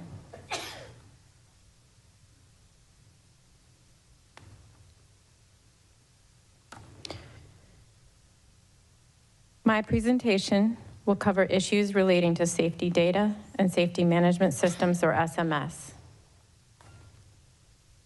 Specifically, I will describe data sources that could be used to measure midair collision risk. I will also discuss who had access to those data and how they were used before the accident. Finally, I will discuss SMS programs at PSA, the FAA Air Traffic Organization, or ATO, and the Army. Within days of the midair collision, the Aviation Safety Information Analysis and Sharing System, or ASIAS, provided the NTSB with data concerning encounters between helicopters and commercial aircraft near DCA. The initial reports indicated that there had been thousands of so-called close proximity events near DCA in the years before the accident. In the weeks and months that followed, seemingly conflicting estimates of proximity events and near misses were shared by FAA. As a result, the NTSB formed a safety data group with the goals of documenting safety data sources that could have provided indicators of midair collision risk before the accident, whether those data were available to stakeholders, and how they were used in the context of SMS safety assurance processes. The data sources were grouped by whether they were comprised of safety occurrence reports or whether they represented objective position data. This slide lists the safety occurrence reporting systems we reviewed. The blocks outlined in yellow were managed by the FAA, including the Aviation Safety Action Program, or ASAP, the Air Traffic Safety Action Program, or ATSAP, mandatory occurrence reports, or MORs, and the Near Midair Collision System, or NEMACS. The Aviation Safety Reporting System, or ASRS, was managed by NASA, and the Army Safety Management Information System, or ASMIS, was managed by the Army. The primary sources of the safety occurrence systems were pilots or air traffic controllers. The systems varied in terms of whether reports were required or voluntary, and whether those who reported voluntarily were de-identified and protected from punishment. There was also variability in which stakeholders had access to the data. Our review of subjective safety occurrence reporting systems found that more than 18 reports per year on average of close calls between airplanes and helicopters near DCA in the 4 years before the accident. When available, we reviewed event descriptions and found reports describing issues like those found in this investigation, including airspace complexity, problems with ATC communications, challenges with combining controller positions, and helicopters flying above recommended altitudes. This slide provides an overview of the position data systems we reviewed. Again, the blocks outlined in yellow were managed by the FAA. The primary sources of data were from aircraft and from surveillance radar. The Flight Operations and Quality Assurance, or FOQA, and the ADSB systems provided information about TCAST resolution advisories and traffic advisories. Systems known as Aviation Risk Identification and Assessment, or ARIA, and Performance Data and Analysis Report System, or PDARS, provided objective information about aircraft proximities using radar and other surveillance data. Data accessibility varied by source, and although the FAA generally had access to all data sources, our review showed evidence of numerous close encounters between airplanes and helicopters near DCA. For example, TCAST resolution advisory data captured by ground-based receivers identified about 15 events per month on average within 10 nautical miles of DCA.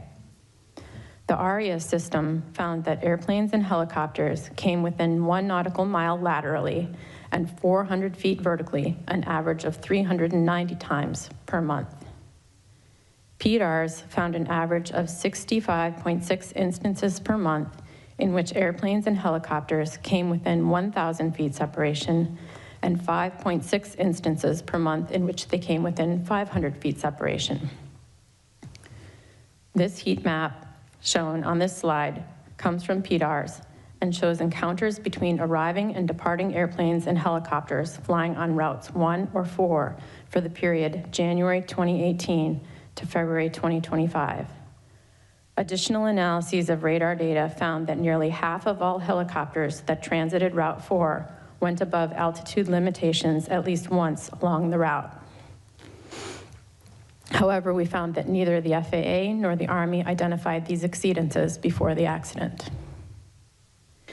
In all, we found that multiple safety data sources, including occurrence reporting systems and objective position data, showed evidence of mid-air collision risk between airplanes and helicopters near DCA in the years before the accident, but existing systems did not recognize or mitigate the risk.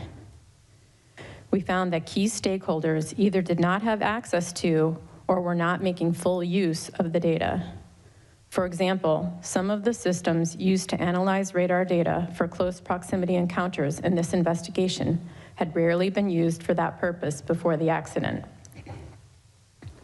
We found that there was no standard definition to signify when aircraft are too close, which hindered the ability to track their incidents over time or to compare risk levels of different locations.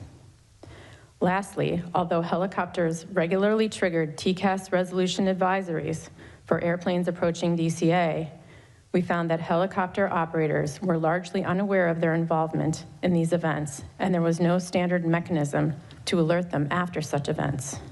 Staff have proposed 2 recommendations to the FAA in this area. Next, excuse me. Next, I will discuss the safety management systems that were in place at the FAA, PSA, and the Army at the time of this accident. Multiple investigative groups coordinated to document and evaluate these systems. The United States is a member of the International Civil Aviation Organization, or ICAO, which sets standards for SMS. It calls for inclusion of 4 main components: safety policy, safety risk management, safety assurance, and safety promotion. Building and sustaining a positive safety culture is also considered foundational to an effective SMS. Both PSA and the FAA developed SMS programs using this model. ICAO requirements do not apply to military aircraft operations. The Army, therefore, had unique regulations and guidance for aviation safety programs.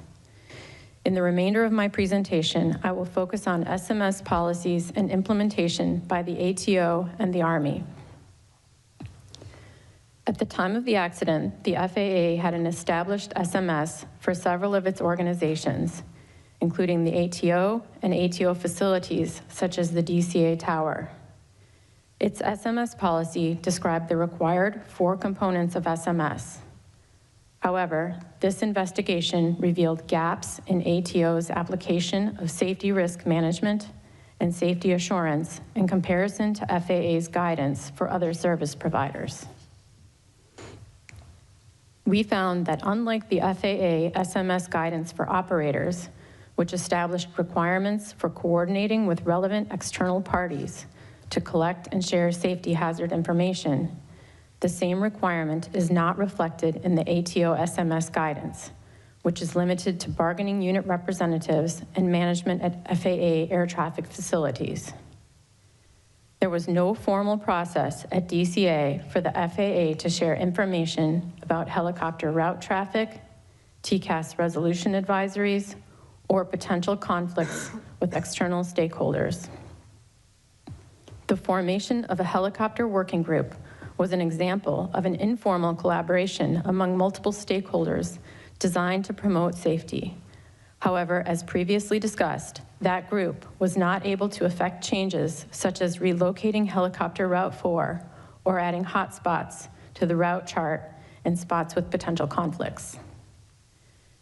We found that the ATO's application of its SMS did not recognize and mitigate the risk of a midair collision at DCA, nor did it effectively coordinate SMS activities with the external stakeholders. As a result, staff have proposed 2 recommendations to the FAA in this area. We also found that ATO management eroded the overall safety culture within ATO by not supporting its workforce, encouraging open communication, identifying and mitigating operational challenges faced by controllers, or fostering a just culture. Interviews with ATO staff indicated that they feared retaliation for raising safety issues, and management often discouraged filing reports because it made the facility look bad. Interviews with current and former DCA tower personnel indicated that morale had been low for years before the accident due to the 2018 facility level downgrade and from the FAA's lack of transparency regarding the metrics used to support that decision. External compliance verifications at DCA between 2022 and 2024 identified non-compliant items, including lack of staff support, poor communication between Potomac TRACON and the DCA tower, and concerns about potential conflicts with helicopter routes, but the ATO failed to recognize these items as indicative of problems at DCA. Finally, DCA tower management personnel were reassigned after the accident, an action that appeared inconsistent with the characteristics of a positive safety culture.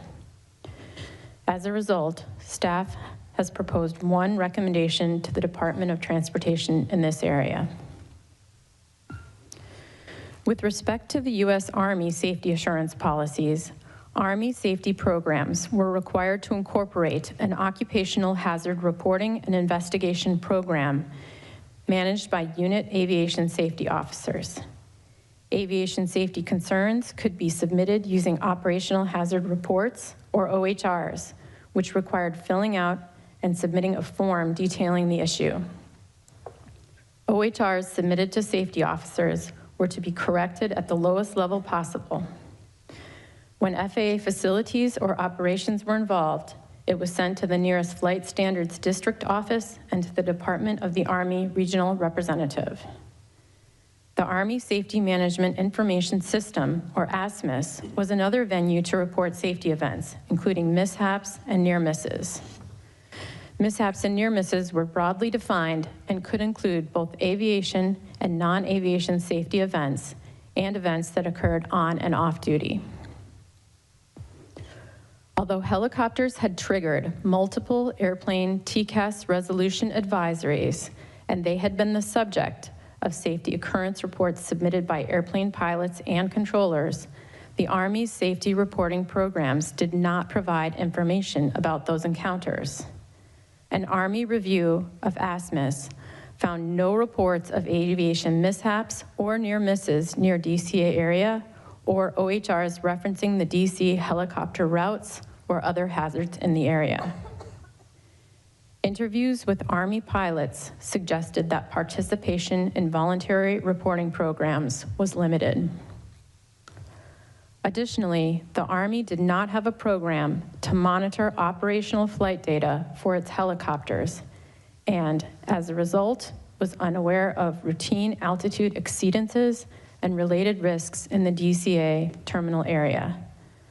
Such a program could have not only helped identify altitude exceedances, but may have also raised awareness about cumulative errors in the UH-60 Lima's barometric altimeter system. As a result of these findings, staff have proposed 3 recommendations to the U.S. Army in this area. In 2024, the Secretary of the Army issued a directive for the adoption of an Army Safety and Occupational Health Management System, or ASOMS, the Army's first official SMS framework. The elements described in the directive are similar to ICAO SMS components described earlier. The directive required incorporating ASOMs in Army Safety Program regulations by September 2026, and it required Army commands and organizations to be fully compliant by the end of calendar year 2030. Our reviews indicated that progress has been made in incorporating the directive's requirements in policy documents, but ASOM's implementation has been slow, which may stem from several causes, including resource and staffing issues and a distribution of safety management responsibilities across Army organizations.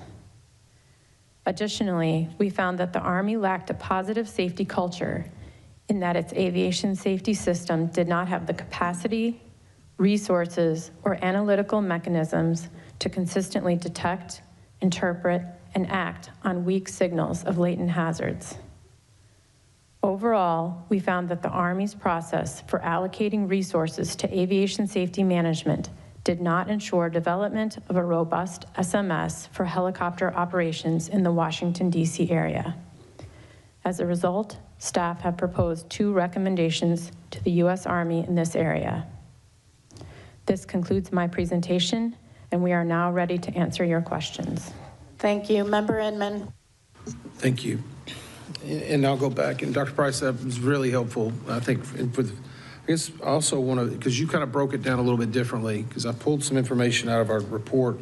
I think it gets to the same place, but we state that performance data analysis and reporting, or PDAR, indicates there were 4,067 encounters between 2018 and 25, in which separation between the helicopters and the fixed-wing aircraft was less than or equal to 1,000 feet.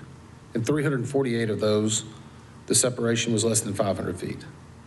To what extent did the FAA utilize that data prior to this midair collision? Thank you for that question.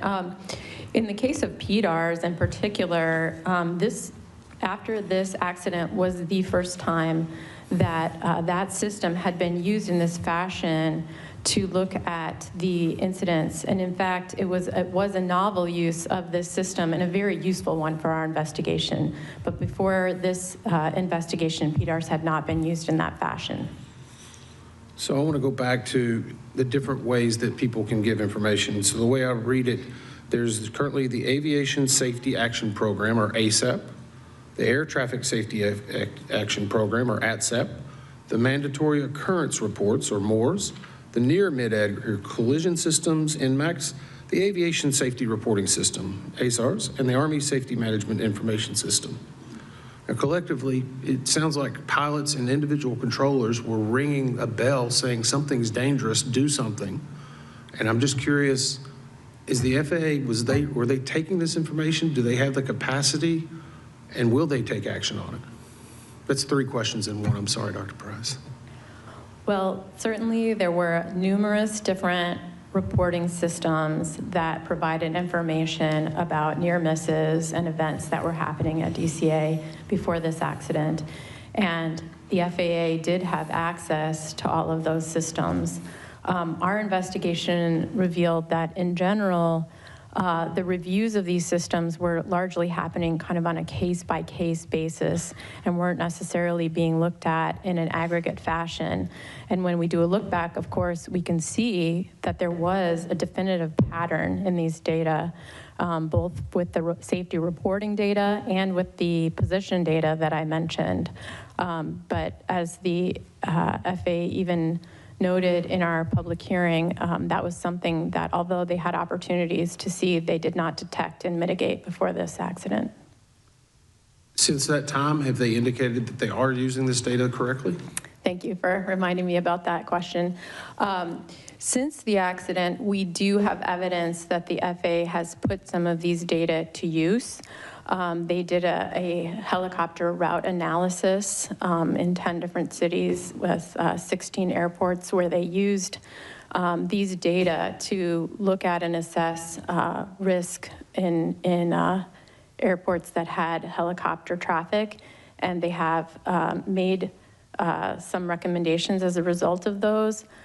One of the things that we remarked on, though, is that they are still not using a standardized approach for looking at that issue, and it's something that we think is necessary to have more of a standard definition of what constitutes a close proximity event, so that there can be a way of comparing one airport to another or looking at trends over time, rather than what is kind of a hodgepodge, if you will, right now, of different ways of measuring this. So I guess even though he didn't present, Captain, just want to get your attention first. Are you under the impression whenever people file these reports, somebody's actually listening? I would say generally you file the report and you don't hear anything back. So what's the purpose of filing a report? Dr. Price can probably answer this better, but I think it goes into a database. You're asking what is the purpose of a voluntary report? I guess I think a lot of people in aviation and a lot of us believe if you're saying something, somebody's looking at it or they're going to take action. Is that a misperception? Well, no. I think that these safety reporting systems are vital and they serve an important purpose, and we would hope and we would like to believe that when a pilot or a controller files a voluntary safety report, that it will be looked at and will be considered very seriously. And like I said, there is some evidence that there was some case-by-case analyses of reporting, but I think the pattern was missed, and that's where we've proposed recommendations that we think can get at that. Thank you. So we looked at, for different separations, less than 1 nautical mile lateral, less than 400 feet vertical, and this is something we worked out with FAA and looking at the data, and that gave us the 15,214. Then we looked at less than 600 feet lateral, less than 400 vertical, it gave us 210. And then less than 1,500 feet lateral and less than 200 feet vertical, which gave us 85, right? And yes, so, you know, so the FAA has 10 different sources of data that they're taking in. It's a lot of data that they request. They say they're data-driven. ATO did a top 5 every year, and it says they're data-driven. I would say they are not. I was stunned, absolutely stunned, when Senators Jerry Moran and Duckworth held a closed-door briefing and invited me, invited the Army, invited FAA, and was asking us for an update and asking us questions, and data came up. And I talked about our 15,214 events that we've identified, the 210, the 85, and FAA said, actually, it's 5. My 5. And you know, this isn't the first time. Every time we release data that FAA gives us, they come up with some new thing 2 hours later. And it's just how you want to define it. Now, my guess is, so and you tell me if I'm wrong, you worked with MITRE and the FAA on what the definition should be. That was you and them working together to figure that out for our urgent safety recommendation.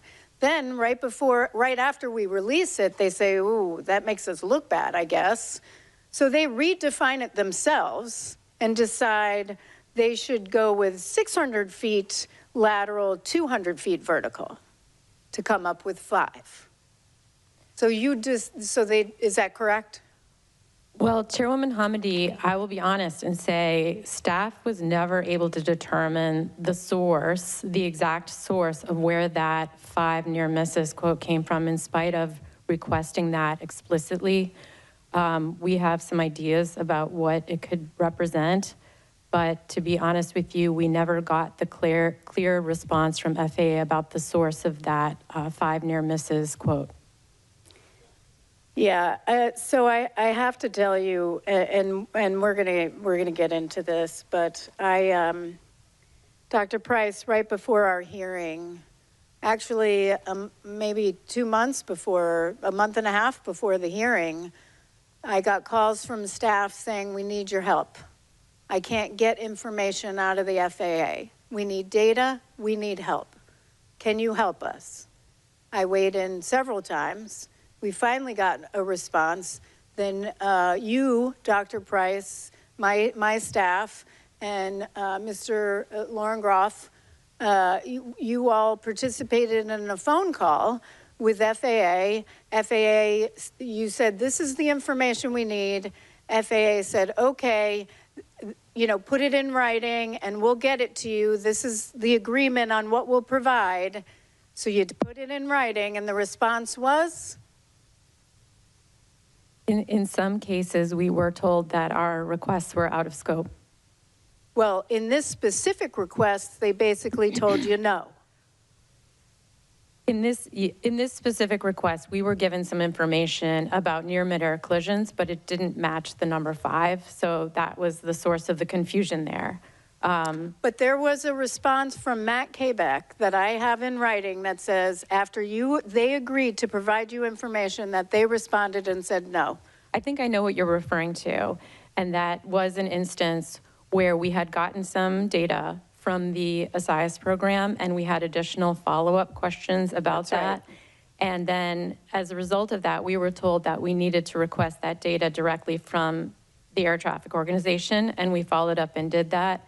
And we were told that the air traffic organization would not duplicate work that had already been done by AAS. Even though part of the request was an additional parameter that you gave them? Yes, ma'am. That was not a duplicate? Correct. Yeah, thank you. Member Graham. Thank you, Chair. Well, I think many people would understand that the military has unique missions and demands that necessitate deviations from what might be standard or accepted in the commercial world. A proper comprehensive safety management system should not be one of those things. As well documented by our team in their presentation, neither the Army's Safety Management Information System nor their Safety and Occupational Health Management System, individually or combined, comprise an acceptable SMS. I have relentlessly beat the drum of SMS across multiple modes of transportation and organization since I arrived here at the NTSB. And I truly believe that the military should be no different on this one. The core pillars of SMS are intentionally broad concepts that can be adapted to any operation. In particular, any operator regularly conducting flights in Class B or other congested airspace should have an SMS to properly manage their risk. Our airspace is only as safe as its weakest aircraft or least safe aircraft or organization. Dr. Price, I got a question or two for you, and maybe somebody else might want to jump in on this too, I don't know. As you mentioned, the Army Safety and Occupational Health Management Systems included some elements of what's similar to an ICAO SMS components. While that is true, is it also true that this program was not a standalone for the Army aviation battalions? Member Graham, I'd like to ask if Dr. Bramble would address that question. Okay. Yes, you're correct. Aviation was just one application of many of their safety and occupational health management system. Okay. What other categories of potential hazards or other than aviation safety were included in this program? There was a wide variety, including tactical, off-duty, automotive, many things unrelated to aviation. There were 14 different areas, I believe. Well, I'm not going to say that those aren't important. They are important for each unit, but I think what became abundantly clear during the course of this investigation is that the Army aviation safety cannot simply be lumped in with all of those other elements. Is it true that the Army's Safety and Occupational Health Advisory Council which met biannually to review, among other things, workplace safety hazard logs, work-related illness and injuries, civilian case incidents, worker compensation costs, and installation hazard abatement? Yes. Yeah. And while these biannual meetings could also cover covered items directly related to aviation safety, can you share why this does not meet the level of what you would expect to see through like an aviation safety action program or a FOQA program or in the granddaddy of them all, the ASIA system? Sure. I mean, I guess the first difference would be that it's integrated with the command structure and run by the commander. And in the case of an event review committee or something like that, you'd have sort of the safety and QA folks working it independently and advising management. Secondly, those types of committees in commercial aviation tend to have much better data streams, such as FOQA data, LOSA, ASAP, that sort of thing. Yeah. They had they had an employee reporting system, is that correct? Yes, they had two different ways that reports could be submitted. And were there many reports to look at? No, in the case of occupational hazard reports, there hadn't been any received by the brigade in the last year. And in terms of the Aviation Safety Management Information System near miss reports, there had been 5 from the 12th Aviation Battalion, 3 wildlife strikes, 1 case for a crankshaft left open on the ground, and 1 off-duty report.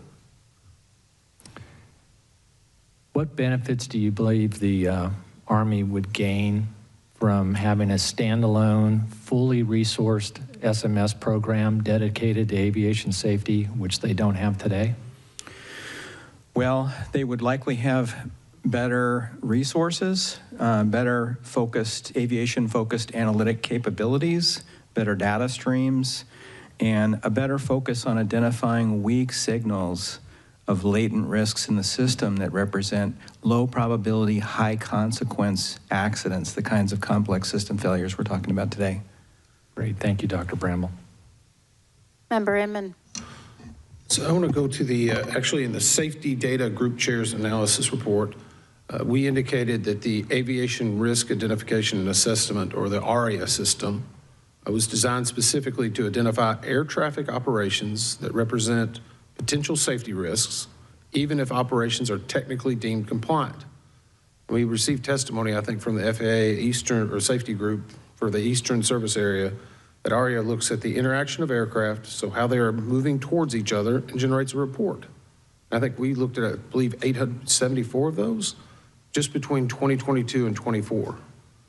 To what extent did the ATO use this risk and this data to understand prior to the mid-air collision what was going on? Thank you. The ATO was using ARIA, as you specified.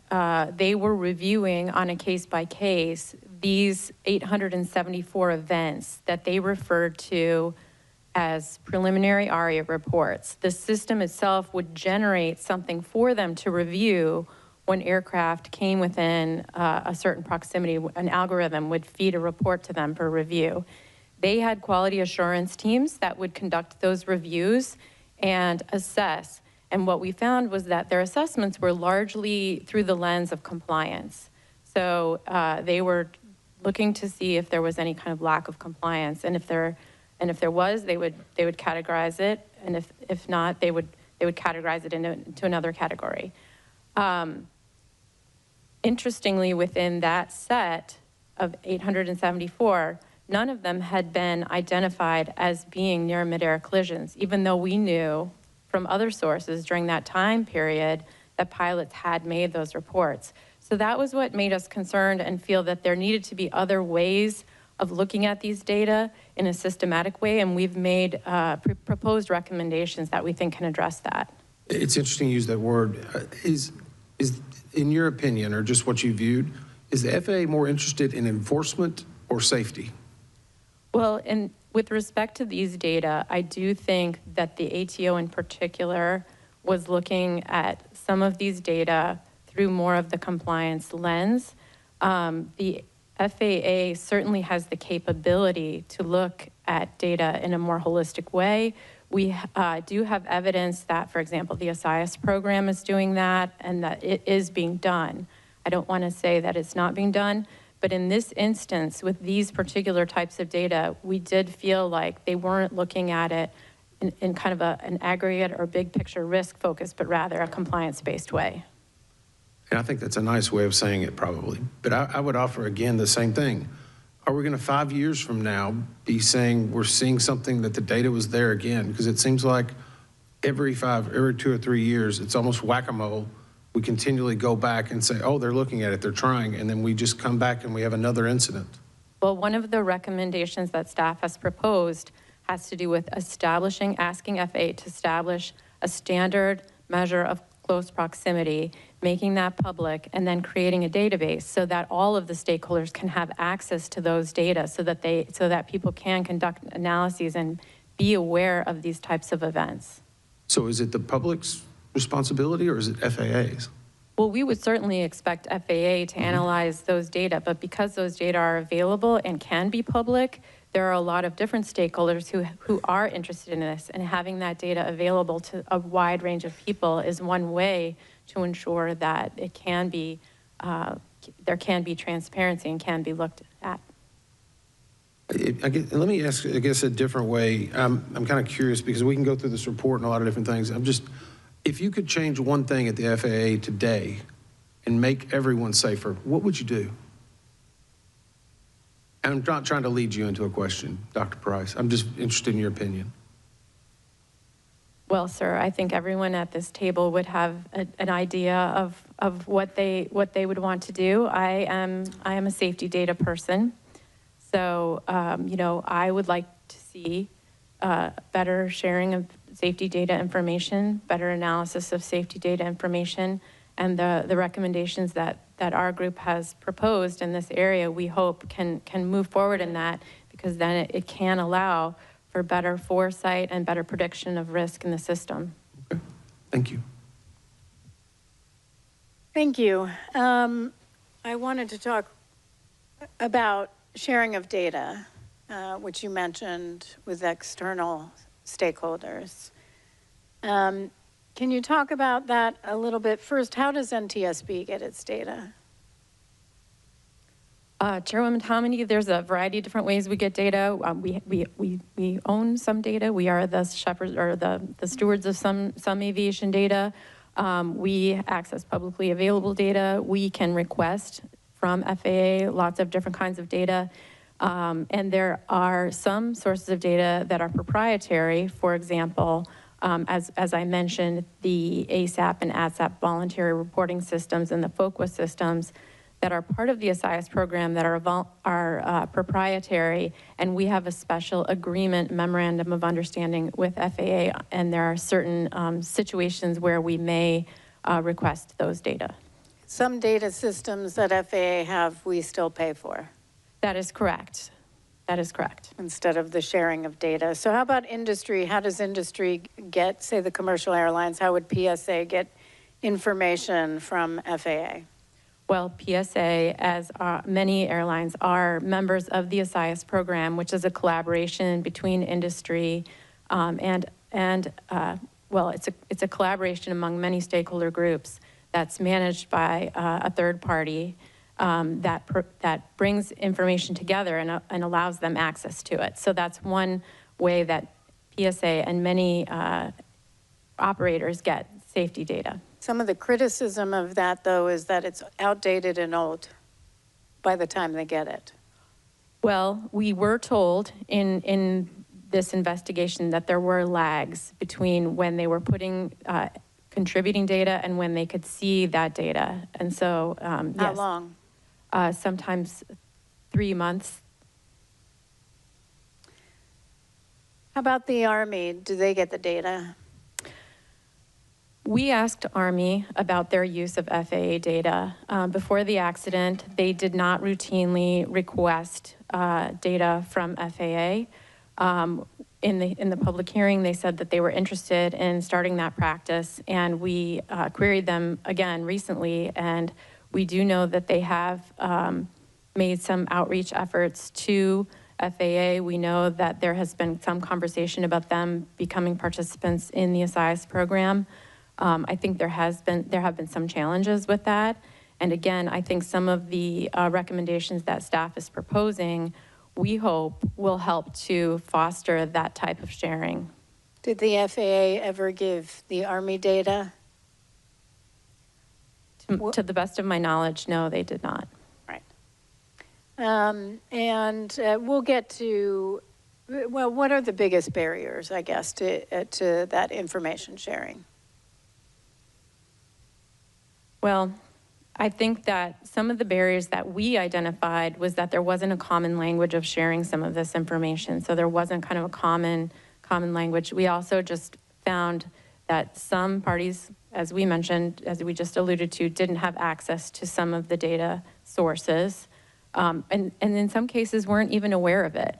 And I think another barrier that we saw was that even though there was this kind of ongoing stream of reports coming in, that those individual reports, those NEMAC reports, those ASAP, ADSAP reports weren't leading to the questions and looking at things in a bigger scale, looking at kind of is this a system approach? And I feel like that linkage was also kind of missing. Okay, one more question on the data side.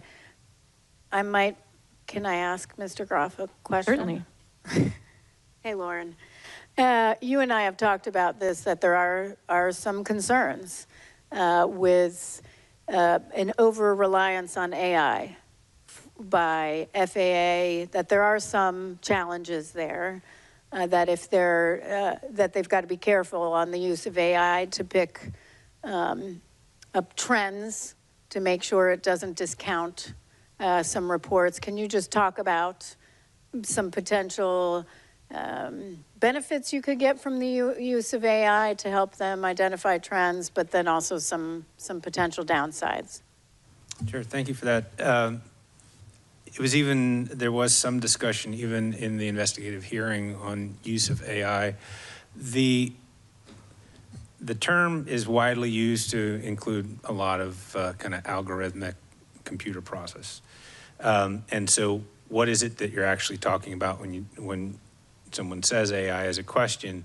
And I think in this case, it is being used. FAA is using it in some cases when they have large volumes of pilot reports to make sense of them, categorize them, and group them, and it directs attention there. I think one of the things, even the ARIA system could be considered to be AI. I think what we saw here was in some cases was not really understanding what was represented. So there really does need to be a human understanding of what all of these things mean together. So if you're looking to a computer system to give you the answer and kick out the answer, I think that would be problematic if it would be that type of an application. It really does need a human understanding and review to trust what they're getting out of it. And so it may be that if there's any loss of true understanding of what those events mean, that could be problematic. So pluses and minuses. Yep, thank you. Member Graham. Thank you, Chair. I'm just amazed about the amount of data the FAA Air Traffic Control Organization had, and it sure doesn't seem like they were doing anything with it. Was the FAA aware, or had they been made aware of the risk of a midair collision near DCA along Route 4 and the approach path to runway 33 prior to the accident? Member Graham, I think the answer to that is yes. There were safety reports, and there was also the work of the helicopter working group that had raised these issues as a concern. Yeah, I agree. It was there. I think it was there. People were telling them it was there. One of the things that struck me as I read through the multitude of data the FAA had available to them was now nearly every subjective data reporting mechanism was inconsistent with the objective data source events surrounding DCA. For example, I want to draw attention to the discrepancy between ATSAP program for air traffic controllers and the ASAP program for pilots. Over a nearly 4-year period from February 2020 through October 2024, more than 16,000 ASAP reports were filled or were filed related to DCA. That's from the pilots, including 85 specifically concerning close calls between airplanes and helicopters. Yet, somehow over nearly a 12-year period, 3 times as long, from January 2011 through August 2023, only 520 ADSAP reports were filed related to DCA. Of those, just 26 contain information on close calls between airplanes and helicopters. To put those numbers in perspective, pilots at DCA were filing nearly 18 ASAP reports annually regarding close calls between airplanes and helicopters, and controllers at a DCA were only filing 2 per year. I'm going to ask Mr. Soper this. With regard to the discrepancy between ASAP and ADSAP programs uncovered during this investigation, what do you believe is the reason for air traffic controllers identifying significantly fewer close calls than the pilots? Thank you for the question. So in air traffic control, there is a little bit of a difference, so that metric could be a little deceiving, and that's because in air traffic, we also have, you've heard mentioned a couple of times, mandatory occurrence reports, which are requirements for air traffic control to submit, losses of separation would be one of those things. Near midair collisions would be one of those things. Runway incursions would be one of those things. The list goes on. So we looked at, I believe it was 10 years, and Jana, please correct me if I'm wrong, like 10 years worth of data approximately, and they had 170,000 plus mandatory occurrence reports at DCA that were reported by air traffic control. So for air traffic controllers, they may not file an ADSAP based on a report, especially if they've already reported it via mandatory occurrence report, because they feel they've met a reporting requirement and they don't take the time to go to actually do an ADSAP on top of it. Is it difficult to do an ADSAP report? No, I would say it's not difficult to do one. They make Is there a reluctance?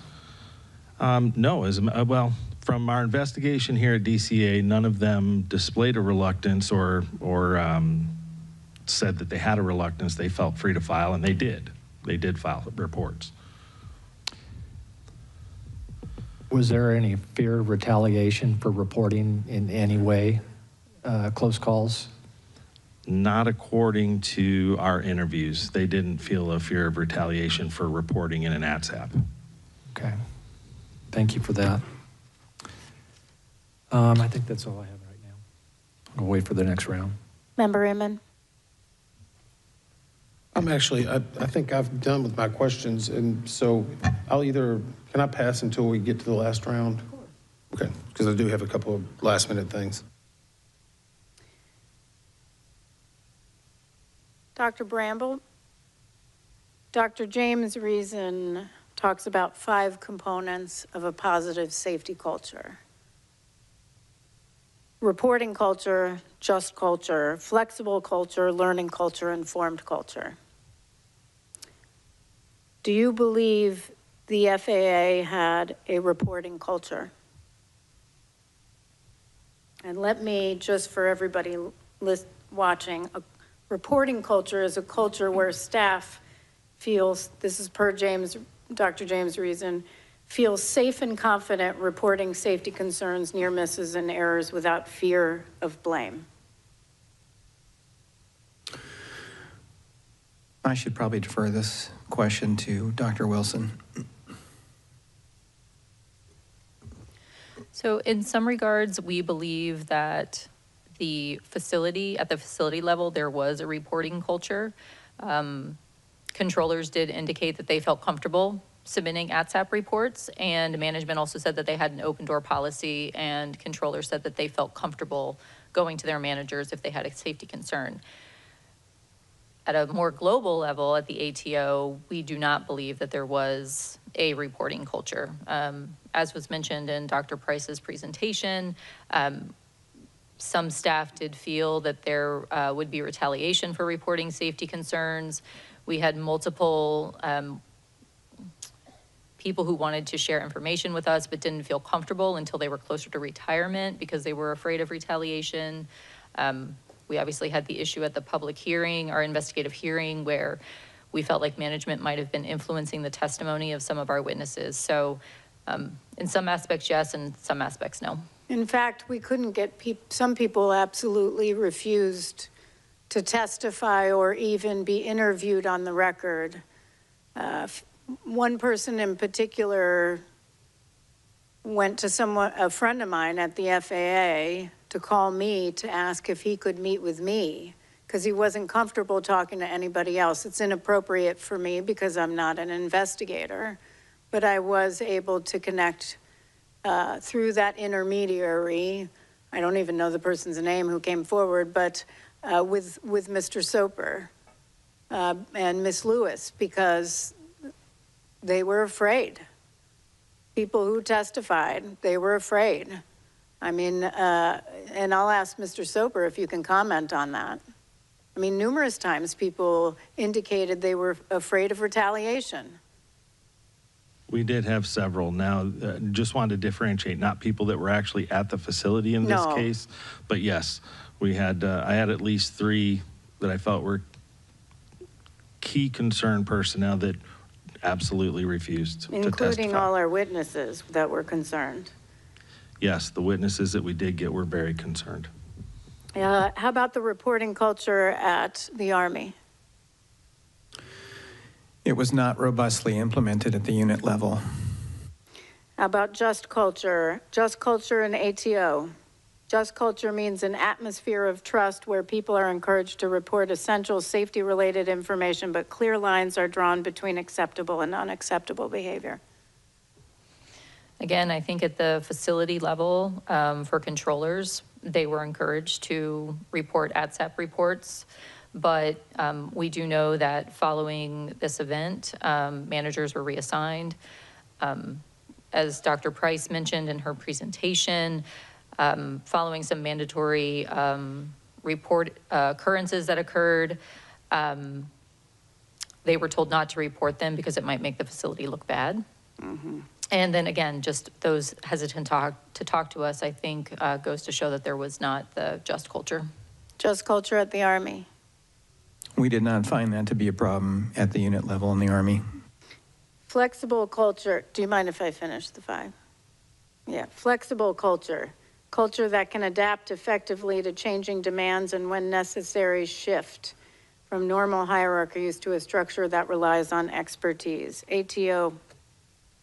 I think we found that the ATO did not adapt to recommendations, concerns over near midair collisions in the DCA area. Flexible culture, Army. I think that the safety assurance system was not nimble enough to specifically look at some of the risks in the DC airspace. Informed culture, an organization that collects and analyzes relevant data and actively disseminates safety information to the workforce. ATO. Again, as Dr. Price mentioned, with the safety assurance process, we definitely found failures with that. ATO failing to share information with parties that were involved in some of these occurrences, and also, on a broader sense, failing to identify the midair collision risk. Army. This was definitely a weakness. They lacked information about the frequency of near midair collisions between their helicopters and other aircraft in the airspace, and they were unaware of the prevalence of maximum altitude exceedances among their helicopters. And they could have gotten through flight data monitoring. Correct. Informed culture, an organization that collects and, wait, did I do that one? Learning culture. An organization capable of learning from its mistakes, analyzing data, and making necessary improvements, ensuring staff understand SMS. ATO. Again, numerous times The helicopter working group brought recommendations to the ATO, which were not acted upon, and those were ignored. We also had external compliance verification findings over multiple years that the ATO did not learn from. Army. I think they might have if they had been aware, but I think because they were not aware of these risks, they did not learn about them. Thank you. Member Graham. Thank you. I want to talk a little bit about the FAA SMS. Just amazing. I think we found that there were some serious issues with their SMS, and we'll talk about those now, but it's the height of hypocrisy when a regulator expects operators it regulates to follow prescribed SMS regulations to the detail, but can't seem to come even remotely close to following its own, in this case, their own SMS. Let's start with safety risk management, which is the second pillar of an SMS. What did the SRM, safety risk management, entail at ATO? The ATO did have safety risk management policies in place that we did find on several occasions. It was followed, particularly at the facility. Following the GAO noise study, there was a SRMP that was conducted in March of 2023, which revised some of the altitudes along the helicopter routes. However, we did also find that SRM wasn't typically used in response to issues identified through that were identified through the safety assurance process. So they weren't doing them very often, were they? It appeared to be dependent upon the issue. Hit or miss, yeah. I've been part of one of those processes in my prior life, so. And let's talk about safety assurance. When safety assurance activities identify deficiencies, what actions should be taken according to the ATO's SMS? I could take that. Okay, thank you. Safety risk management and safety assurance are considered sort of complementary activities. So safety assurance is really just monitoring safety performance indicators to ensure that the safety risk management is working as intended. So it would be sort of a feedback then if the safety assurance identifies performance that doesn't match the SRM, that it would feed back into the safety risk management process to reevaluate whether there was maybe hazards or risks that weren't properly assessed or controlled. Didn't seem like that was happening very often. Yeah. Finally, let's talk about the fourth pillar at SMS, and I could talk about all the pillars, but we don't have enough time today. Safety promotion, what was that supposed to entail at the ATO? So safety promotion would be focused on SMS training for personnel, disseminating safety lessons learned, and these actions would all foster a safety culture at the ATO. We definitely saw some issues there, didn't we? We did. We learned in the hearing that Mr. Fuller stated that there was no SMS training for ATO personnel. It was the expectation that management at the facility would have access to the manual and therefore be familiar with SMS because of that. That's at the foundation. Every employee is the safety officer. They need to be trained on what their responsibilities are and their roles are. I don't get it. I know this is asking your opinion, but objectively in our review of ATO's safety culture, did we find any evidence that it was a positive safety culture without actual or fear of retribution for employees who voluntarily reported safety concerns?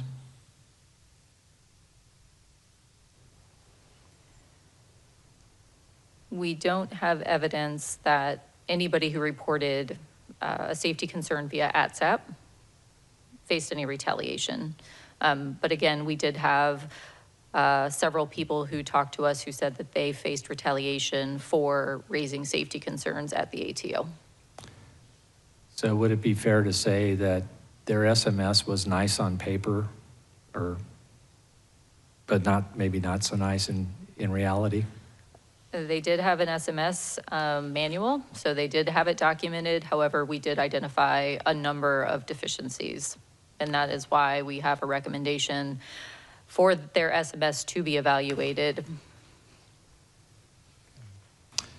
And in your judgment, had the ATO followed their prescribed SMS with regard to what they knew about the risk around DCA before this accident, would that process have led them to enact mitigations that could have prevented this accident? We'd like to believe that a properly implemented SMS would have identified this. I agree with that. Thank you. Good questions. Member Inman. I guess this may be our last round. Okay, so first off, the conversation was good. I appreciate it, Member Graham, Chairman. It reminds me of something actually of someone who just passed away. It was a great comment. When culture clashes with policy, culture always wins. That was Fred Smith at FedEx. I think it's a very apt quote. So I've done something every board meeting since I've been on the board. So I'm actually going to ask Deputy Managing Director Brian Curtis, I think it's important. Can you tell us how many current investigations we have ongoing or open at the NTSB? Yes, currently across aggregate of all the modal offices, there are 807 open investigations. Okay. And Mr. LeBaron, how many do we have open in aviation alone? So presently, we're at about 711. And to put that in perspective, we do about 1,200 a year. Yeah. I only bring that up in that it's probably to be the last time that I'll have a little bit of opportunity to before Chair do a closing statement, but I know this is tough on everyone, but there's a lot of other people that these investigators have to work and try to help. And I know whenever I was watching the board meetings, I started realizing quickly not everyone gets the full board meeting, but there's still a lot of important work that's being done by our investigators and a lot of people, and especially victims' families that are out there hoping for answers. So I'm appreciative to the staff for that. It just helps us to remind it a little bit. And it also is, it's a reminder for me. I launched on 91 aviation fatalities last year. I did 13 family briefings, and I am tired of doing them. And I'm sorry for you. Because the pages of these reports are written in your family members' blood. So with that, again, I'm sorry that we have to be here. I know we'll get into the final calls and a lot of things shortly, but I hope this is helpful in what we've been doing and what we will do after tomorrow. Thank you. Thank you. Well said. I do have a question, though. Mr. McKinney and Dr. Bramble, maybe you as well. How would you describe your work and the willingness, your work with the Army throughout the investigation and their responsiveness to NTSB requests? Generally, the cooperation was excellent. We received some delays later in the process, but by and large, they were pretty responsive.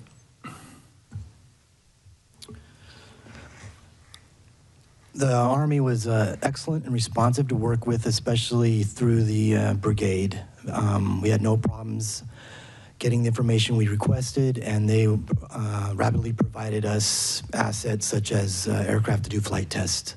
So it was a good experience, good working relationship with the Army at the tab level. Mr. Banning, would you agree? Yes, absolutely. Yeah, I see Colonel Easter and Colonel Yeager, I believe, in the audience, and then we also worked with Colonel Parker. I thought it was an excellent working relationship. They provided us what we needed. I do want to thank Secretary Driscoll. We speak often. He was very responsive when we needed assistance, and I really appreciate that. Mr. Soper, maybe others who might want to, well, let's start with Bryce. Mr. Banning, how would you describe your work with the FAA throughout the investigation and their responsiveness to NTSB requests made of the ATO? I think we are grateful for the FAA's role. We're grateful. They did provide us a tremendous amount of data. We're grateful for their cooperation. However, there were some struggles that have already been stated. It is difficult when conducting an investigation to be told what is within the scope of your investigation. So Them telling us what is in and out of scope. Yeah, that was problematic. But we do appreciate their role, and they did provide us a tremendous amount of data. Absolutely, we appreciate their role. However, there were a lot of data and information challenges and concerns on retaliation and everything else. I will say, I think it's very interesting that for all the data we requested and much of what we did not receive, you received a phone call on Friday, or emails from FAA asking, 2 different emails, I believe, did we have everything we needed and did we get all of our data requests answered on Friday? Friday.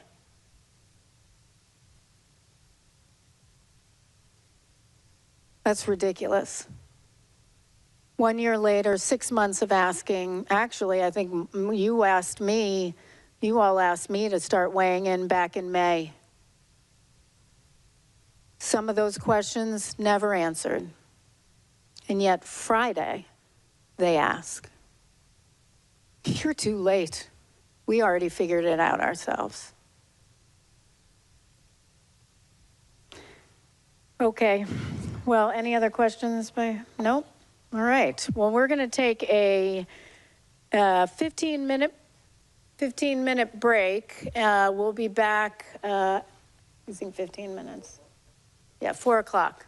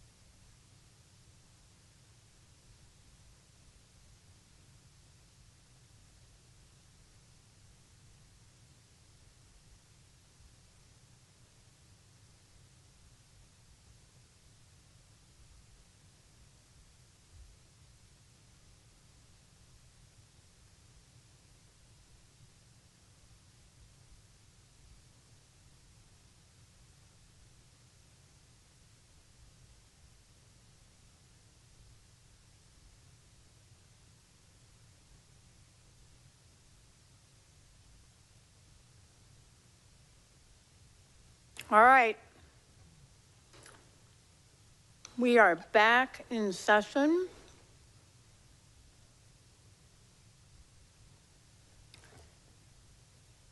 Mr. Curtis, will you please read the proposed findings? Certainly, Chair.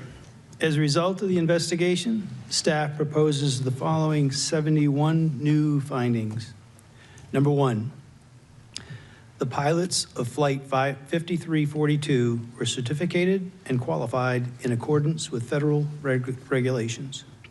Number two, the pilots of Flight 5342 were medically qualified for duty, and available evidence does not indicate that they were impaired by effects of medical conditions or substances at the time of the accident.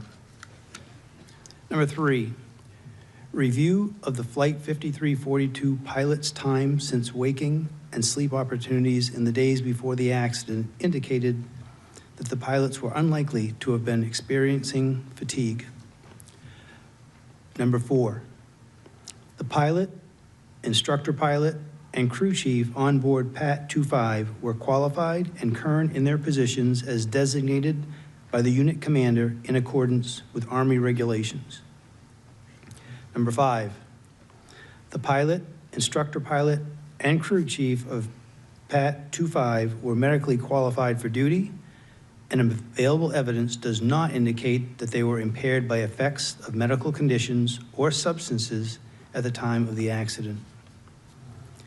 Number six, review of the three PAT 25 crew members' time since waking and sleep opportunities in the days before the accident indicated that the crew were unlikely to have been experiencing fatigue. Number seven, the airplane was properly certificated, equipped, and maintained in accordance with 14 CFR Part 121. The airplane operated within its weight and balance limitations throughout the flight. Examination of the airplane. Sorry, can you pause for a second? I'm sorry. Yeah, okay, we're back to 7 and had flipped to 8. Go ahead. You're fine. Start at 7 and just the video, the screen was off. Okay, I'm sorry. Number 7, the airplane was properly certificated, equipped, and maintained in accordance with 14 CFR Part 121. The airplane was operated within its weight and balance limitations throughout the flight. Examination of the airplane revealed damage consistent with an in-flight collision and subsequent impact with water, and there was no evidence of any structural, system, or power plant failures or anomalies. Review of surveillance videos indicated that the airplane's wing navigation, landing taxi, and anti-collision strobe lights were operating at the time of the collision. Number 8, the helicopter was properly certificated, equipped, and maintained in accordance with U.S. Army regulations. Review of helicopter maintenance records did not reveal any open discrepancies or anomalous trends that contributed to the accident. The helicopter was operated within its weight and balance limitations throughout the flight. Examination of the helicopter revealed damage consistent with an in-flight collision and subsequent water impact. There was no indication of any structural, main or tail rotor system, flight control system, or power plant failures or anomalies. Review of surveillance videos indicated that the helicopter's right and tail position lights, the landing light, as well as both upper and lower anti-collision lights were operating at the time of the collision. Number 9, the operations supervisor and 4 controllers who were working in the Ronald Reagan Washington National Airport Air Traffic Control Tower cab at the time of the accident were properly certified, qualified in accordance with federal regulations and facility directives, and current.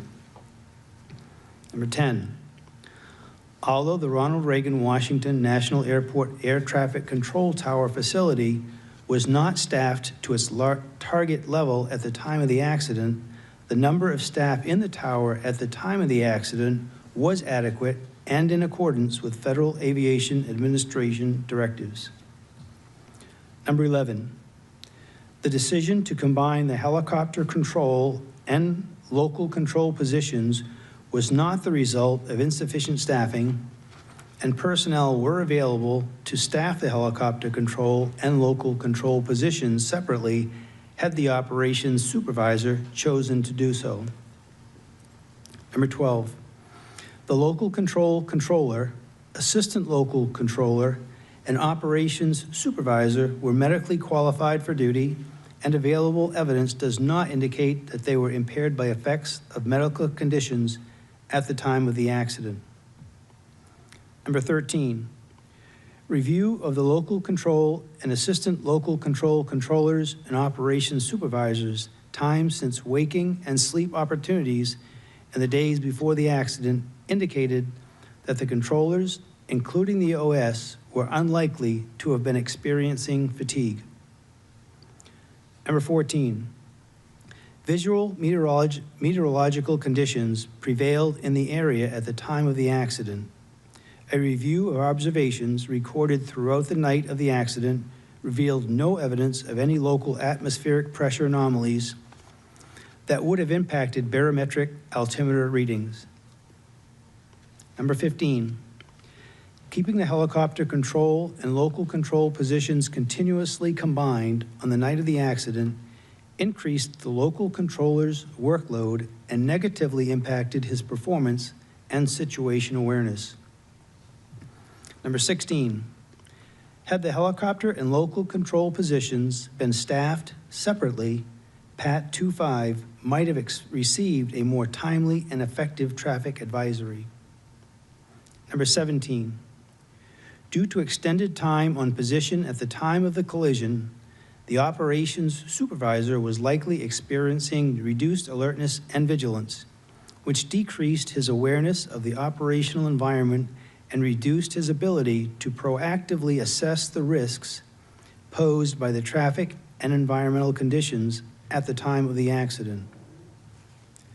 Number 18, the lack of mandatory relief periods for supervisory air traffic control personnel is contrary to human factors research that shows clear performance deterioration in situations of prolonged time on task. Number 19, although the local control controller provided an initial traffic advisory to the crew of PAT 25 in accordance with Federal Aviation Administration Order 7110.65, he did not provide a corresponding advisory to the crew of Flight 5342 regarding PAT 25's location and intention, which could have increased situation awareness for the crew of Flight 5342. Number 20, if the LC controller had issued a standard safety alert to the flight crews of either aircraft as prescribed in FAA Order 7110.65, providing the conflicting aircraft's position and positive control instructions, they could have taken immediate action to avert the impending collision. Number 21, initial and recurrent scenario-based training in threat and error management would help controllers identify and mitigate risks and strengthen situational awareness. I'll read that again, 21. Initial and recurrent scenario-based training in threat and error management would help controllers identify and mitigate risks and strengthen situation awareness. Number 22, a risk assessment or decision-making tool would likely have benefited the accident OS in identifying and mitigating the operational risk factors that were present on the night of the accident. Number 23, due to degraded radio reception, the crew of PAT 25 did not receive salient information regarding Flight 5342's circling approach to runway 33. Number 24, the PAT 25 IP did not positively identify Flight 5342 at the time of the initial traffic advisory, despite his statement that he had the traffic in sight and his request for visual separation. Number 25, with several other targets located directly in front of the helicopter represented by points of light with no other features by which to identify aircraft type, and without additional position information from the controller, the IP likely identified the wrong target. Number 26, interference that obscured the controller's circling to call, the microphone keying that blocked the PAT 25 crew from receiving the instruction to pass behind, ambiguous visual cues, and the lack of an integrated traffic awareness and alerting system likely reinforced the PAT 25 crew's expectation bias that the airplane was among the traffic approaching runway 1 and did not pose a conflict. Number 27, the absence of documented training on Ronald Reagan Washington National Airport's fixed wings procedures and the mixed traffic operating environment represented a safety vulnerability for Army flight crews operating in the Ronald Reagan Washington National Airport Class B airspace. Number 28, due to additive allowable tolerances of the helicopter's pitot-static altimeter system, it is likely that the crew of PAT 25 observed a barometric altimeter altitude about 100 feet lower than the helicopter's true altitude, resulting in the crew erroneously believing that they were under the published maximum altitude for Route 4. Number 29, a recurrent task to verify the continued accuracy of recorded flight data for U.S. Army aircraft would help ensure the data integrity needed to support quality assurance and safety programs and accident investigations. Number 30, the Federal Aviation Administration and the Army failed to identify the incompatibility between the helicopter route's low maximum altitudes and the error tolerances of barometric altimeters, which contributed to helicopters regularly flying higher than published maximum altitudes and potentially crossing into the runway 33 glide path. 31, pilots need all available information on the potential total error allowed by design that could occur in flight on an airworthy barometric altimeter.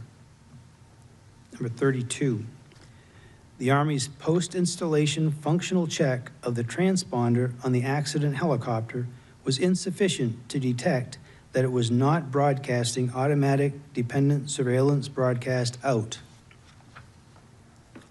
Number 33, the Army's lack of a recurrent transponder inspection procedure resulted in the incorrect aircraft address being transmitted by the accident helicopter's transponder and the incorrect automatic dependent surveillance broadcast settings on several other helicopters being undetected.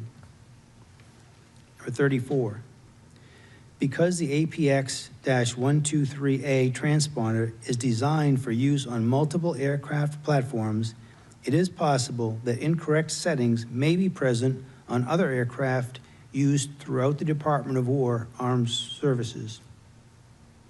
Number 35, the crew of Flight 5342 did not see the helicopter until it was too late to avoid a collision because of the high workload imposed during the final phase of their approach, and due to the helicopter's low conspicuity and lack of apparent motion. Number 36, times of compacted demand as a result of air carrier scheduling practices increased operational complexity and required mitigation by controllers to maintain spacing and surface movement.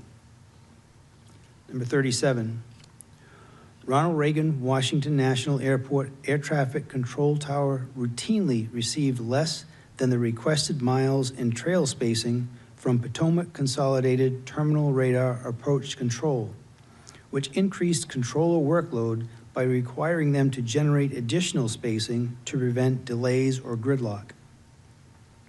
Number 38, the practice of offloading arrival traffic on approach to runway 1 by asking pilots if they could accept a circling approach to runway 33 was a routine mitigation strategy for Ronald Reagan Washington National Airport controllers to generate spacing that was not provided by Potomac Consolidated Terminal Radar Approach Control.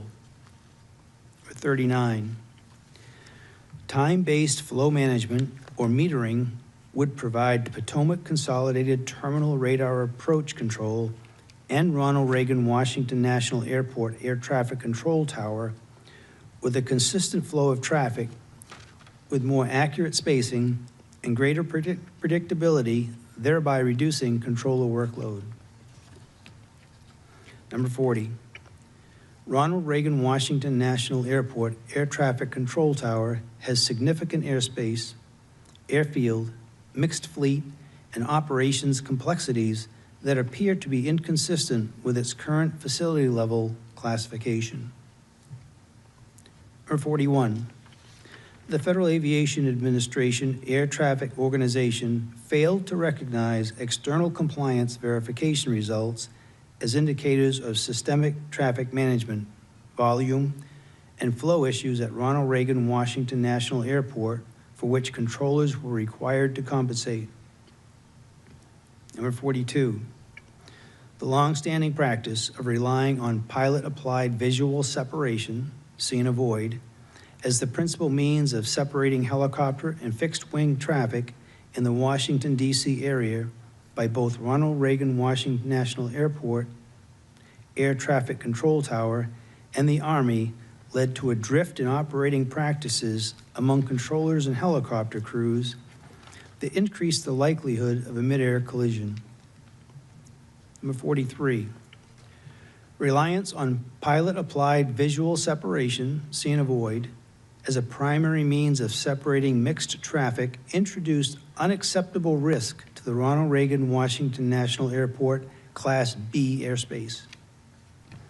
Number 44, Ronald Reagan Washington National Airport Air Traffic Control Tower's procedure of maintaining a discrete helicopter frequency when the local and helicopter control positions were combined decreased overall situation awareness for pilots operating in the area. Number 45, providing controllers with additional salient cues regarding the perceived severity of a potential conflict would reduce controller cognitive load and would likely improve reaction time to the most critical conflict alerts. Number 46, there was no evidence that the local control controller, assistant local control controller, or operations supervisor were under the influence of alcohol or prohibited drugs at the time of the accident. However, evidence was substantially limited by the lack of post-accident alcohol testing, and evidence was of somewhat lower quality than it would have been if drug testing had been conducted sooner following the accident. Number 47, the Federal Aviation Administration Air Traffic Organization's, ATO, drug and alcohol testing determination did not meet Department of Transportation, DOT, timeliness requirements. Furthermore, the ATO's decision to not conduct drug testing as soon as possible after the testing determination and to not conduct alcohol testing at all violated DOT requirements. Number 48, the delayed and inappropriate drug and alcohol testing determination was due in part to the Air Traffic Organization's, ATO, determination process being inadequately designed to routinely meet Department of Transportation requirements for timely testing, and in part to ATO's staff incomplete understanding of those requirements. Number 49, additional reviews of helicopter route charts as required by Federal Aviation Administration Order 7210-3DD would have provided an opportunity to identify the risk posed by the proximity of Route 4 to the runway 33 approach path, but there is no evidence to support that these reviews were being performed at Ronald Reagan Washington National Airport. Number 50, the information published by the Federal Aviation Administration regarding Washington, D.C. area helicopter routes was insufficient to provide helicopter and fixed-wing operators with a complete understanding of the helicopter route structure and its lack of procedural separation from fixed-wing traffic. Number 51, current aeronautical charting does not provide information on visual flight rules, helicopter routes that may conflict or come in close proximity to and approach departure corridors, which reduces pilot situation awareness. Number 52, the lack of automatic dependent surveillance broadcast, ADSB, out from the accident helicopter did not contribute to this accident, as the helicopter was still being tracked by radar, and ADSB out would not have provided improved traffic alerting from the Ronald Reagan Washington National Airport controller or the crew of Flight 5342 because the airplane was not equipped with ADSB in. Number 53, the Army's standard operating procedures that prevent flight crews from enabling automatic dependent surveillance broadcast, ADSB, out while in flight when not performing sensitive missions that require ADSB to be disabled, limit the visibility of military aircraft on collision avoidance technologies that leverage ADSB information. Number 54, although the airplane's traffic alert and collision avoidance system operated as designed, it was ineffective in preventing the collision because of current activation criteria and resolution advisory inhibit altitudes. Number 55, traffic advisory oral alerts that include additional information about the location of traffic could reduce the time pilots need to visually acquire target aircraft. 56, had the airplane been equipped with an airborne collision avoidance system that used automatic dependent surveillance broadcast in information to show directional traffic symbols, the crew of Flight 5342 would have received enhanced information about the risk posed by the helicopter, which could have enabled them to take earlier action to avert the collision.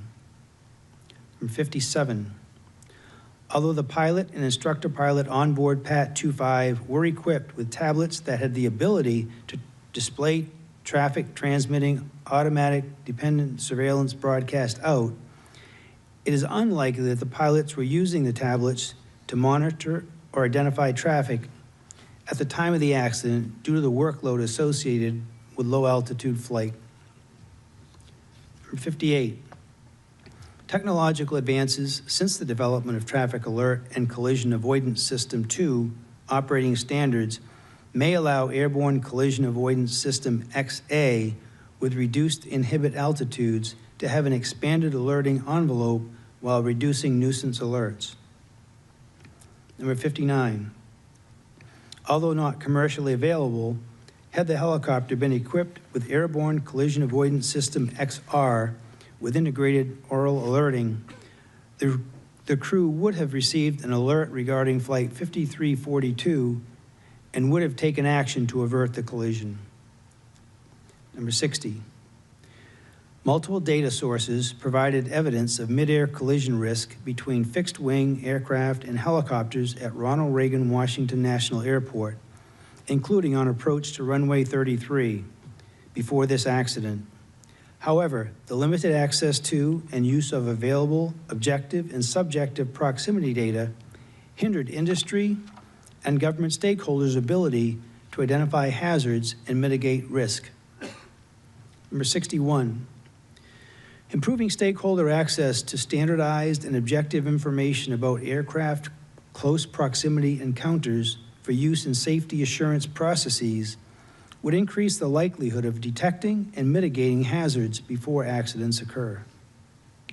Number 62, the Federal Aviation Administration's lack of an established process to inform parties about their involvement in events such as near midair collisions or traffic alert and collision avoidance system resolution advisories reduces the likelihood of fully understanding and mitigating future midair collision risk. Number 63,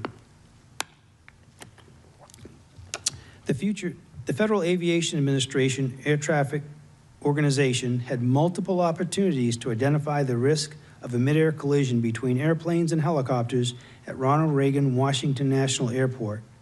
However, their data analysis, safety assurance, and risk assessment processes failed to recognize and mitigate that risk. 64. The Federal Aviation Administration Air Traffic Organization's application of its safety management system did not effectively coordinate safety assurance and safety risk management activities with external stakeholders in the Ronald Reagan Washington National Airport Class B airspace.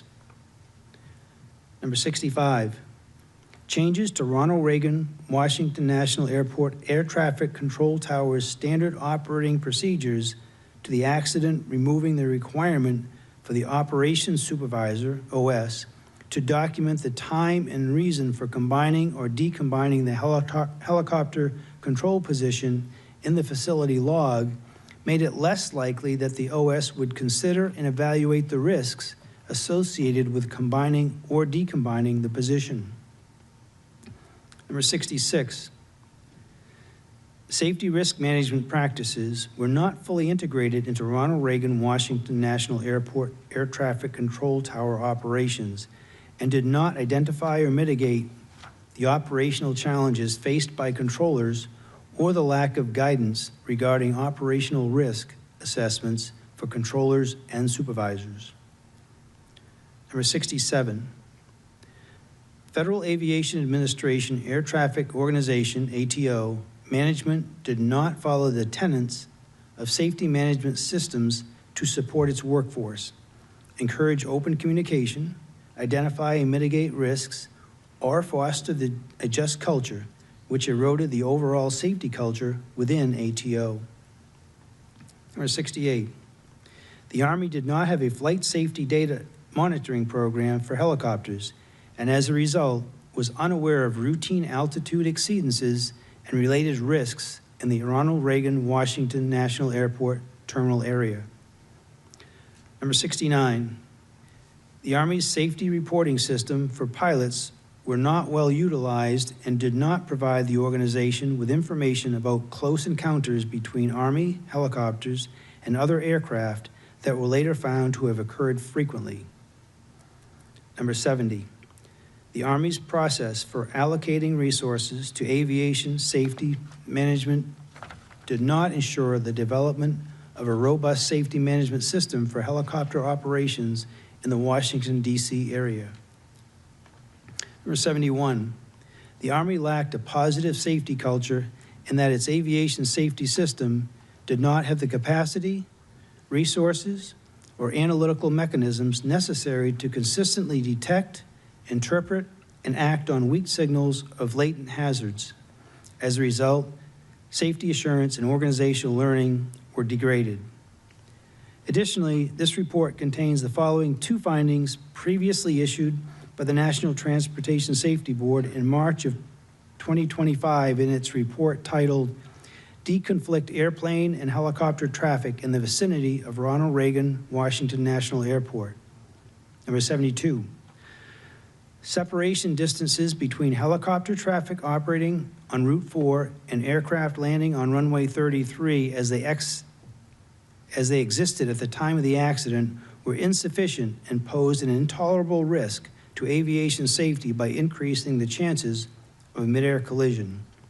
And number 73, when Route 4 operations are prohibited as recommended in Safety Recommendation A-25-1, it is critical for public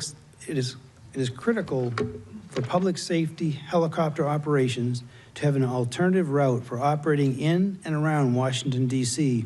without increasing controller workload. Chair.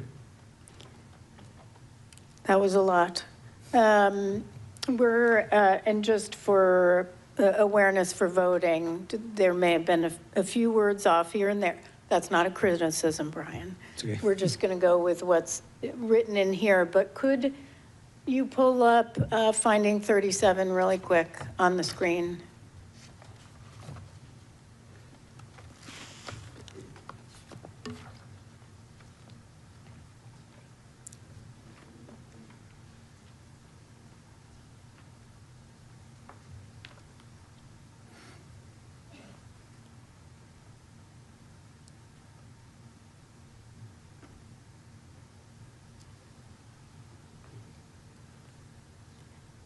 Okay, we're good. We just needed to check something. Thank you. Okay.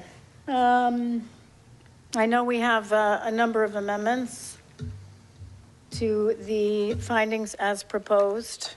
And typically, before we get to new findings and consideration of any new findings, we go through any amendments to the existing findings as proposed. So the first one I have from Member Graham is finding 17. I'm just going in order of number. Yes, that's correct, and I can ask the team to pull up Amendment 3. That way everybody in the audience can see this, or online.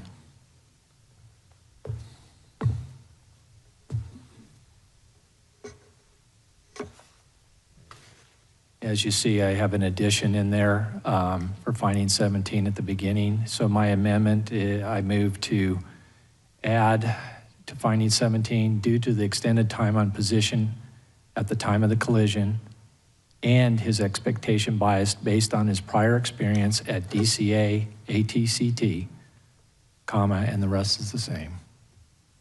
Is there a second? Second. All right. Member Graham, you're recognized.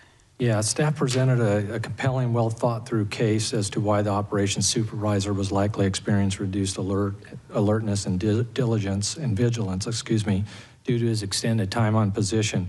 I agree with that. However, this investigation at every turn uncovered longstanding issues at DCA Air Traffic Control Tower. We've heard countless times now about the make it work mentality that penetrated seemingly every facet of the workforce, and how the workforce in the tower had begun to accept unsafe conditions or near misses as routine and part of the job. Given this culture in the tower and at the time of the accident, I believe the operations supervisor also had expectation bias given his prior experience at DCA as a controller that things would work themselves out. In his post-accident interview, for example, he recalled there was only one helicopter on the frequency at the time when in reality there were 5. This statement indicated that the operations supervisor was not aware of the actual helicopter traffic volume or that the local controller was being overwhelmed. Because of this, I believe this finding must incorporate that the supervisor's expectation bias also led to his reduced alertness and loss of situational awareness.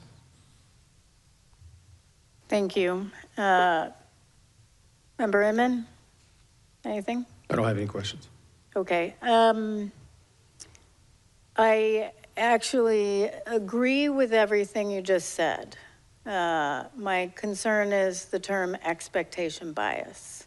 We did find in this investigation expectation bias on the part of the instructor pilot with respect to aircraft on runway, lined up for runway 1, that the expectation bias was the instructor pilot had an expectation that that's where 5342 was and was staying. The definition of expectation bias is expectation bias occurs when a pilot hears or sees something that he or she expects to hear or see rather than what actually may be occurring. That expectation often is driven by experience or repetition. For example, if a pilot is regularly cleared to cross a particular runway during operations at a familiar aerodrome, he or she may come to expect the clearance. This could cause a potentially dangerous situation if on a particular day, the pilot actually is instructed not to cross the runway in question due to another aircraft or landing or taking off, and that's from the FAA. So I'm not sure that expectation bias is the right term, but let me ask where staff is on this. So staff does not concur, and I defer to Dr. Wilson to explain the reason. To be honest, Chairwoman Hamidi, you gave a great definition of expectation bias, and we would also agree that expectation of bias does not apply in this instance. Can I ask you how there was something more than just being tired or fatigued? If there was, like I pointed out, that there was a loss of situational awareness, and the just make it work was definitely running rampant over there. We definitely did see that. I think staff could support more complacency instead of expectation bias, that he was lulled into thinking that everything would work out as it always has in the past. So would complacency be a better word to replace in there? Staff would support complacency instead of expectation bias. All right, so can you pull it up on the monitor? Because I agree, sorry. I agree with those friendly amendment statements. Yeah, I'll offer a friendly amendment, but I also don't want to cut off Member Inman because it looked like you wanted to add something to the discussion. Yeah, I think my only question would be, we gave staff this yesterday before 5 p.m., and if they're going to raise issues, it would have been nice to, before we walked in to have this discussion, to at least have those issues, because we were courteous enough to try to provide them. So that's my only frustration. Well, I mean, if we're going to go there, and we can go there, staff has been working night and day on this report. And Member Graham, we'll get back to your amendment in a second. But at any time, you could have provided the amendments. What you did is give it to them at 5 p.m. I said, we are a safety agency. We are a safety agency, and I prohibit communications between board member and staff from 7 p.m. to 7 a.m. Why? So that they can get sleep. What you did combined was slap 35 amendments or so on them at 5 p.m. Guess what? They were working till 10 or 11 p.m. So actually, I would like your commitment that in the future, much like the House and Senate does, that we agree that all amendments will be provided to staff 3 business days before the board meeting. Would you commit to that? I would commit to that. Excuse me, are you okay with me talking? I provided them at 3:30. Here's the problem. I know.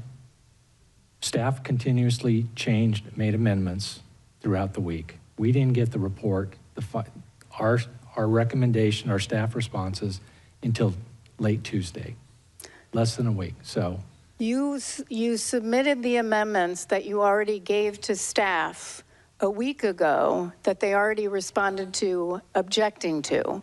So you resubmitted them at whatever, 3:30. You all had, I don't know, what, 2 hours to go through any of that? It's not right. 3 days in advance. Do I have that commitment? What happens when we have amendments right here? This is part of it too, if we have an amendment here. That's fine, and we can talk about it openly, but it's not 30 of them last minute. I will let Member Inman respond. No, I would go back to, I think if we need to revise the board order, we can certainly do that internally. But So I would do say, you commit hang on to a second, giving- I would please like to answer. Your request to us was to submit them by 5. That was your request to us. We Yes. didn't set that deadline or that time, and that's the reason why we tried to, and we just saw an amendment from you about an hour ago.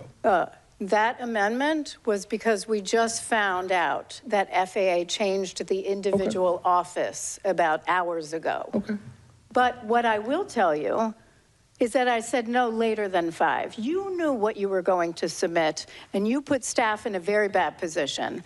They got no sleep last night. We are a safety agency. We can do better. So do you commit to submitting amendments in the future 3 days beforehand? I will commit to having a discussion with the board about our procedures. He won't commit it. Okay, good to know. So let's go back to finding 17.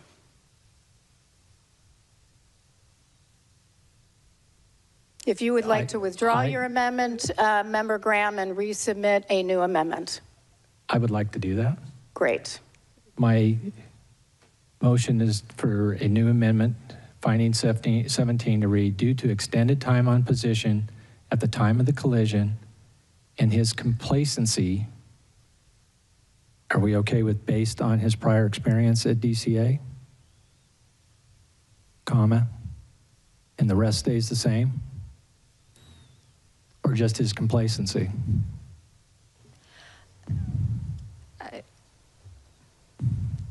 Putting me on the spot, having to think on the fly. Yeah, I'm here too, on the spot. So yes, I mean, he would get complacent based on his experience being there, but I also think that it's, you know, we have more of the poor safety culture, the prioritizing moving traffic over safety. So I think it might be a little bit more than just his prior experience. I would be more comfortable with just putting complacency. Okay. So I would like to amend my amendment to add after time of collision and his complacency, comma, the rest all remains the same. That is my motion. I second. All right. Any further comments? Great. Council will call the roll and tally. Okay, board. If in favor of amending finding 17, say aye. If opposed, say nay. Member Graham? Aye. Member Inman? Aye. Chair Homendy? Aye. All right, Chair, majority is in favor. Great. And moving to finding 20. Finding 20, Amendment 4, please, if you would pull that up. My motion is I move to amend finding 20 after the positive control instructions, comma, to add the crew of either aircraft, striking they. So the crew of either aircraft could have taken immediate action to avert the impending collision. That's my motion. Second. Staff? Staff concurs. Agreed. Council, tally the vote, Okay, or board. call the roll, tally the vote. Yes, Chair, this is a vote in favor of amending finding 20. Member Graham? Aye. Member Inman? Aye. Chair Homendy? Aye. A majority is in favor, Chair. Great. Amendment 5, if you can pull that up, finding 23. So I moved to amend finding 23 to strike the word salient and add certain. That's my amendment. Staff? Staff does not concur. Staff believes that the word salient is the correct word here because it would have indicated to the crew that something was off nominal or not normal about this airplane's approach path. Can I? Yep. I don't totally agree with that because they did receive the 3-3. And we can argue with that all night, but I gave my theory on that earlier. So I'm sticking, I like to stay with my amendment with certain. Could staff read what, from the CVR transcript, what was missed?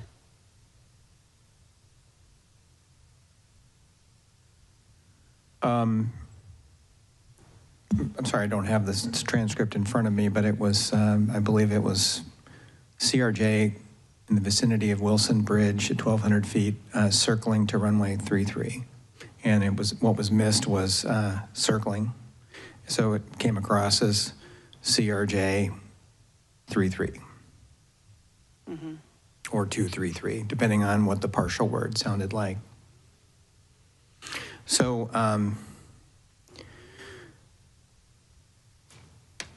we can't know for certain what would have happened if the word circling had come through. In cases where a person, an operator, needs to recognize that something's out of the ordinary and deserves special attention, the more salient a cue is that draws that attention, the better. And in conversation with some of the pilots on the team, such as Captain McKinney, who's a retired naval helicopter pilot,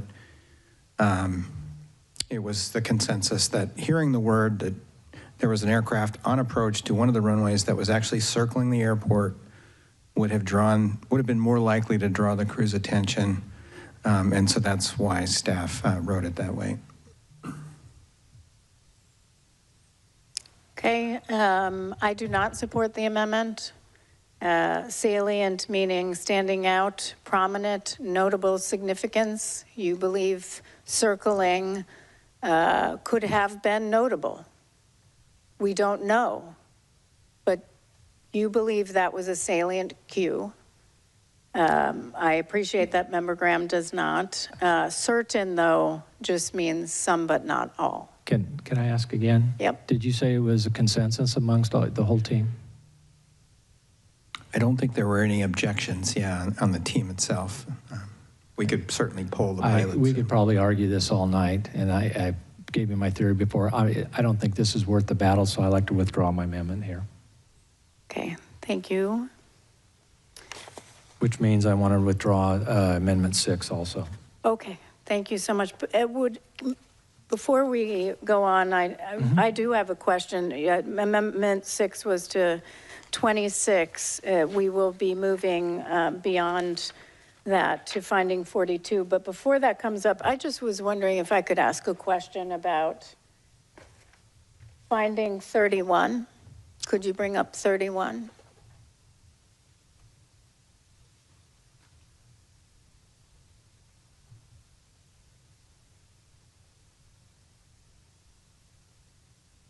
And this is just a question maybe for Mr. Shahoon, and just in reading it, the term allowed by design, instrument error. So there's a tolerance stack there was, the allowable tolerance was instrument error, position error, and an adjustment for temperature. Is that all allowed by design? That's correct. Okay, great. Moving forward. Just wanted to confirm that. Moving to Amendment 7, finding 42. Member Graham, you're recognized. So I move to amend 42 to read, after Washington, D.C., comma, area by Ronald Reagan Washington Airport, Air Traffic Control Tower, the Army, and other helicopter operators led on from there. So striking the both and the addition after Army. And that's my motion, as you can see on the screen. Second. Thank you. Staff. Staff concurs. Excellent. That was easy. I also concur. So, council? Okay, board, then Member Graham? Aye. Member Inman? Aye. Chair Humdy? Aye. Majority approves, Chair. Amendment 8, finding 56. Recognize Member Graham.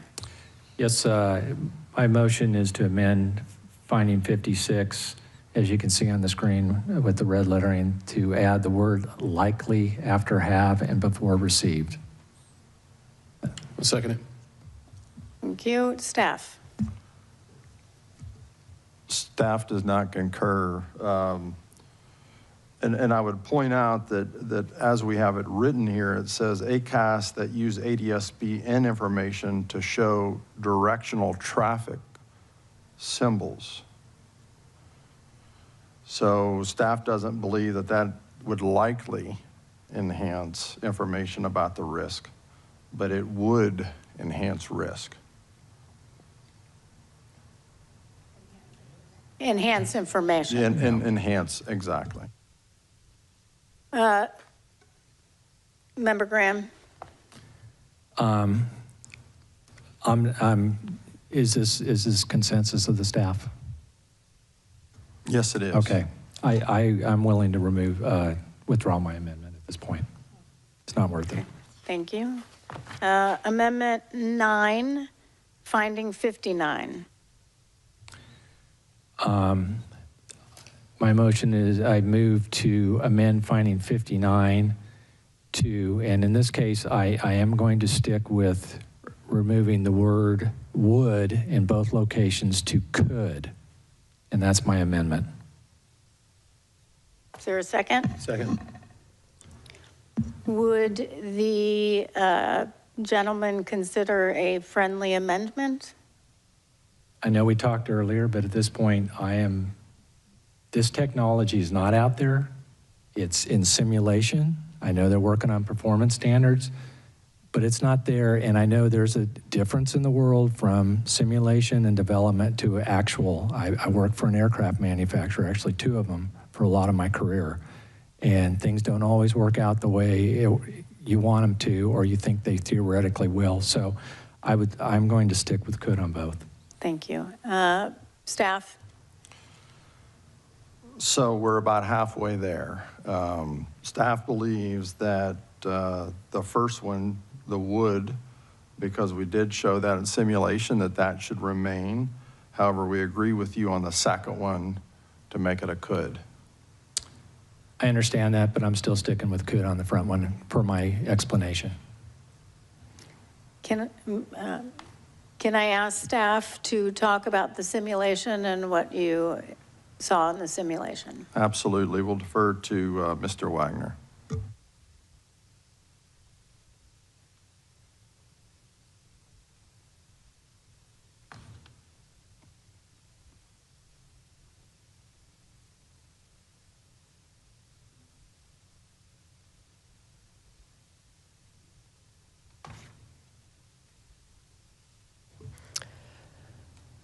As we demonstrated in our presentations, simulation using the accident flight data with the developmental version of AAS XR did show improved alerting for the helicopter.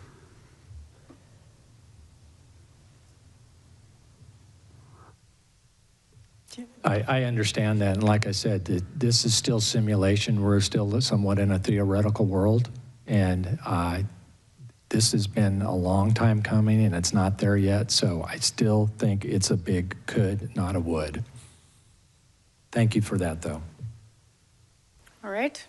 I disagree. I believe we have recommended numerous technologies over the years that were still in development, and we were very clear as recently as March 2024 to approve technology for under 20 miles per hour on positive train control, which is not designed right now for under 20 miles per hour, and we concluded that it would have prevented an accident. But understood. So we'll, council, you'll call the roll and tally the vote. All right, Chair. Member Graham? Aye. Member Inman? Aye. And Chair Hamady? No. All right, Chair, a majority is in favor. Thank you. We're going to pull up Amendment 10, Finding 63.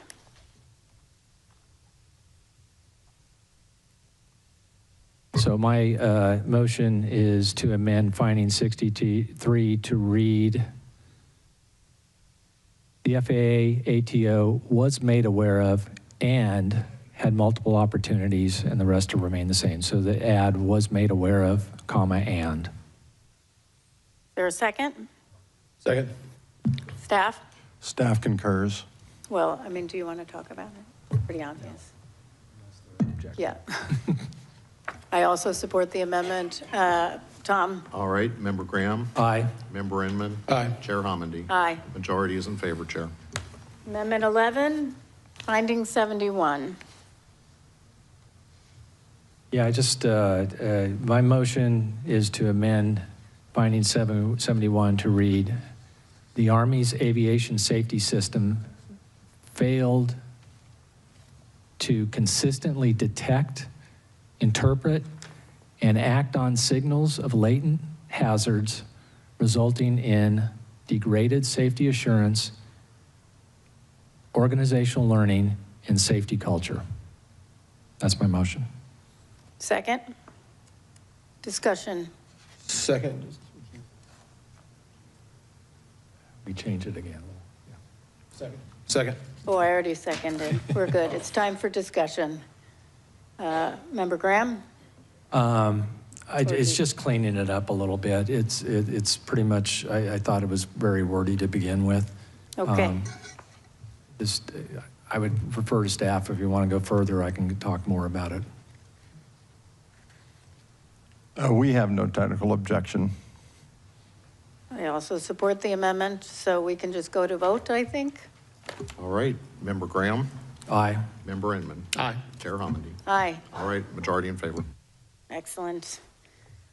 Moving on to amendments of new findings. I have two. Yes. I'm sorry for everybody Member here. Graham is. Yeah. talking just as much as Mr. Curtis Yeah. here. Go ahead. It's not over yet. Amendment 1, please, if you'd pull that up on the screen. So this is a new amendment that I move to add. It reads, in the 2 minutes before the accident, when traffic volume was increasing, the assistant local controller should have prioritized surveillance of aircraft in the air in order to assist the local controller, rather than diverting her attention to the lower priority task of documenting helicopter information, which could have been completed when traffic volume and complexity had subsided. That's my motion. Second. Time for discussion. Member Graham. Yeah, as I referenced in my opening statement, there were individual shortcomings that contributed to this accident that need to be pointed out. As stated in the report and earlier in our discussion, the primary duty of the assistant local controller is to maintain surveillance of the local traffic pattern and landing area and alert the local controller of any unusual situations or traffic conflict. These duties and responsibilities are clearly stated in the DCA Air Traffic Control Standard Operating Procedures. The fact is the ALC was completing other tasks in the lead up to and at the time of the accident that should have been a far lower priority. None of the current findings as drafted acknowledge this situation, and I believe this report would be incomplete without a reference to the assistant local controller. We already have multiple findings related to the local controller and the operations supervisor, and this proposed finding as drafted was included in staff's initial report, just not as a finding. I also want to note that finding 16 is currently drafted does acknowledge that had the HC and LC positions been staffed separately, it would have allowed PAT 25 to receive a more timely and effective traffic advisory, because both the local and the assistant local controllers could have had increased ability to recognize the pending collision. However, while I believe that is true, that finding does not in any way reflect that the assistant local controller was not appropriately prioritizing her duties on the night of the accident. Member Inman. Anything? I have no comments. Okay. So I support the amendment as we lay out in our draft report.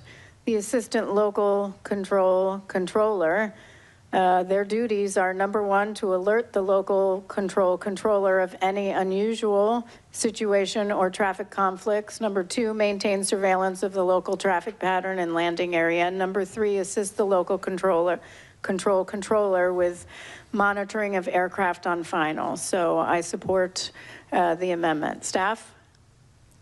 So staff does not concur. Staff would prefer to retain the system-focused finding proposed in finding 16 rather than adding this finding, which focuses on an individual's actions.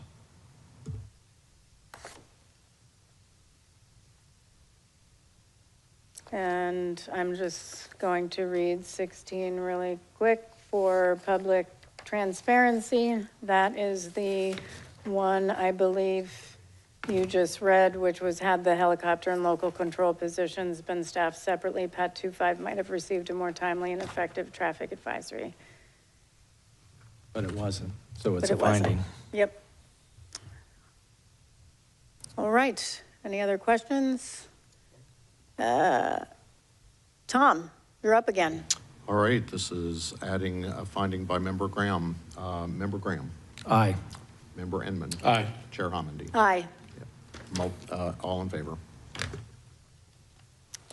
Member Graham, up again. Amendment 2 is my last one for right now. I appreciate everybody's patience that are here. I move to add new finding. The local controller and helicopter controller positions should have been separated at the time of the accident, given traffic volume and complexity. Second. I'll second. Discussion. Yeah. As I previously mentioned, I agree with finding 16 as currently drafted, which states that had the helicopter and local control positions been staffed separately, PAT 25 might have received a more timely and effective traffic advisory. In my view, that finding is missing a company finding making it clear that the two positions should have been separated given the traffic volume and complexity at DCA in the lead up to the accident. Based on the standard operating procedures and available guidance from the operations supervisor to decide whether or not to combine or decombine the position. It is abundantly clear to me that the complex mix and volume of traffic that night warranted separating the positions. Additionally, we have heard earlier during our discussion, the tower had enough staff available to staff the positions separately. Given these realities and staff support of this statement in our earlier discussion, I believe the board is in a place with this evidence presented to make the determination that the positions should have been decombined. I support the amendment. Staff? So staff doesn't necessarily disagree with that, but we do think that it's found in finding 15, 16, and 22, and I do have those if it would be helpful for me to read them.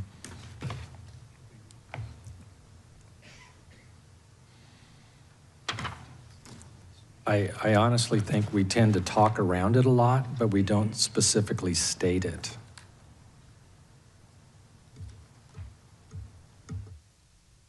And I think it's worth a positive statement as a finding.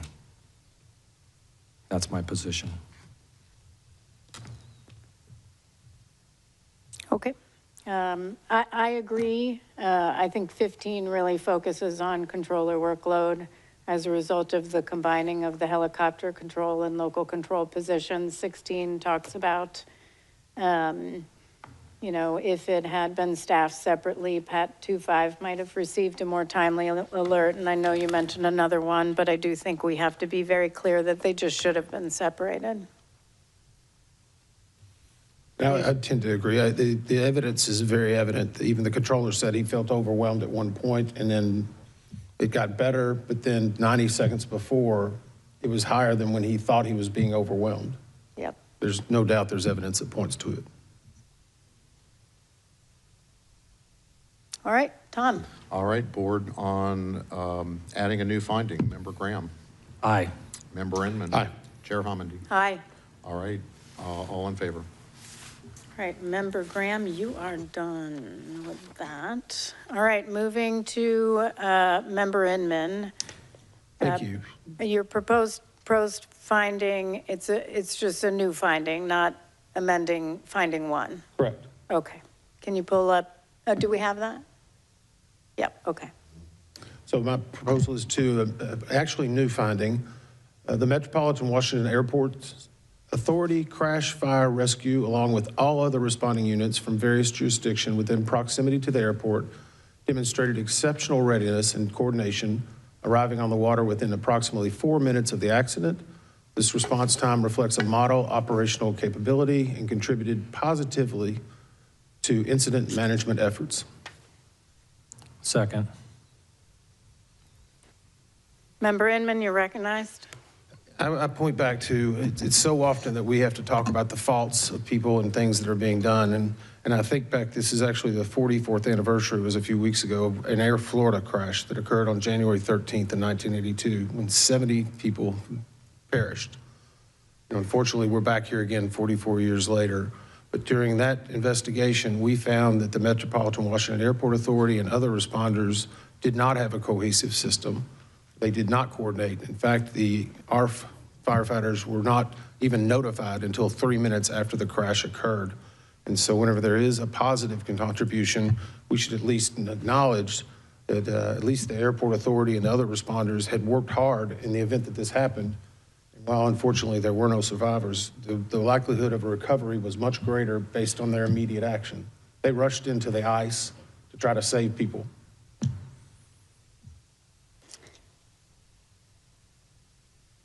Was there a second?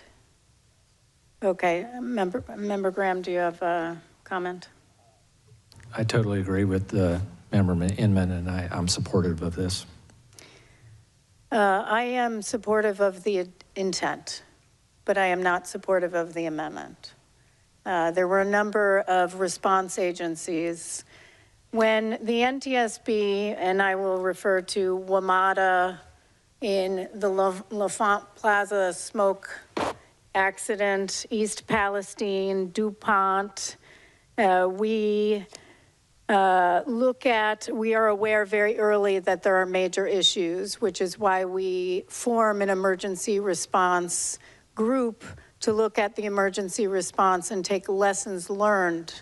That's our mandate, lessons learned, and turn those into lives saved.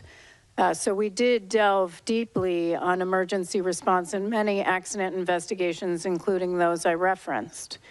Highways, a recent one we investigated, looked at emergency response because they had some questions early on, but it turned out that it was timely inadequate. And so what we put in reports over and over again is emergency response was timely and adequate.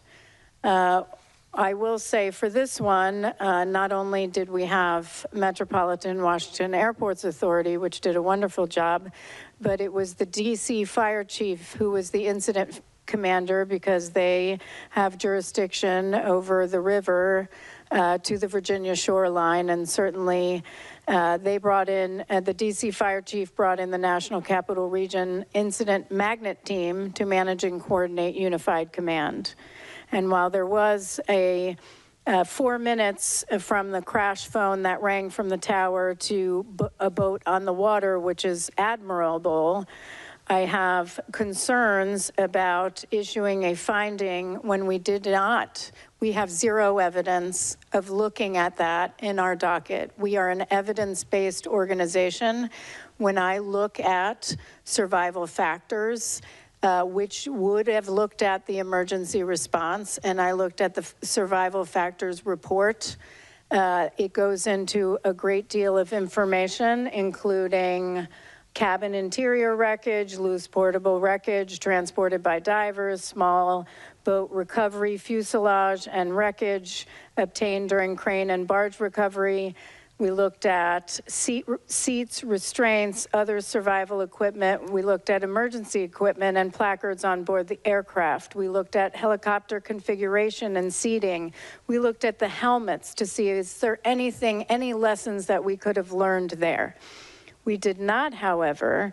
We did document an overview of the report, and we gave an emergency response summary and noted applicable regulations to how to conduct emergency response, but we did not evaluate the emergency response. And so the only analysis that was actually conducted by that group was really focused on survivability and whether it was survivable, which it was not. There is no analysis. And so when we adopt a finding, we need to have evidence to support that finding. There wasn't an analysis. There wasn't a fact-finding portion of the investigation with respect particular to incident command, unified command, or emergency response. In this case, it's not drafted in a way that meets the high standards of our organization, crash/fire/rescue, and then we go into demonstrated exceptional readiness and coordination. We don't know that. We did not evaluate that. And while their work is heroic, truly heroic, again, we are evidence and fact-based, and we do not have that evidence in our docket. And so when we say things like this response time reflects a model operational capability, we have not evaluated whether it's a model. We have no factual evidence to look at any other model across the United States and compare it to. So I do not support the amendment. Staff? Thank you, Chair. I've waffled on this, and I fully appreciate the intent, and I think every one of us that were down at the airport that night and that week appreciates everything that the first responders had done. And so I'd asked staff, go back, look to see what we can support. And in all reality, we had put something together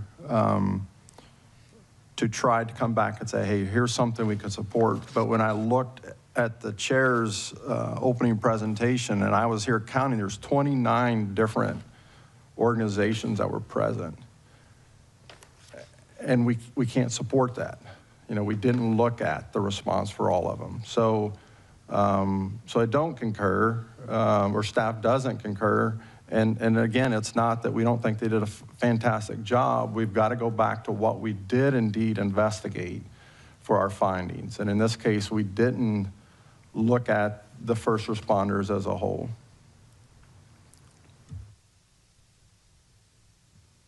There was I think it was handed to me, did staff have an alternative version? Yeah, and that's what I was saying. I've got one that I've worked on, but I'm not even going to propose it now because it talks about one organization. There were 29 different organizations. I respectfully, I do agree with you.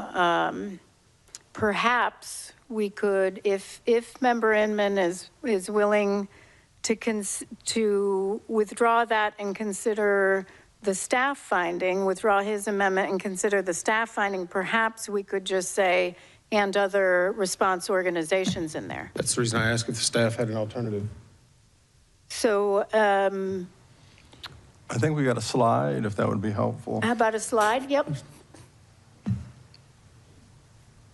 And again, oh, sorry.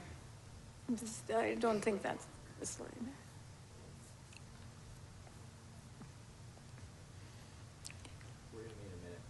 Okay. While he's doing it, would you like me to read it? Actually, I'll tell you what, I'll make it easy for you, because somebody printed this earlier. That's the reason I was asking. I'm just going to try to read this, so hopefully we can catch up with it. The Metropolitan Washington Airports Authority, Airport Rescue and Firefighting, and airport operations staff responded immediately and in accordance with applicable emergency plans and regulatory requirements, rapidly establishing incident command, deploying land and water-based resources, and coordinating mutual aid under complex nighttime and on-water conditions. Does that sound? That's what I have, yes. I have no problem amending to that.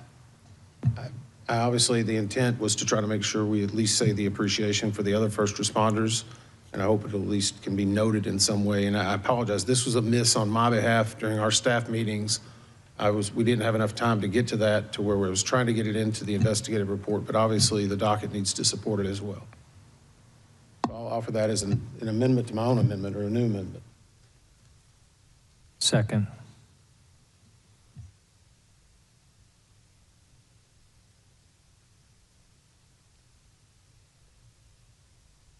Can you give me 2 seconds? Or what, you gonna put it up? Yeah.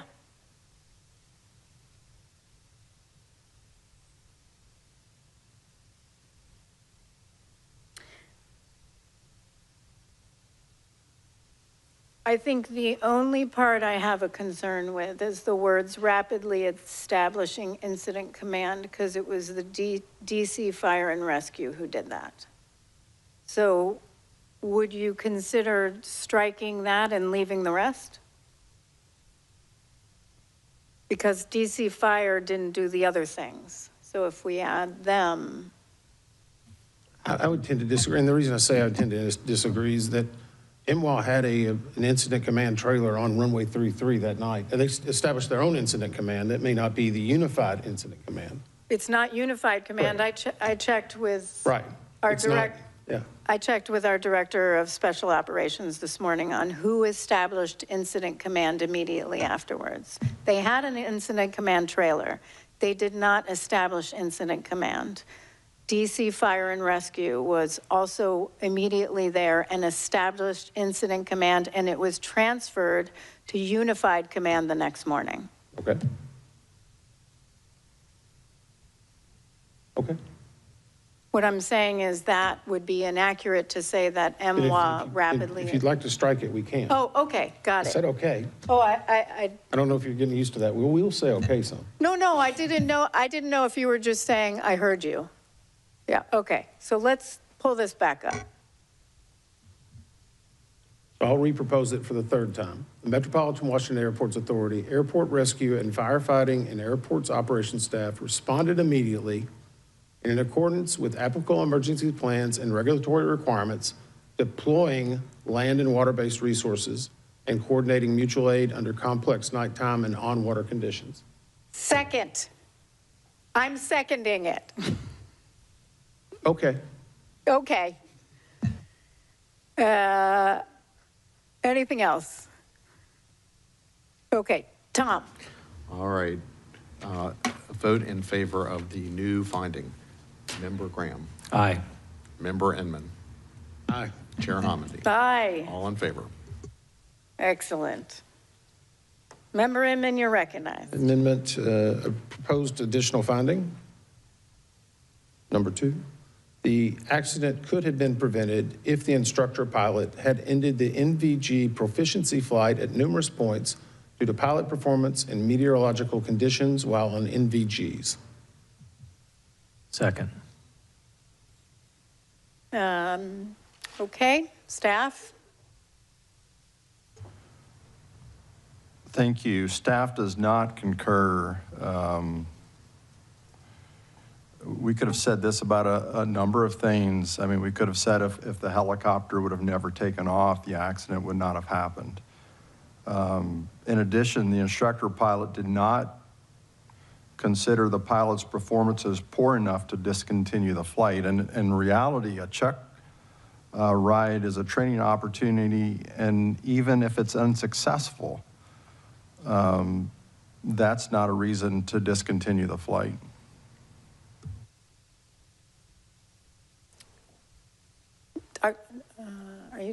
You were getting a lifesaver. I thought you were trying to reach for your microphone. Okay, so I agree with staff's assessment. I do not support the finding. The finding says the accident could have been prevented if the instructor pilot had ended the NVG proficiency flight at numerous points due to pilot performance. That's making a judgment and assumption on pilot performance that is nowhere discussed in the report. Mr. McKinney, I would ask, do you believe, is there any way to know whether the pilot would have passed the standardization test? We do not know what the instructor pilot would have determined at the end of the flight because they hadn't completed the flight yet. Did you determine that there was any deficiency with the pilot performance? We found no deficiencies with the pilot performance with the information that we had. And was there any reason why the instructor pilot should have ended the NVG proficiency flight due to meteorological conditions? It was windy, but gusty. The winds, I don't think, affected the NVG portion of the flight. I have been thinking about this a little bit more, and I would say that the helicopter, the crew was transiting Route 1 and 4, which was just basically the repositioning down to Davidson Airfield to do more of the proficiency check. So this was just a transit portion of the flight, which any helicopter crew would have been doing at any time along a published route.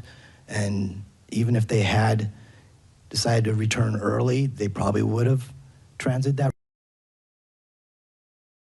route anyway, so it still would have put the helicopter in jeopardy of the intersection of Route 4 and the approach path to runway 33. Did we anywhere in the report, Mr. McKinney or Mr. Banning, talk about pilot performance at numerous points of the flight?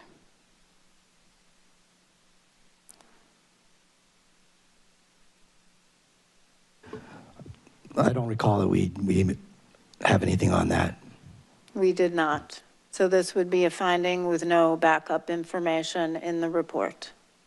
And frankly, would put staff in the position of making it up, I guess, because that was not your assessment. Would Member Inman consider withdrawing this? I actually will, but on a different argument, I guess, because the CVR itself reveals, and we talked about this earlier, a missed turn, failed landing, 27 different instances of wind buffeting and things like that. But actually hearing your latest reasoning, had they even called it off, they still would have had to transition back to Fort Belvoir. That to me sounds more rational. And I can understand that a little bit more. Even if you said no, you still got to get home. You got to land the aircraft and you can't take a different route than what was already there. So with that, I'm willing to withdraw on that premise. Okay, are there any other amendments to the findings? All right, moving on to the probable cause. Mr. Chair. What? Oh, wait, Yep. we actually have to approve the findings as amended. I will move for that. I will second. Any further discussion? All right, this is on findings as amended. Mr. McMurray. That's it, Chair. Member Graham? Aye. Member Inman? Aye. Chair Homendy? Aye. All in favor? Mr. Curtis. Mr. Curtis. Chair, staff proposes the following. I am reminded that staff would like a brief break. So sorry. So we will do 15 minutes, 5:40, okay, or you want 5:45? 5:45, 20 minutes.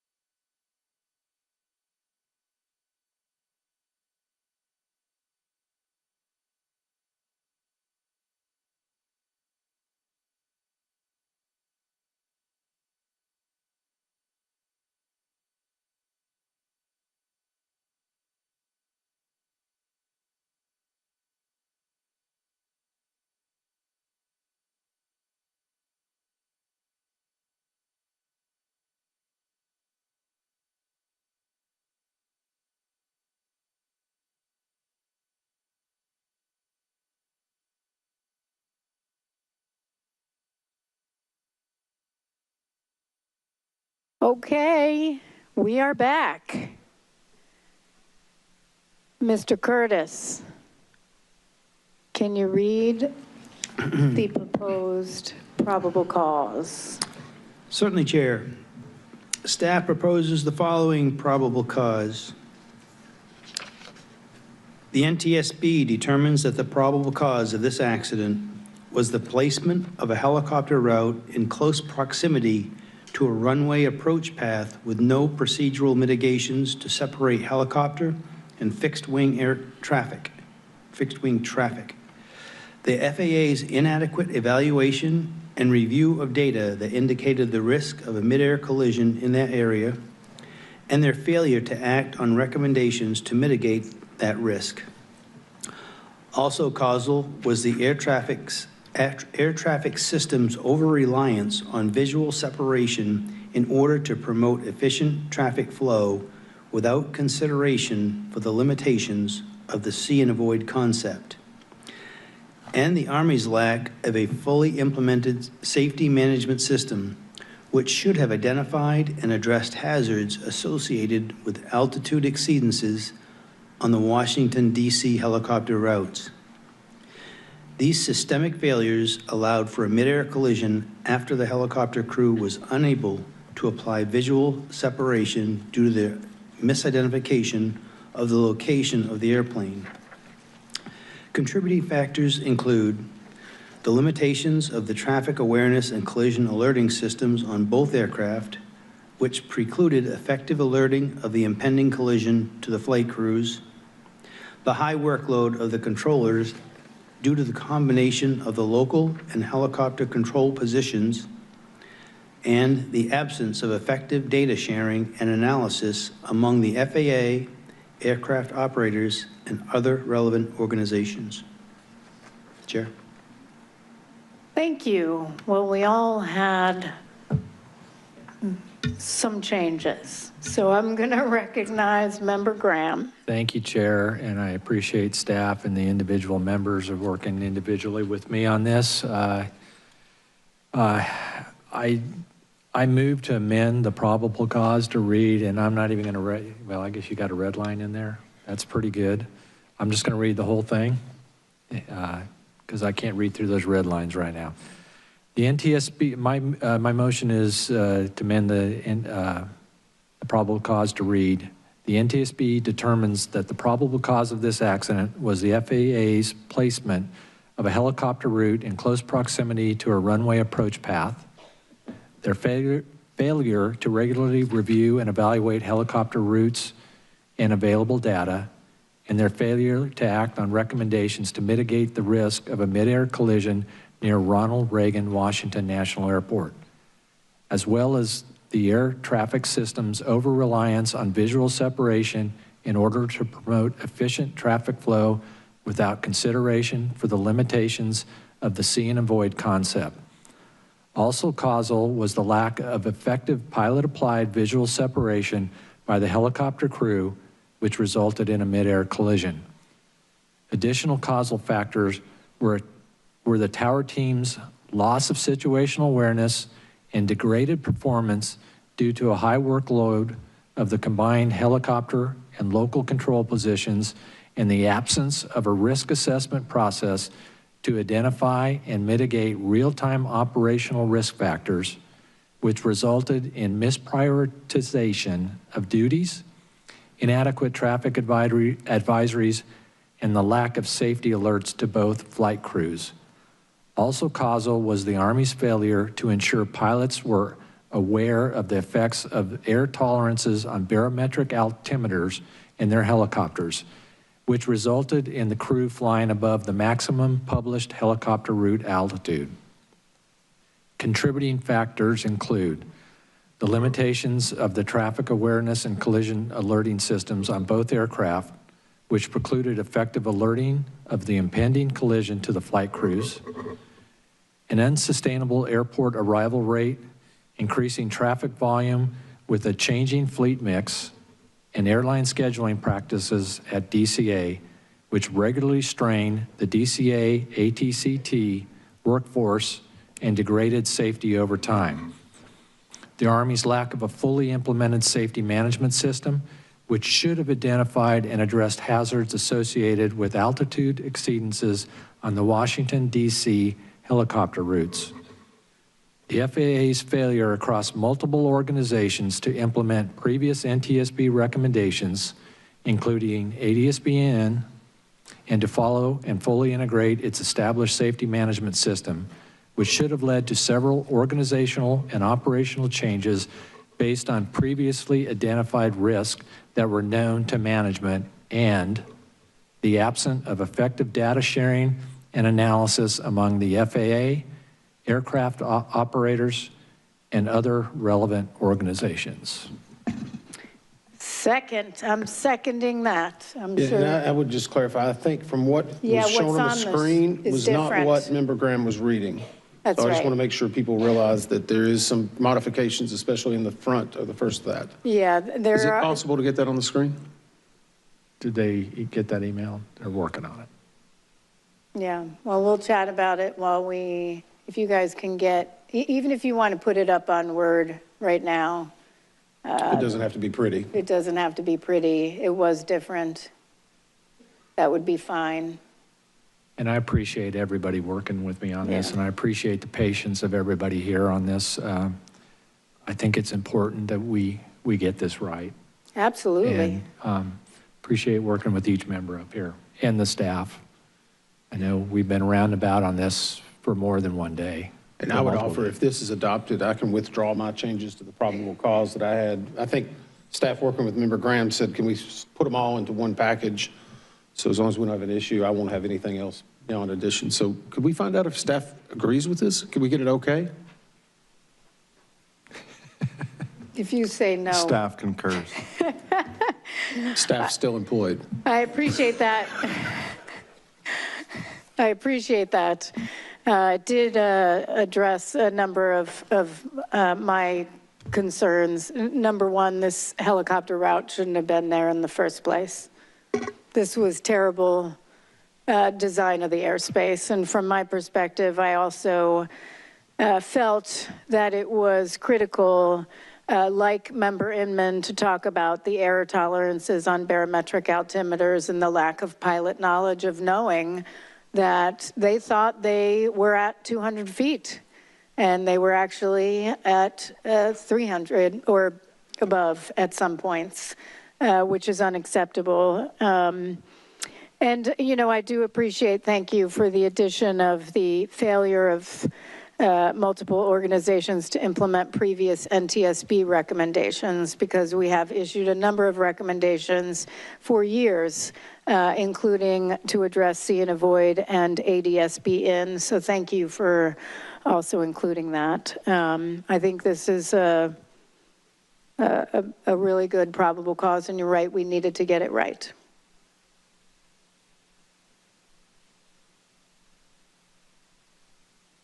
How about we move to a vote? If we need to hand out copies, we could just photocopy, right? Okay. You ready, Chair? You ready? Yeah, all right, go for it. Okay, this is a vote in favor of the amendment to the probable cause read by Member Graham. Member Graham. Aye. Member Inman. Aye. Chair Homendy. Aye. All right, Chair, majority's in favor. Great. And I don't believe we have to do anything else on the probable cause because it was an entire replacement. Excellent. We may now move to the recommendations. Mr. Curtis, you can read the recommendations. As a result of this investigation, staff proposes the following 48 new safety recommendations, 32 to the Federal Aviation Administration. Number one, develop and implement time on position limitations for supervisory air traffic control personnel, including guidance for district and facility level management to adapt these limitations to account for their own staffing and local standard operating procedures.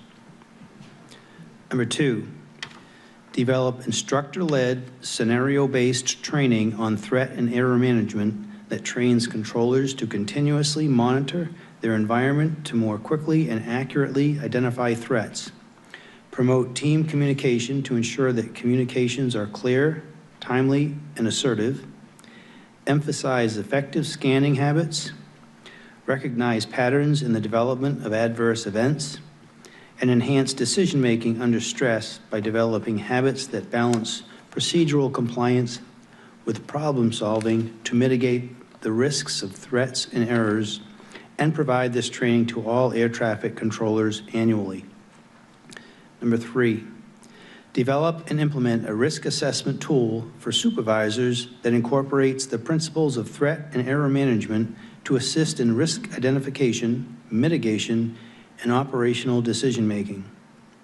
Number 4, initiate rulemaking in 14 Code of Federal Regulations, Part 93, Subpart K, high-density traffic airports, that prescribes air carrier operation limitations at DCA in 30-minute periods, similar to those imposed at LaGuardia Airport, to ensure that the airport does not exceed capacity and to mitigate inconsistent air carrier scheduling practices. Number 5, fully implement operational use of the time-based flow management system at Potomac Consolidated Terminal Radar Approach Control and its associated air traffic control towers. Number 6, reassess the Ronald Reagan Washington National Airport's airport arrival rate with special consideration to its airspace complexity, airfield limitations, mixed fleet operations, and traffic volume. Number 7, define objective criteria for the determination of air traffic facility levels considering traffic and airspace volume, operational factors unique to each facility, and cost of living. Number 8, using the criteria established by Safety Recommendation 7, determine whether the classification of the Ronald Reagan Washington National Airport's air traffic control tower as a Level 9 facility appropriately reflects the complexity of its operations. Number 9, conduct a comprehensive evaluation in conjunction with local operators to determine the overall safety benefits and risks to requiring all aircraft to use the same frequency when the helicopter and local positions are combined in the Ronald Reagan Washington National Airport Air Traffic Control Tower. Number 10, implement anti-blocking technology that will alert controllers and/or flight crews to potentially blocked transmissions when simultaneously broadcasting occurs. Number 11, develop and implement improvements to the conflict alert system to provide more salient and meaningful alerts to controllers based on the severity of the conflict triggering the alert. Number 12, once the improvements to the conflict alert system discussed in Safety Recommendation 11 are implemented, provide training to controllers on its use. Number 13, revise the air traffic organization's initial event response procedures so that an appropriate on-site supervisor makes each post-accident and post-incident drug and alcohol testing determination based on their assessment of whether the event meets testing criteria and which controllers had duties pertaining to the involved aircraft without needing to wait for investigation or approval. Number 14, at least annually, provide training on the revised post-accident and post-incident drug and alcohol testing determination procedure discussed in Safety Recommendation 13 to all staff who have responsibilities under that procedure. This training should include a post-learning knowledge assessment. Number 15, ensure that annual reviews of helicopter route charts are being conducted throughout the national airspace system as required by Federal Aviation Administration order. Number 16, conduct a safety risk management process to evaluate whether modifications to the remaining helicopter route structure in the vicinity of Ronald Reagan Washington National Airport are necessary to safely deconflict helicopter and fixed-wing traffic and provide the results to the National Transportation Safety Board. Number 17, Amend your helicopter route design criteria and approval process to ensure that current and future route designs or design changes provide vertical separation from airport approach and departure paths. Number 18, based on the criteria and approval process established by Safety Recommendation 17, review all existing helicopter routes to ensure alignment with these updated criteria. Number 19, incorporate the lateral location and published altitudes of helicopter routes onto all instrument and visual approach and departure procedures to provide necessary situation awareness to fixed wing operators of the risk of helicopter traffic operating in their vicinity. Number 20, modify airborne collision avoidance system traffic advisory oral alerts to include clock position, relative altitude, range, and vertical tendency. Number 21, require existing and new traffic alerting and collision avoidance system, TCAST 1, TCAST 2, and Airborne Collision Avoidance System X installations to integrate directional traffic symbols. Number 22, require all aircraft operating in airspace where automatic dependent surveillance broadcast, ADSB, out is required to also be equipped with ADSB in with a cockpit display of traffic information that is configured to provide alerting audible to the pilot and/or flight crew. Number 23, require the use of the appropriate variant of Airborne Collision Avoidance System X on new production aircraft that are subject to traffic alert and collision avoidance system equipage regulations. Number 24, require existing aircraft that are subject to traffic alert and collision avoidance system equipage regulations be retrofitted with the appropriate variant of Airborne Collision Avoidance System X. Number 25, evaluate the feasibility of decreasing the traffic advisory and resolution advisory inhibit altitudes in Airborne Collision Avoidance System XA to enable improved alerting throughout more of the flight envelope. Number 26, if the evaluation resulting from Safety Recommendation 25 finds that the inhibit altitudes can be safely decreased, require retrofitting of the applicable Airborne Collision Avoidance System X variant incorporating the reduced traffic advisory and resolution advisory inhibit altitudes on all aircraft that are subject to traffic alert and collision avoidance system and equipage regulations. Number 27, require that all rotorcraft operating in Class B airspace be equipped with Airborne Collision Avoidance System, AAS XR technology once the AAS XR standard has been published. Number 28, create an objective definition of close proximity encounter and a public database of those encounters and their locations that can be used to monitor their prevalence and identify areas of potential traffic conflict for safety assurance and safety risk management. Number 29, develop and implement a process that will, in a timely manner, notify involved parties after events such as near midair collisions or traffic alert and collision avoidance system resolution advisory activations, such that notification occurs while relevant data remain available and before meaningful safety analysis, reporting, or corrective action is no longer practical. Number 30, direct an audit of the Air Traffic Organization, ATO, by a competent authority outside of the ATO, of ATO's safety management system functions and data sharing activities at all air traffic control facilities, and determine whether these activities are conducted in collaboration with all relevant external stakeholders, ensuring that the audit's results are documented, reported to the administrator, and made available to the public. Number 31, based on the results of the audit completed in accordance with Safety Recommendation 30, ensure that all safety management system functions and data sharing activities at all air traffic control facilities are conducted in collaboration with all relevant external stakeholders.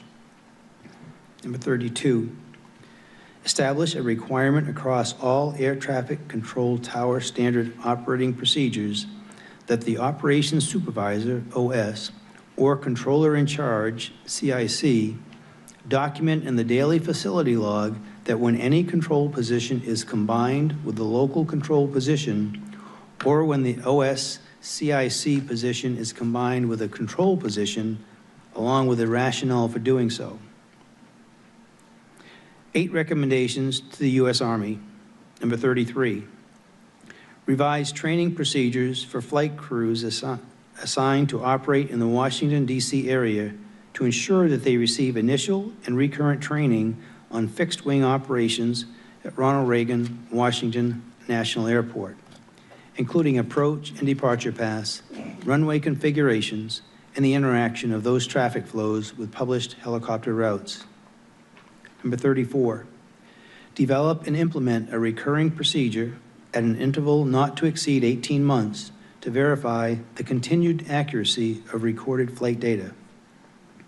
Number 35, incorporate information within the appropriate operator's manual for all applicable aircraft on the potential total error allowed by design that could occur in flight on an otherwise airworthy barometric altimeter, including the increased position error associated with the external stores support system configuration. Number 36, develop and implement a transponder inspection procedure on all aircraft with transponders capable of transmitting Mode S and automatic dependent surveillance broadcast ADSB and operated in the National Airspace System, NAS, at least annually and upon each aircraft's entry into service in the NAS that ensures 1, the transponder ADSB settings are correct, 2, the transponder is transmitting ADSB, and 3, the transponder is transmitting the correctly assigned address. Number 37, establish a flight data monitoring program for rotary wing aircraft the U.S. Army operates in the National Airspace System. Number 38, survey U.S. Army helicopter pilots to identify barriers to the utilization of flight safety reporting systems, develop a plan to address the identified barriers, and implement that plan across Army aviation units.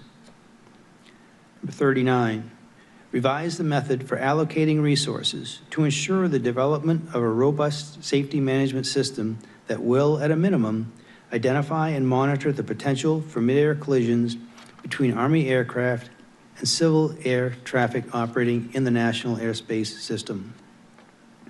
Number 40, develop and maintain a flight safety management capability that is independently resourced and functionally separate from its occupational and environmental health management system, and ensure that this capability is both culturally and functionally integrated with units conducting sustained flight operations in the National Airspace System.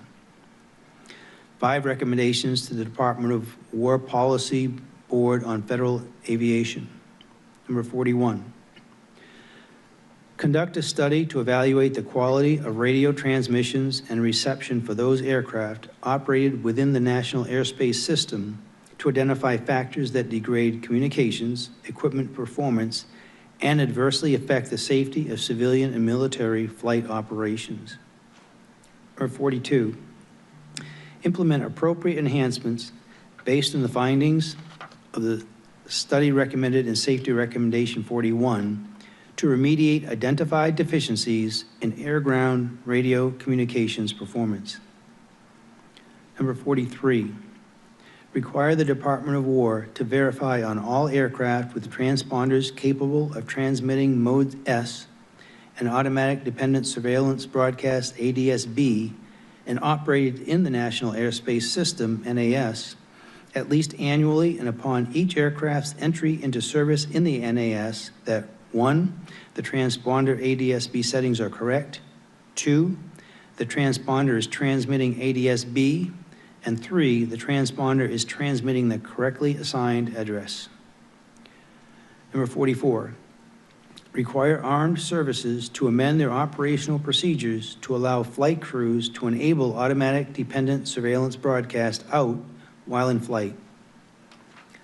Number 45, require all military aircraft operating in the National Airspace System, NAS, to be equipped with automatic dependent surveillance broadcast, ADSB, with a cockpit display of traffic information that is configured to provide alerting audible to the pilot and/or flight crew, and that such requirement apply whenever in the NAS the Federal Aviation Administration requires any aircraft to operate with ADSB out. 2 recommendations to the Department of Transportation.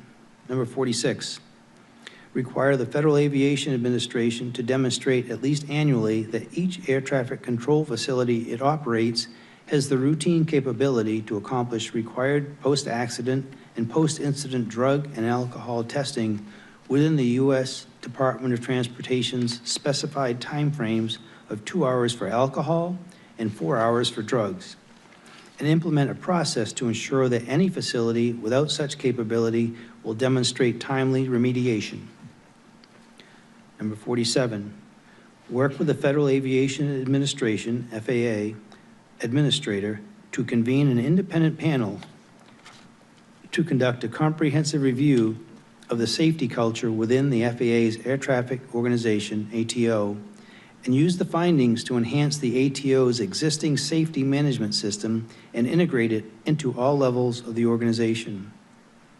And 1 recommendation to the RTCA, Program Management Committee. Number 48, finalize and publish the minimum operational performance standards for Airborne Collision Avoidance System XR for rotorcraft.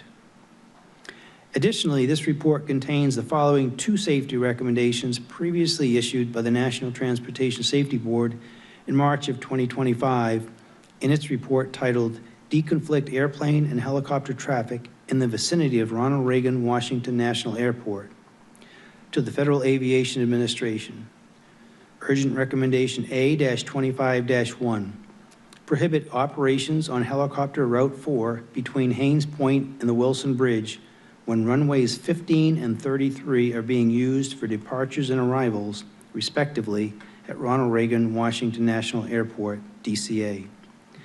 And Urgent Recommendation A-25-2, designate an alternative helicopter route that can be used to facilitate travel between Haynes Point and the Wilson Bridge when that segment of Route 4 is closed.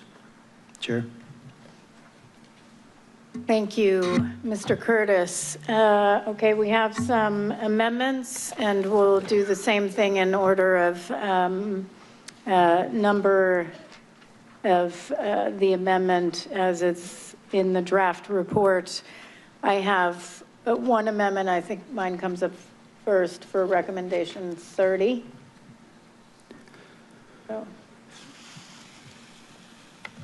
my recommendation 30. Yeah, I'm first. Yep.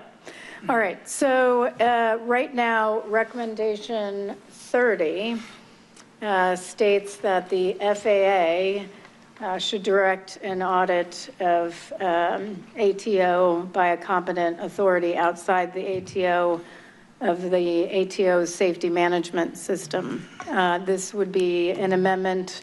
I offer an amendment to change that to a recommendation to the U.S. Department of Transportation Office of Inspector General. Is there a second? Yes. Thank you. First staff position. Well, I'm just a little curious as to why. Yes, I will tell you why. Okay. All right, so the reason I was okay with it being an independent audit directed to the FAA to allow an entity outside of the ATO, but within the FAA to look at the ATO and their safety management system until we all learned a few hours ago that Mr. Fuller left the ATO and is now the head of the SMS office at FAA. I'm think that creates a conflict. And so, Staff concurs. yeah, I don't even have to finish. Okay, there you go. Perfect. Any other comments? Vote. Vote. All right, board, this is in favor of amendment to recommendation 30. Member Graham. Aye. Member Inman. Yes. Chairman Hamady. Aye. All in favor, Chair. Great. Next is, I'm finding it. I'm going to turn to Member Graham. Thank you, Chair. I have 3 new recommendations to the FAA, so I'll go one at a time. If you could call up Amendment 14, please.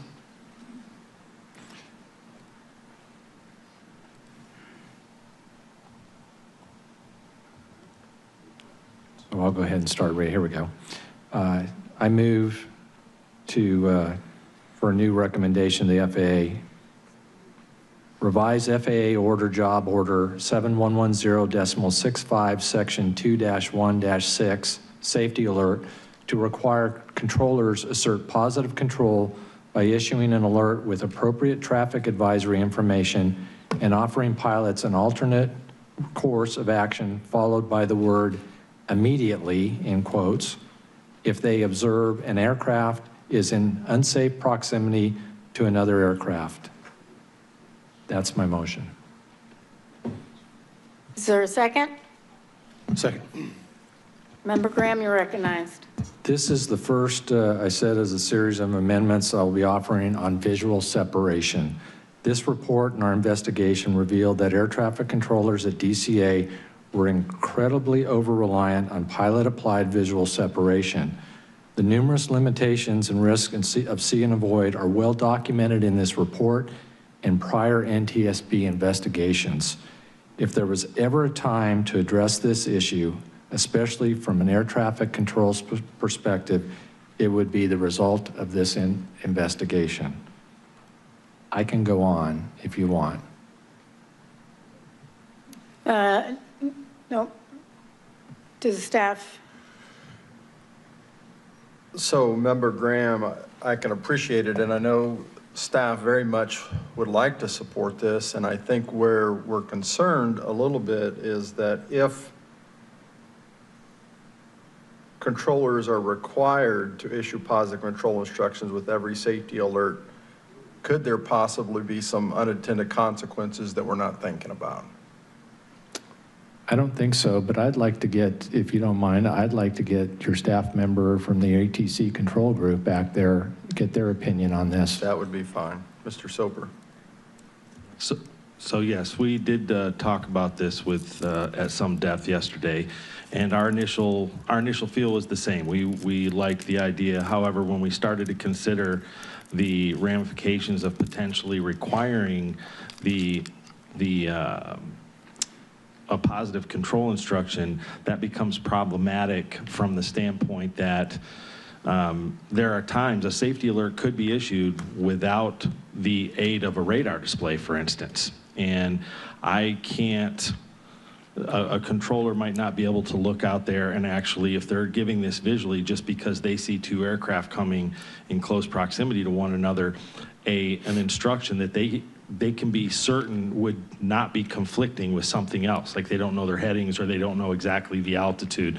So it could actually cause maybe some unintended consequence there.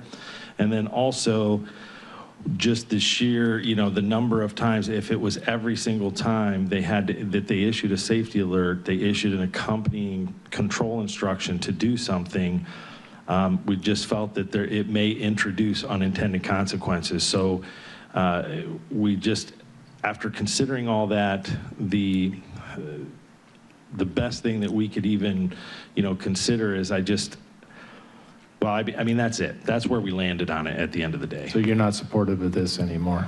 You helped me write it, you know that. It's tough. I'm that's why I started that off with that. I actually was supportive of the concept of it, but after playing it out like that, it made it that it may be somewhat unrealistic in some respects. In this case, we certainly think it would have been great. So I think that, an alternative that I would hope to see is that, maybe we get an enhanced emphasis and training on safety alerts in the FAA to understand what that means to offer an alternate control instruction if feasible, and that type of thing to press the issues from that standpoint. But we didn't develop anything like that here.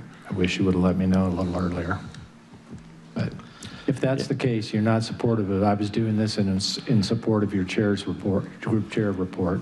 I understand. And so I would like to withdraw that recommendation. Okay. Which would also have me withdraw my next recommendation, but I would go to the last one then. Okay. Moving to the Okay. last one. Okay, so please bring up Amendment 16.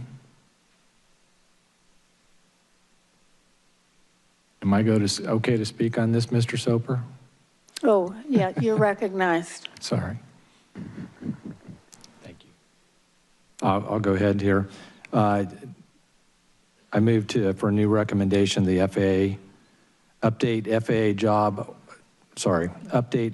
order job order 3120.4S to ensure controllers receive instructor-led, scenario-based initial and annual training on the proper use of tower and pilot-applied visual separation via a standalone training module that includes the limitations and responsibilities when applying visual separation.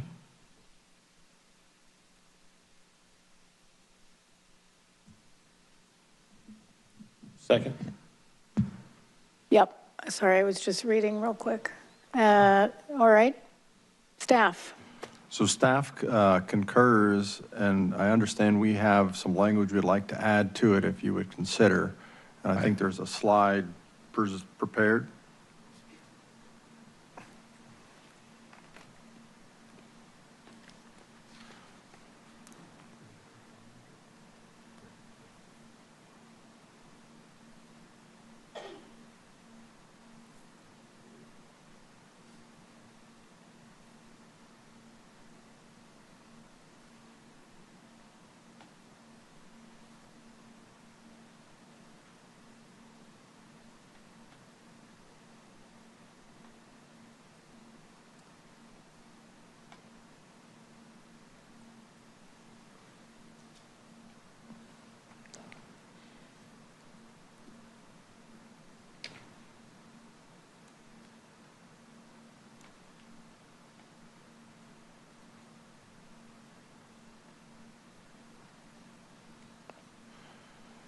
And I apologize, this wasn't floated earlier. This is a dynamic meeting. Things Yes, are it has happening as been. we go along.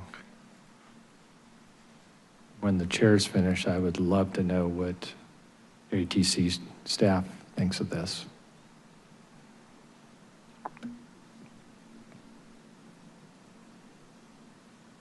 Yeah, I would too.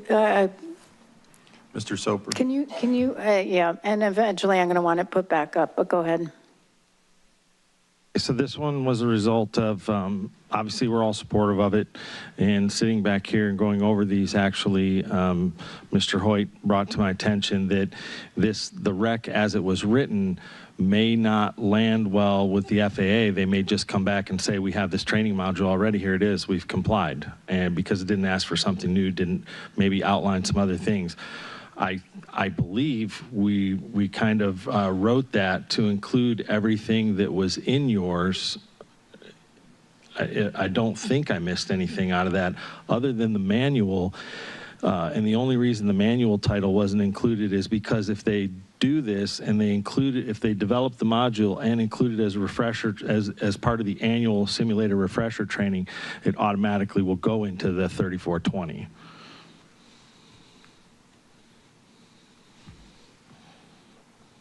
So you're concerned as currently drafted that they would just come back and say, we already do this? That was the concern. And our point was we want them to not give the same training over again. We need them to actually teach controllers what the limitations are when applying visual separation, what their responsibilities remain when they're providing visual separation, and things to consider when they are going to apply visual separation, like weather, night, day, how far are the aircraft apart, how many other aircraft are you working, do you have an assistant or are you standalone, are you combined position, all of those things. We want them to teach that and have that guidance in print that they can refer to, so hopefully better decisions can be made. Well, this is Member Graham's amendment. I am willing to remove my recommendation and replace it with, and move to replace it with this recommendation. May I ask for Member Graham and staff to consider one change? Can you put the amendment back up? Well, actually, if you're moving, I still need a second first. So I'll second. There you go. Thank you. Thanks, Todd. I appreciate that. Thank you.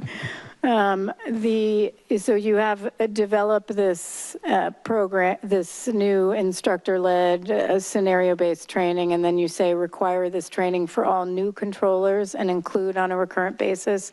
I certainly would want existing controllers to also receive this training initially.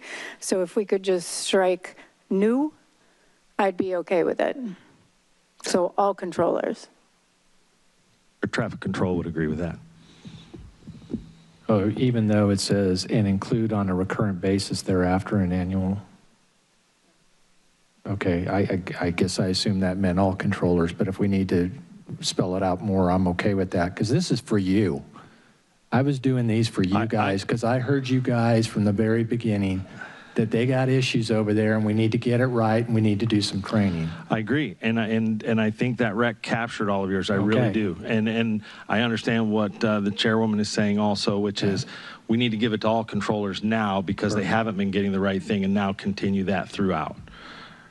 We would agree with that. I would second that amendment to the amendment. Excellent. So we know you want to read it one more time. Everything that's on the screen minus new. How's that? Are we clear? Yes, you want to put it up there and I'll read it, please? Thank you. Everything but new. Okay. So my amendment, and I move to, for a new recommendation to read, develop a new and comprehensive instructor-led scenario-based training on the proper use of visual separation, both tower and pilot applied. This training should include information on the inherent limitations of see and avoid, responsibilities when applying visual separation, and guidance for controllers on factors such as current traffic volume, workload, weather, or environmental factors, experience, and staffing that should be considered when applying visual separation. Require this training for all controllers and include on a recurrent basis thereafter an annual simulator refresher training. I'll second it. Excellent. Tom, you're up. You're good? Staff concurs, yeah. All right, board, this is a vote in favor of adding a new recommendation to the FAA as read by Member Graham. Member Graham. Aye. Member Inman. Aye. Chair Hamady. Aye. All in favor. I would want to add one thing to that. I think it's important to put up, or at least point out for the DCA tower, that requires the simulators to work. And that group and organization have been waiting for months and months and months just to have that. So I hope it doesn't go without cause with that recommendation. Just fix the damn machines. Sorry. Okay, excellent. Totally agree. Member Inman, you're recognized. Actually, I'm going to skip past a few of mine. I think they've been overtaken by a few other events, and I'm going to go directly, if you will, to Amendment 7. This is a proposed new recommendation to the FAA. Evaluate other air traffic control towers to confirm if miles and trail are being adhered to per TRACON and tower agreements. Second. All right. Staff. Staff does not concur. We have no indication that miles and trail issues are at other airports. And staff does not believe this recommendation is supported based on the findings of this investigation. Member Inman. I would agree that we didn't evaluate the rest of the U.S., but we found a systemic issue that these controllers were constantly asking for miles and trail. They needed that to do their job safely. And so we saw an issue that was not being adhered to, at least with their agreement in DCA. We don't know where else exists in the country. And I agree that we didn't evaluate that. That's the reason why we recommend that the FAA does. What I don't want to see is, again, 5 years from now, the data's there, we already knew it, and we just didn't want to suggest that the FAA go back and review it. I know in the helicopter aspect, they went ahead and took the recommendations. They've been surveying other helicopter routes, and that was acceptable to us. But in this case, we do know miles and trail and the spacing was some form of proximate cause to this accident. Is it happening elsewhere in the country? I would add, though, that the helicopter routes, we found out the FAA had done it across the NAS, so those were focused on DCA only. There's 5 of those? What, the routes? No, 5 locations in the country that have helicopter routes. I think it's 8. Is it 8? Mm-hmm. But regardless, that's something different. Yeah. I was just using that as an example. I think it would be an easy thing for the FAA to do, and I think and I don't know this for certain, but I would suspect that if there's other towers that are suffering the same way and not able to get their safety recommendations, they would appreciate having another voice in response to this recommendation. May I, thank you. And may I ask some questions? The agreement between DC Tower, is there a formal agreement between DC Tower and Potomac Tracon on miles and trail? What? No, there is not. Are there other such tower agreements throughout the national airspace? There are others that most that we see have an agreement with a miles and trail. But not all. In print, correct, not all. So, Member Inman, I think this is probably workable. I'm going to say my concern with this is actually that if, let's say DC Tower had an agreement with Potomac Tracon, but the agreement was terrible because they kept asking for less, an increase in spacing, then the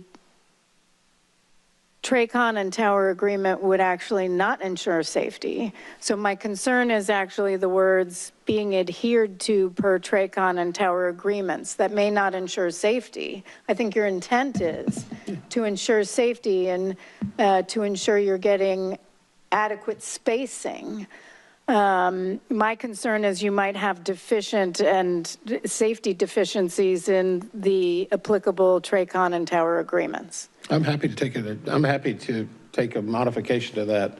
And the idea is the FAA's got 30,000 people. They can't go back and check and take the opinions and give us a report of what they did. I think a lot of people deserve to know that.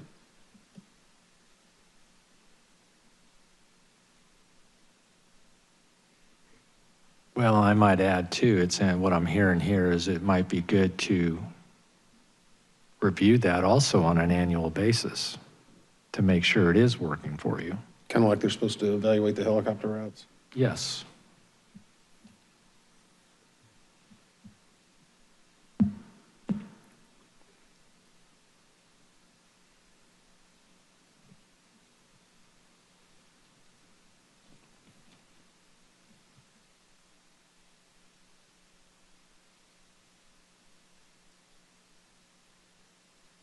We're going to take 5 minutes.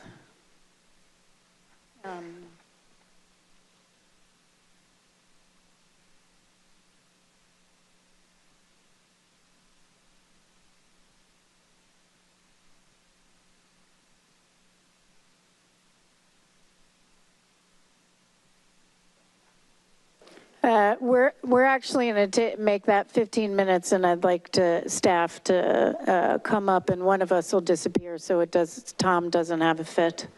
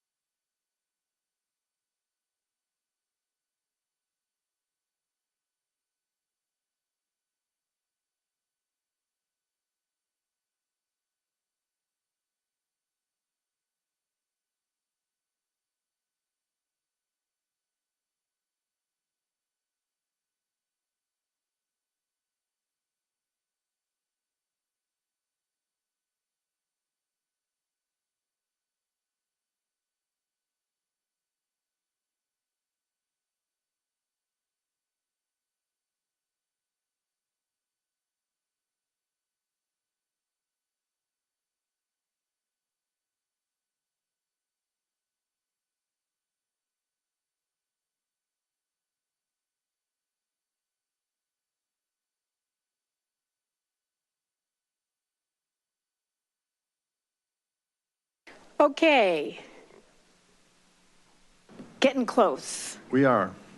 All right, Member Inman, you're recognized. I'm going to actually, after consulting with staff and others, I'm going to revise my original recommendation, and this will be to the FAA, specifically to require each Class B or Class C ATCT facility to evaluate its existing MIT procedures or agreements to ensure that the spacing provided is appropriate for operational safety and make the results publicly available. I second. Staff concurs. I think, again, we have a responsibility beyond just this air traffic control tower to make sure the NAS is safe as possible, and I hope this would help achieve it. All right, Mr. McMurray, you're up. All right, this is for a new funding to the FAA. Member Graham. Aye. Member Inman. Aye. Chair Homendy. It's a new recommendation. I'm sorry, new recommendation Aye. to the FAA. All in favor? All righty, so now we get to the recommendations as amended. Move to adopt. Is there a second? Second. All right, Mr. McMurray. All right, board, this is a vote in favor of adopting the recommendations as amended. Member Graham? Aye. Member Inman? Aye. Chair Homendy. Aye. All in favor?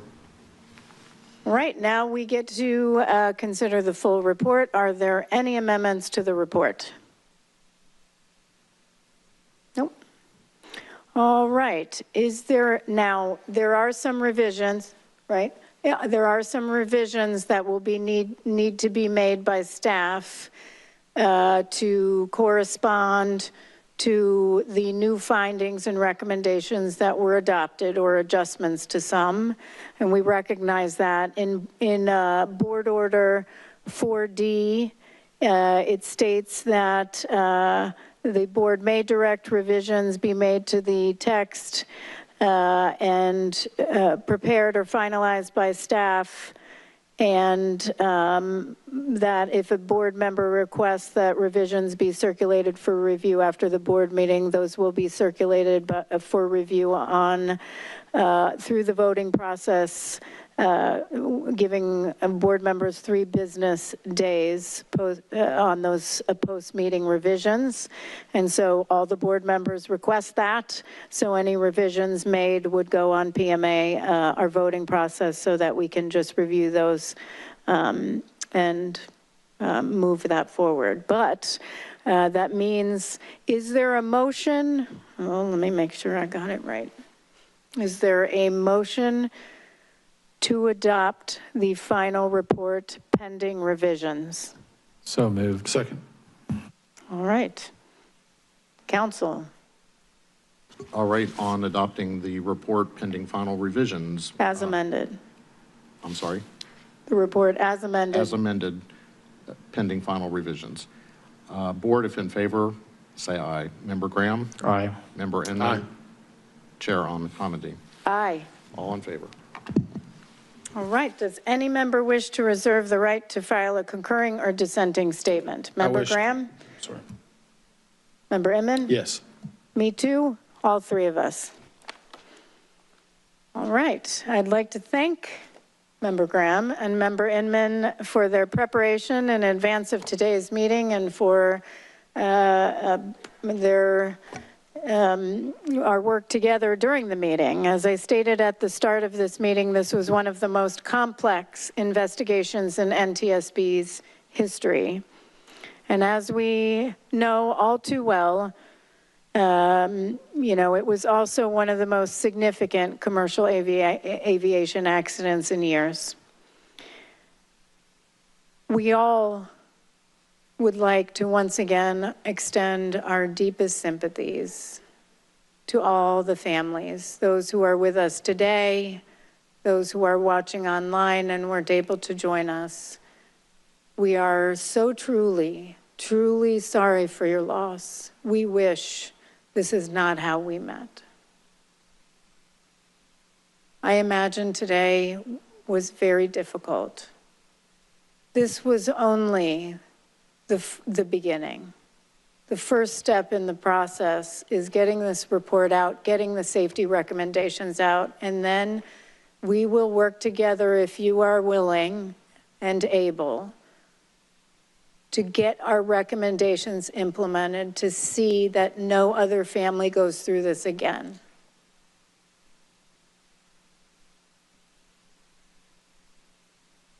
We will vigorously advocate for implementation of our recommendations. And the other day, somebody said to me, it was a media person, oh, you went on a tirade. That was the word, tirade, at that press conference. You know what? And Todd said this too. We should be angry. This was 100% preventable. We've issued recommendations in the past that were applicable here. We have talked about see and avoid for well over 5 decades. It's shameful. I don't want to be here years from now looking at other families that had to suffer such devastating loss. We are so sorry. Action, frankly, should occur before people die. The fact is, over the last 2 decades alone, I said we've investigated 163 aviation accidents and 47 incidents resulting from a mid-air collision. That's over the last 2 decades. Mid-air collision, near mid-air collision, or loss of separation. As a result of those 211 aviation accidents and incidents, 281 people died. 112 people were injured. In 94 of those accidents, we raised concerns about see and avoid. Almost 50%. The tombstone mentality of how the U.S. government addresses safety improvements in all modes of transportation by waiting for people to die to take action, by comparing cost versus and then putting a price tag on people's lives of a whopping $11.6 million per person. Your loved ones are priceless for all of us here. You can't put a price tag on life. At the NTSB, all life is precious. Why do we wait? Why wait for people to die to take action? Why not take measures to prevent tragedy? So you will remain in our hearts, my heart. I will continue, we will all continue to pray for you every day. In closing, all of us up here would like to extend our deep appreciation to all of Team NTSB, including our colleagues throughout the Office of Aviation Safety, our investigator in charge, Bryce Banning, the Office of Research and Engineering, the Office of General Counsel, the Office of Safety Recommendations and Communications, and the Office of the Managing Director for their work over the course of this investigation, and then in the development of an excellent report. I also want to express our appreciation to the Office of the Chief Financial Officer, the Office of the Chief Information Officer, and the Investigative Support Services Division for their vital support of this meeting. I also want to thank, well, first of all, John O'Callahan's family is here. Are they still here? I don't know, they might not be. He did an excellent job on the visibility study on performance. That was excellent, but I want to recognize 2 people. Man, they did a lot of work. Allison Diaz and John Curran. John, I know your parents are watching. Sure are. You did, the 2 of you, excellent, excellent job. Thank you. Thank you all. Before we adjourn, I would like to raise a point of personal privilege to thank my special assistant, Lauren Dudley. This is her last board meeting with us at the NTSB. I've known Lauren for a really long time. I worked with her on Capitol Hill. I know, and just so you all know, she's not going far. She's sure to be back in our orbit in her next role as Democratic Staff Director for the Subcommittee on Aviation under the House Transportation and Infrastructure Committee, where earlier in her career, she worked on a variety of aviation issues, including safety and oversight of both the FAA and the NTSB. Before that, Lauren was Investigations and Oversight Counsel for the T&I Committee, where she supported the committee's Boeing 737 MAX investigation. Lauren, of course, worked for many years for Eleanor Holmes Norton, which is how I met her. Lauren joined my team in December 2024 directly from the FAA, and while it is not in my statement, I'm going to say it was the most memorable of all swearing-ins. We were on the verge of a shutdown. We did not actually have a shutdown, but I was worried we were going to miss the opportunity to hire her real fast. So she was on vacation at Disney, and over Zoom, I swore her in outside of what roller coaster was that? Sorry, it was Universal. The what? The Velocicoaster. She is a roller coaster fan. I love it. And that was the most memorable. But at FAA, she served as Assistant Administrator for Government and Industry Affairs. She advised the Administrator, the Deputy Administrator, and other executives on legislative and policy initiatives, and helped lead implementation of the FAA Reauthorization Act of 2024, legislation that also reauthorized the NTSB. Needless to say, Lauren brought an incredible wealth of expertise to my team and the agency at large. The tragedy at DCA occurred just weeks into her tenure. Lauren launched with us and was invaluable on scene and ever since. Clearly, she is a brilliant policy analyst, attorney, and safety professional with unfailing dedication to our mission. But what I will personally miss most is her bright spirit, her tremendous grace and poise under pressure, and the warmth she always exudes. Lauren, you embody somebody I've always thought, which is that safety is about people. Safety is about people. You care deeply about the safety of individuals and communities alike, and your unique background makes you uniquely positioned to catalyze positive change for both, and frankly, to do everything we want in your new role as Staff Director of the Subcommittee of Aviation. That was a little bit of a joke, but we'll try to, get her to move our recommendations forward. But thank you for all you've done and for all you have yet to do. I look forward to fighting alongside you, and I am very excited that you have this opportunity. I also served as a staff director of a subcommittee for that committee before I came here to the NTSB. So actually, Lauren, that means you could be an NTSB board member one day, possibly chair.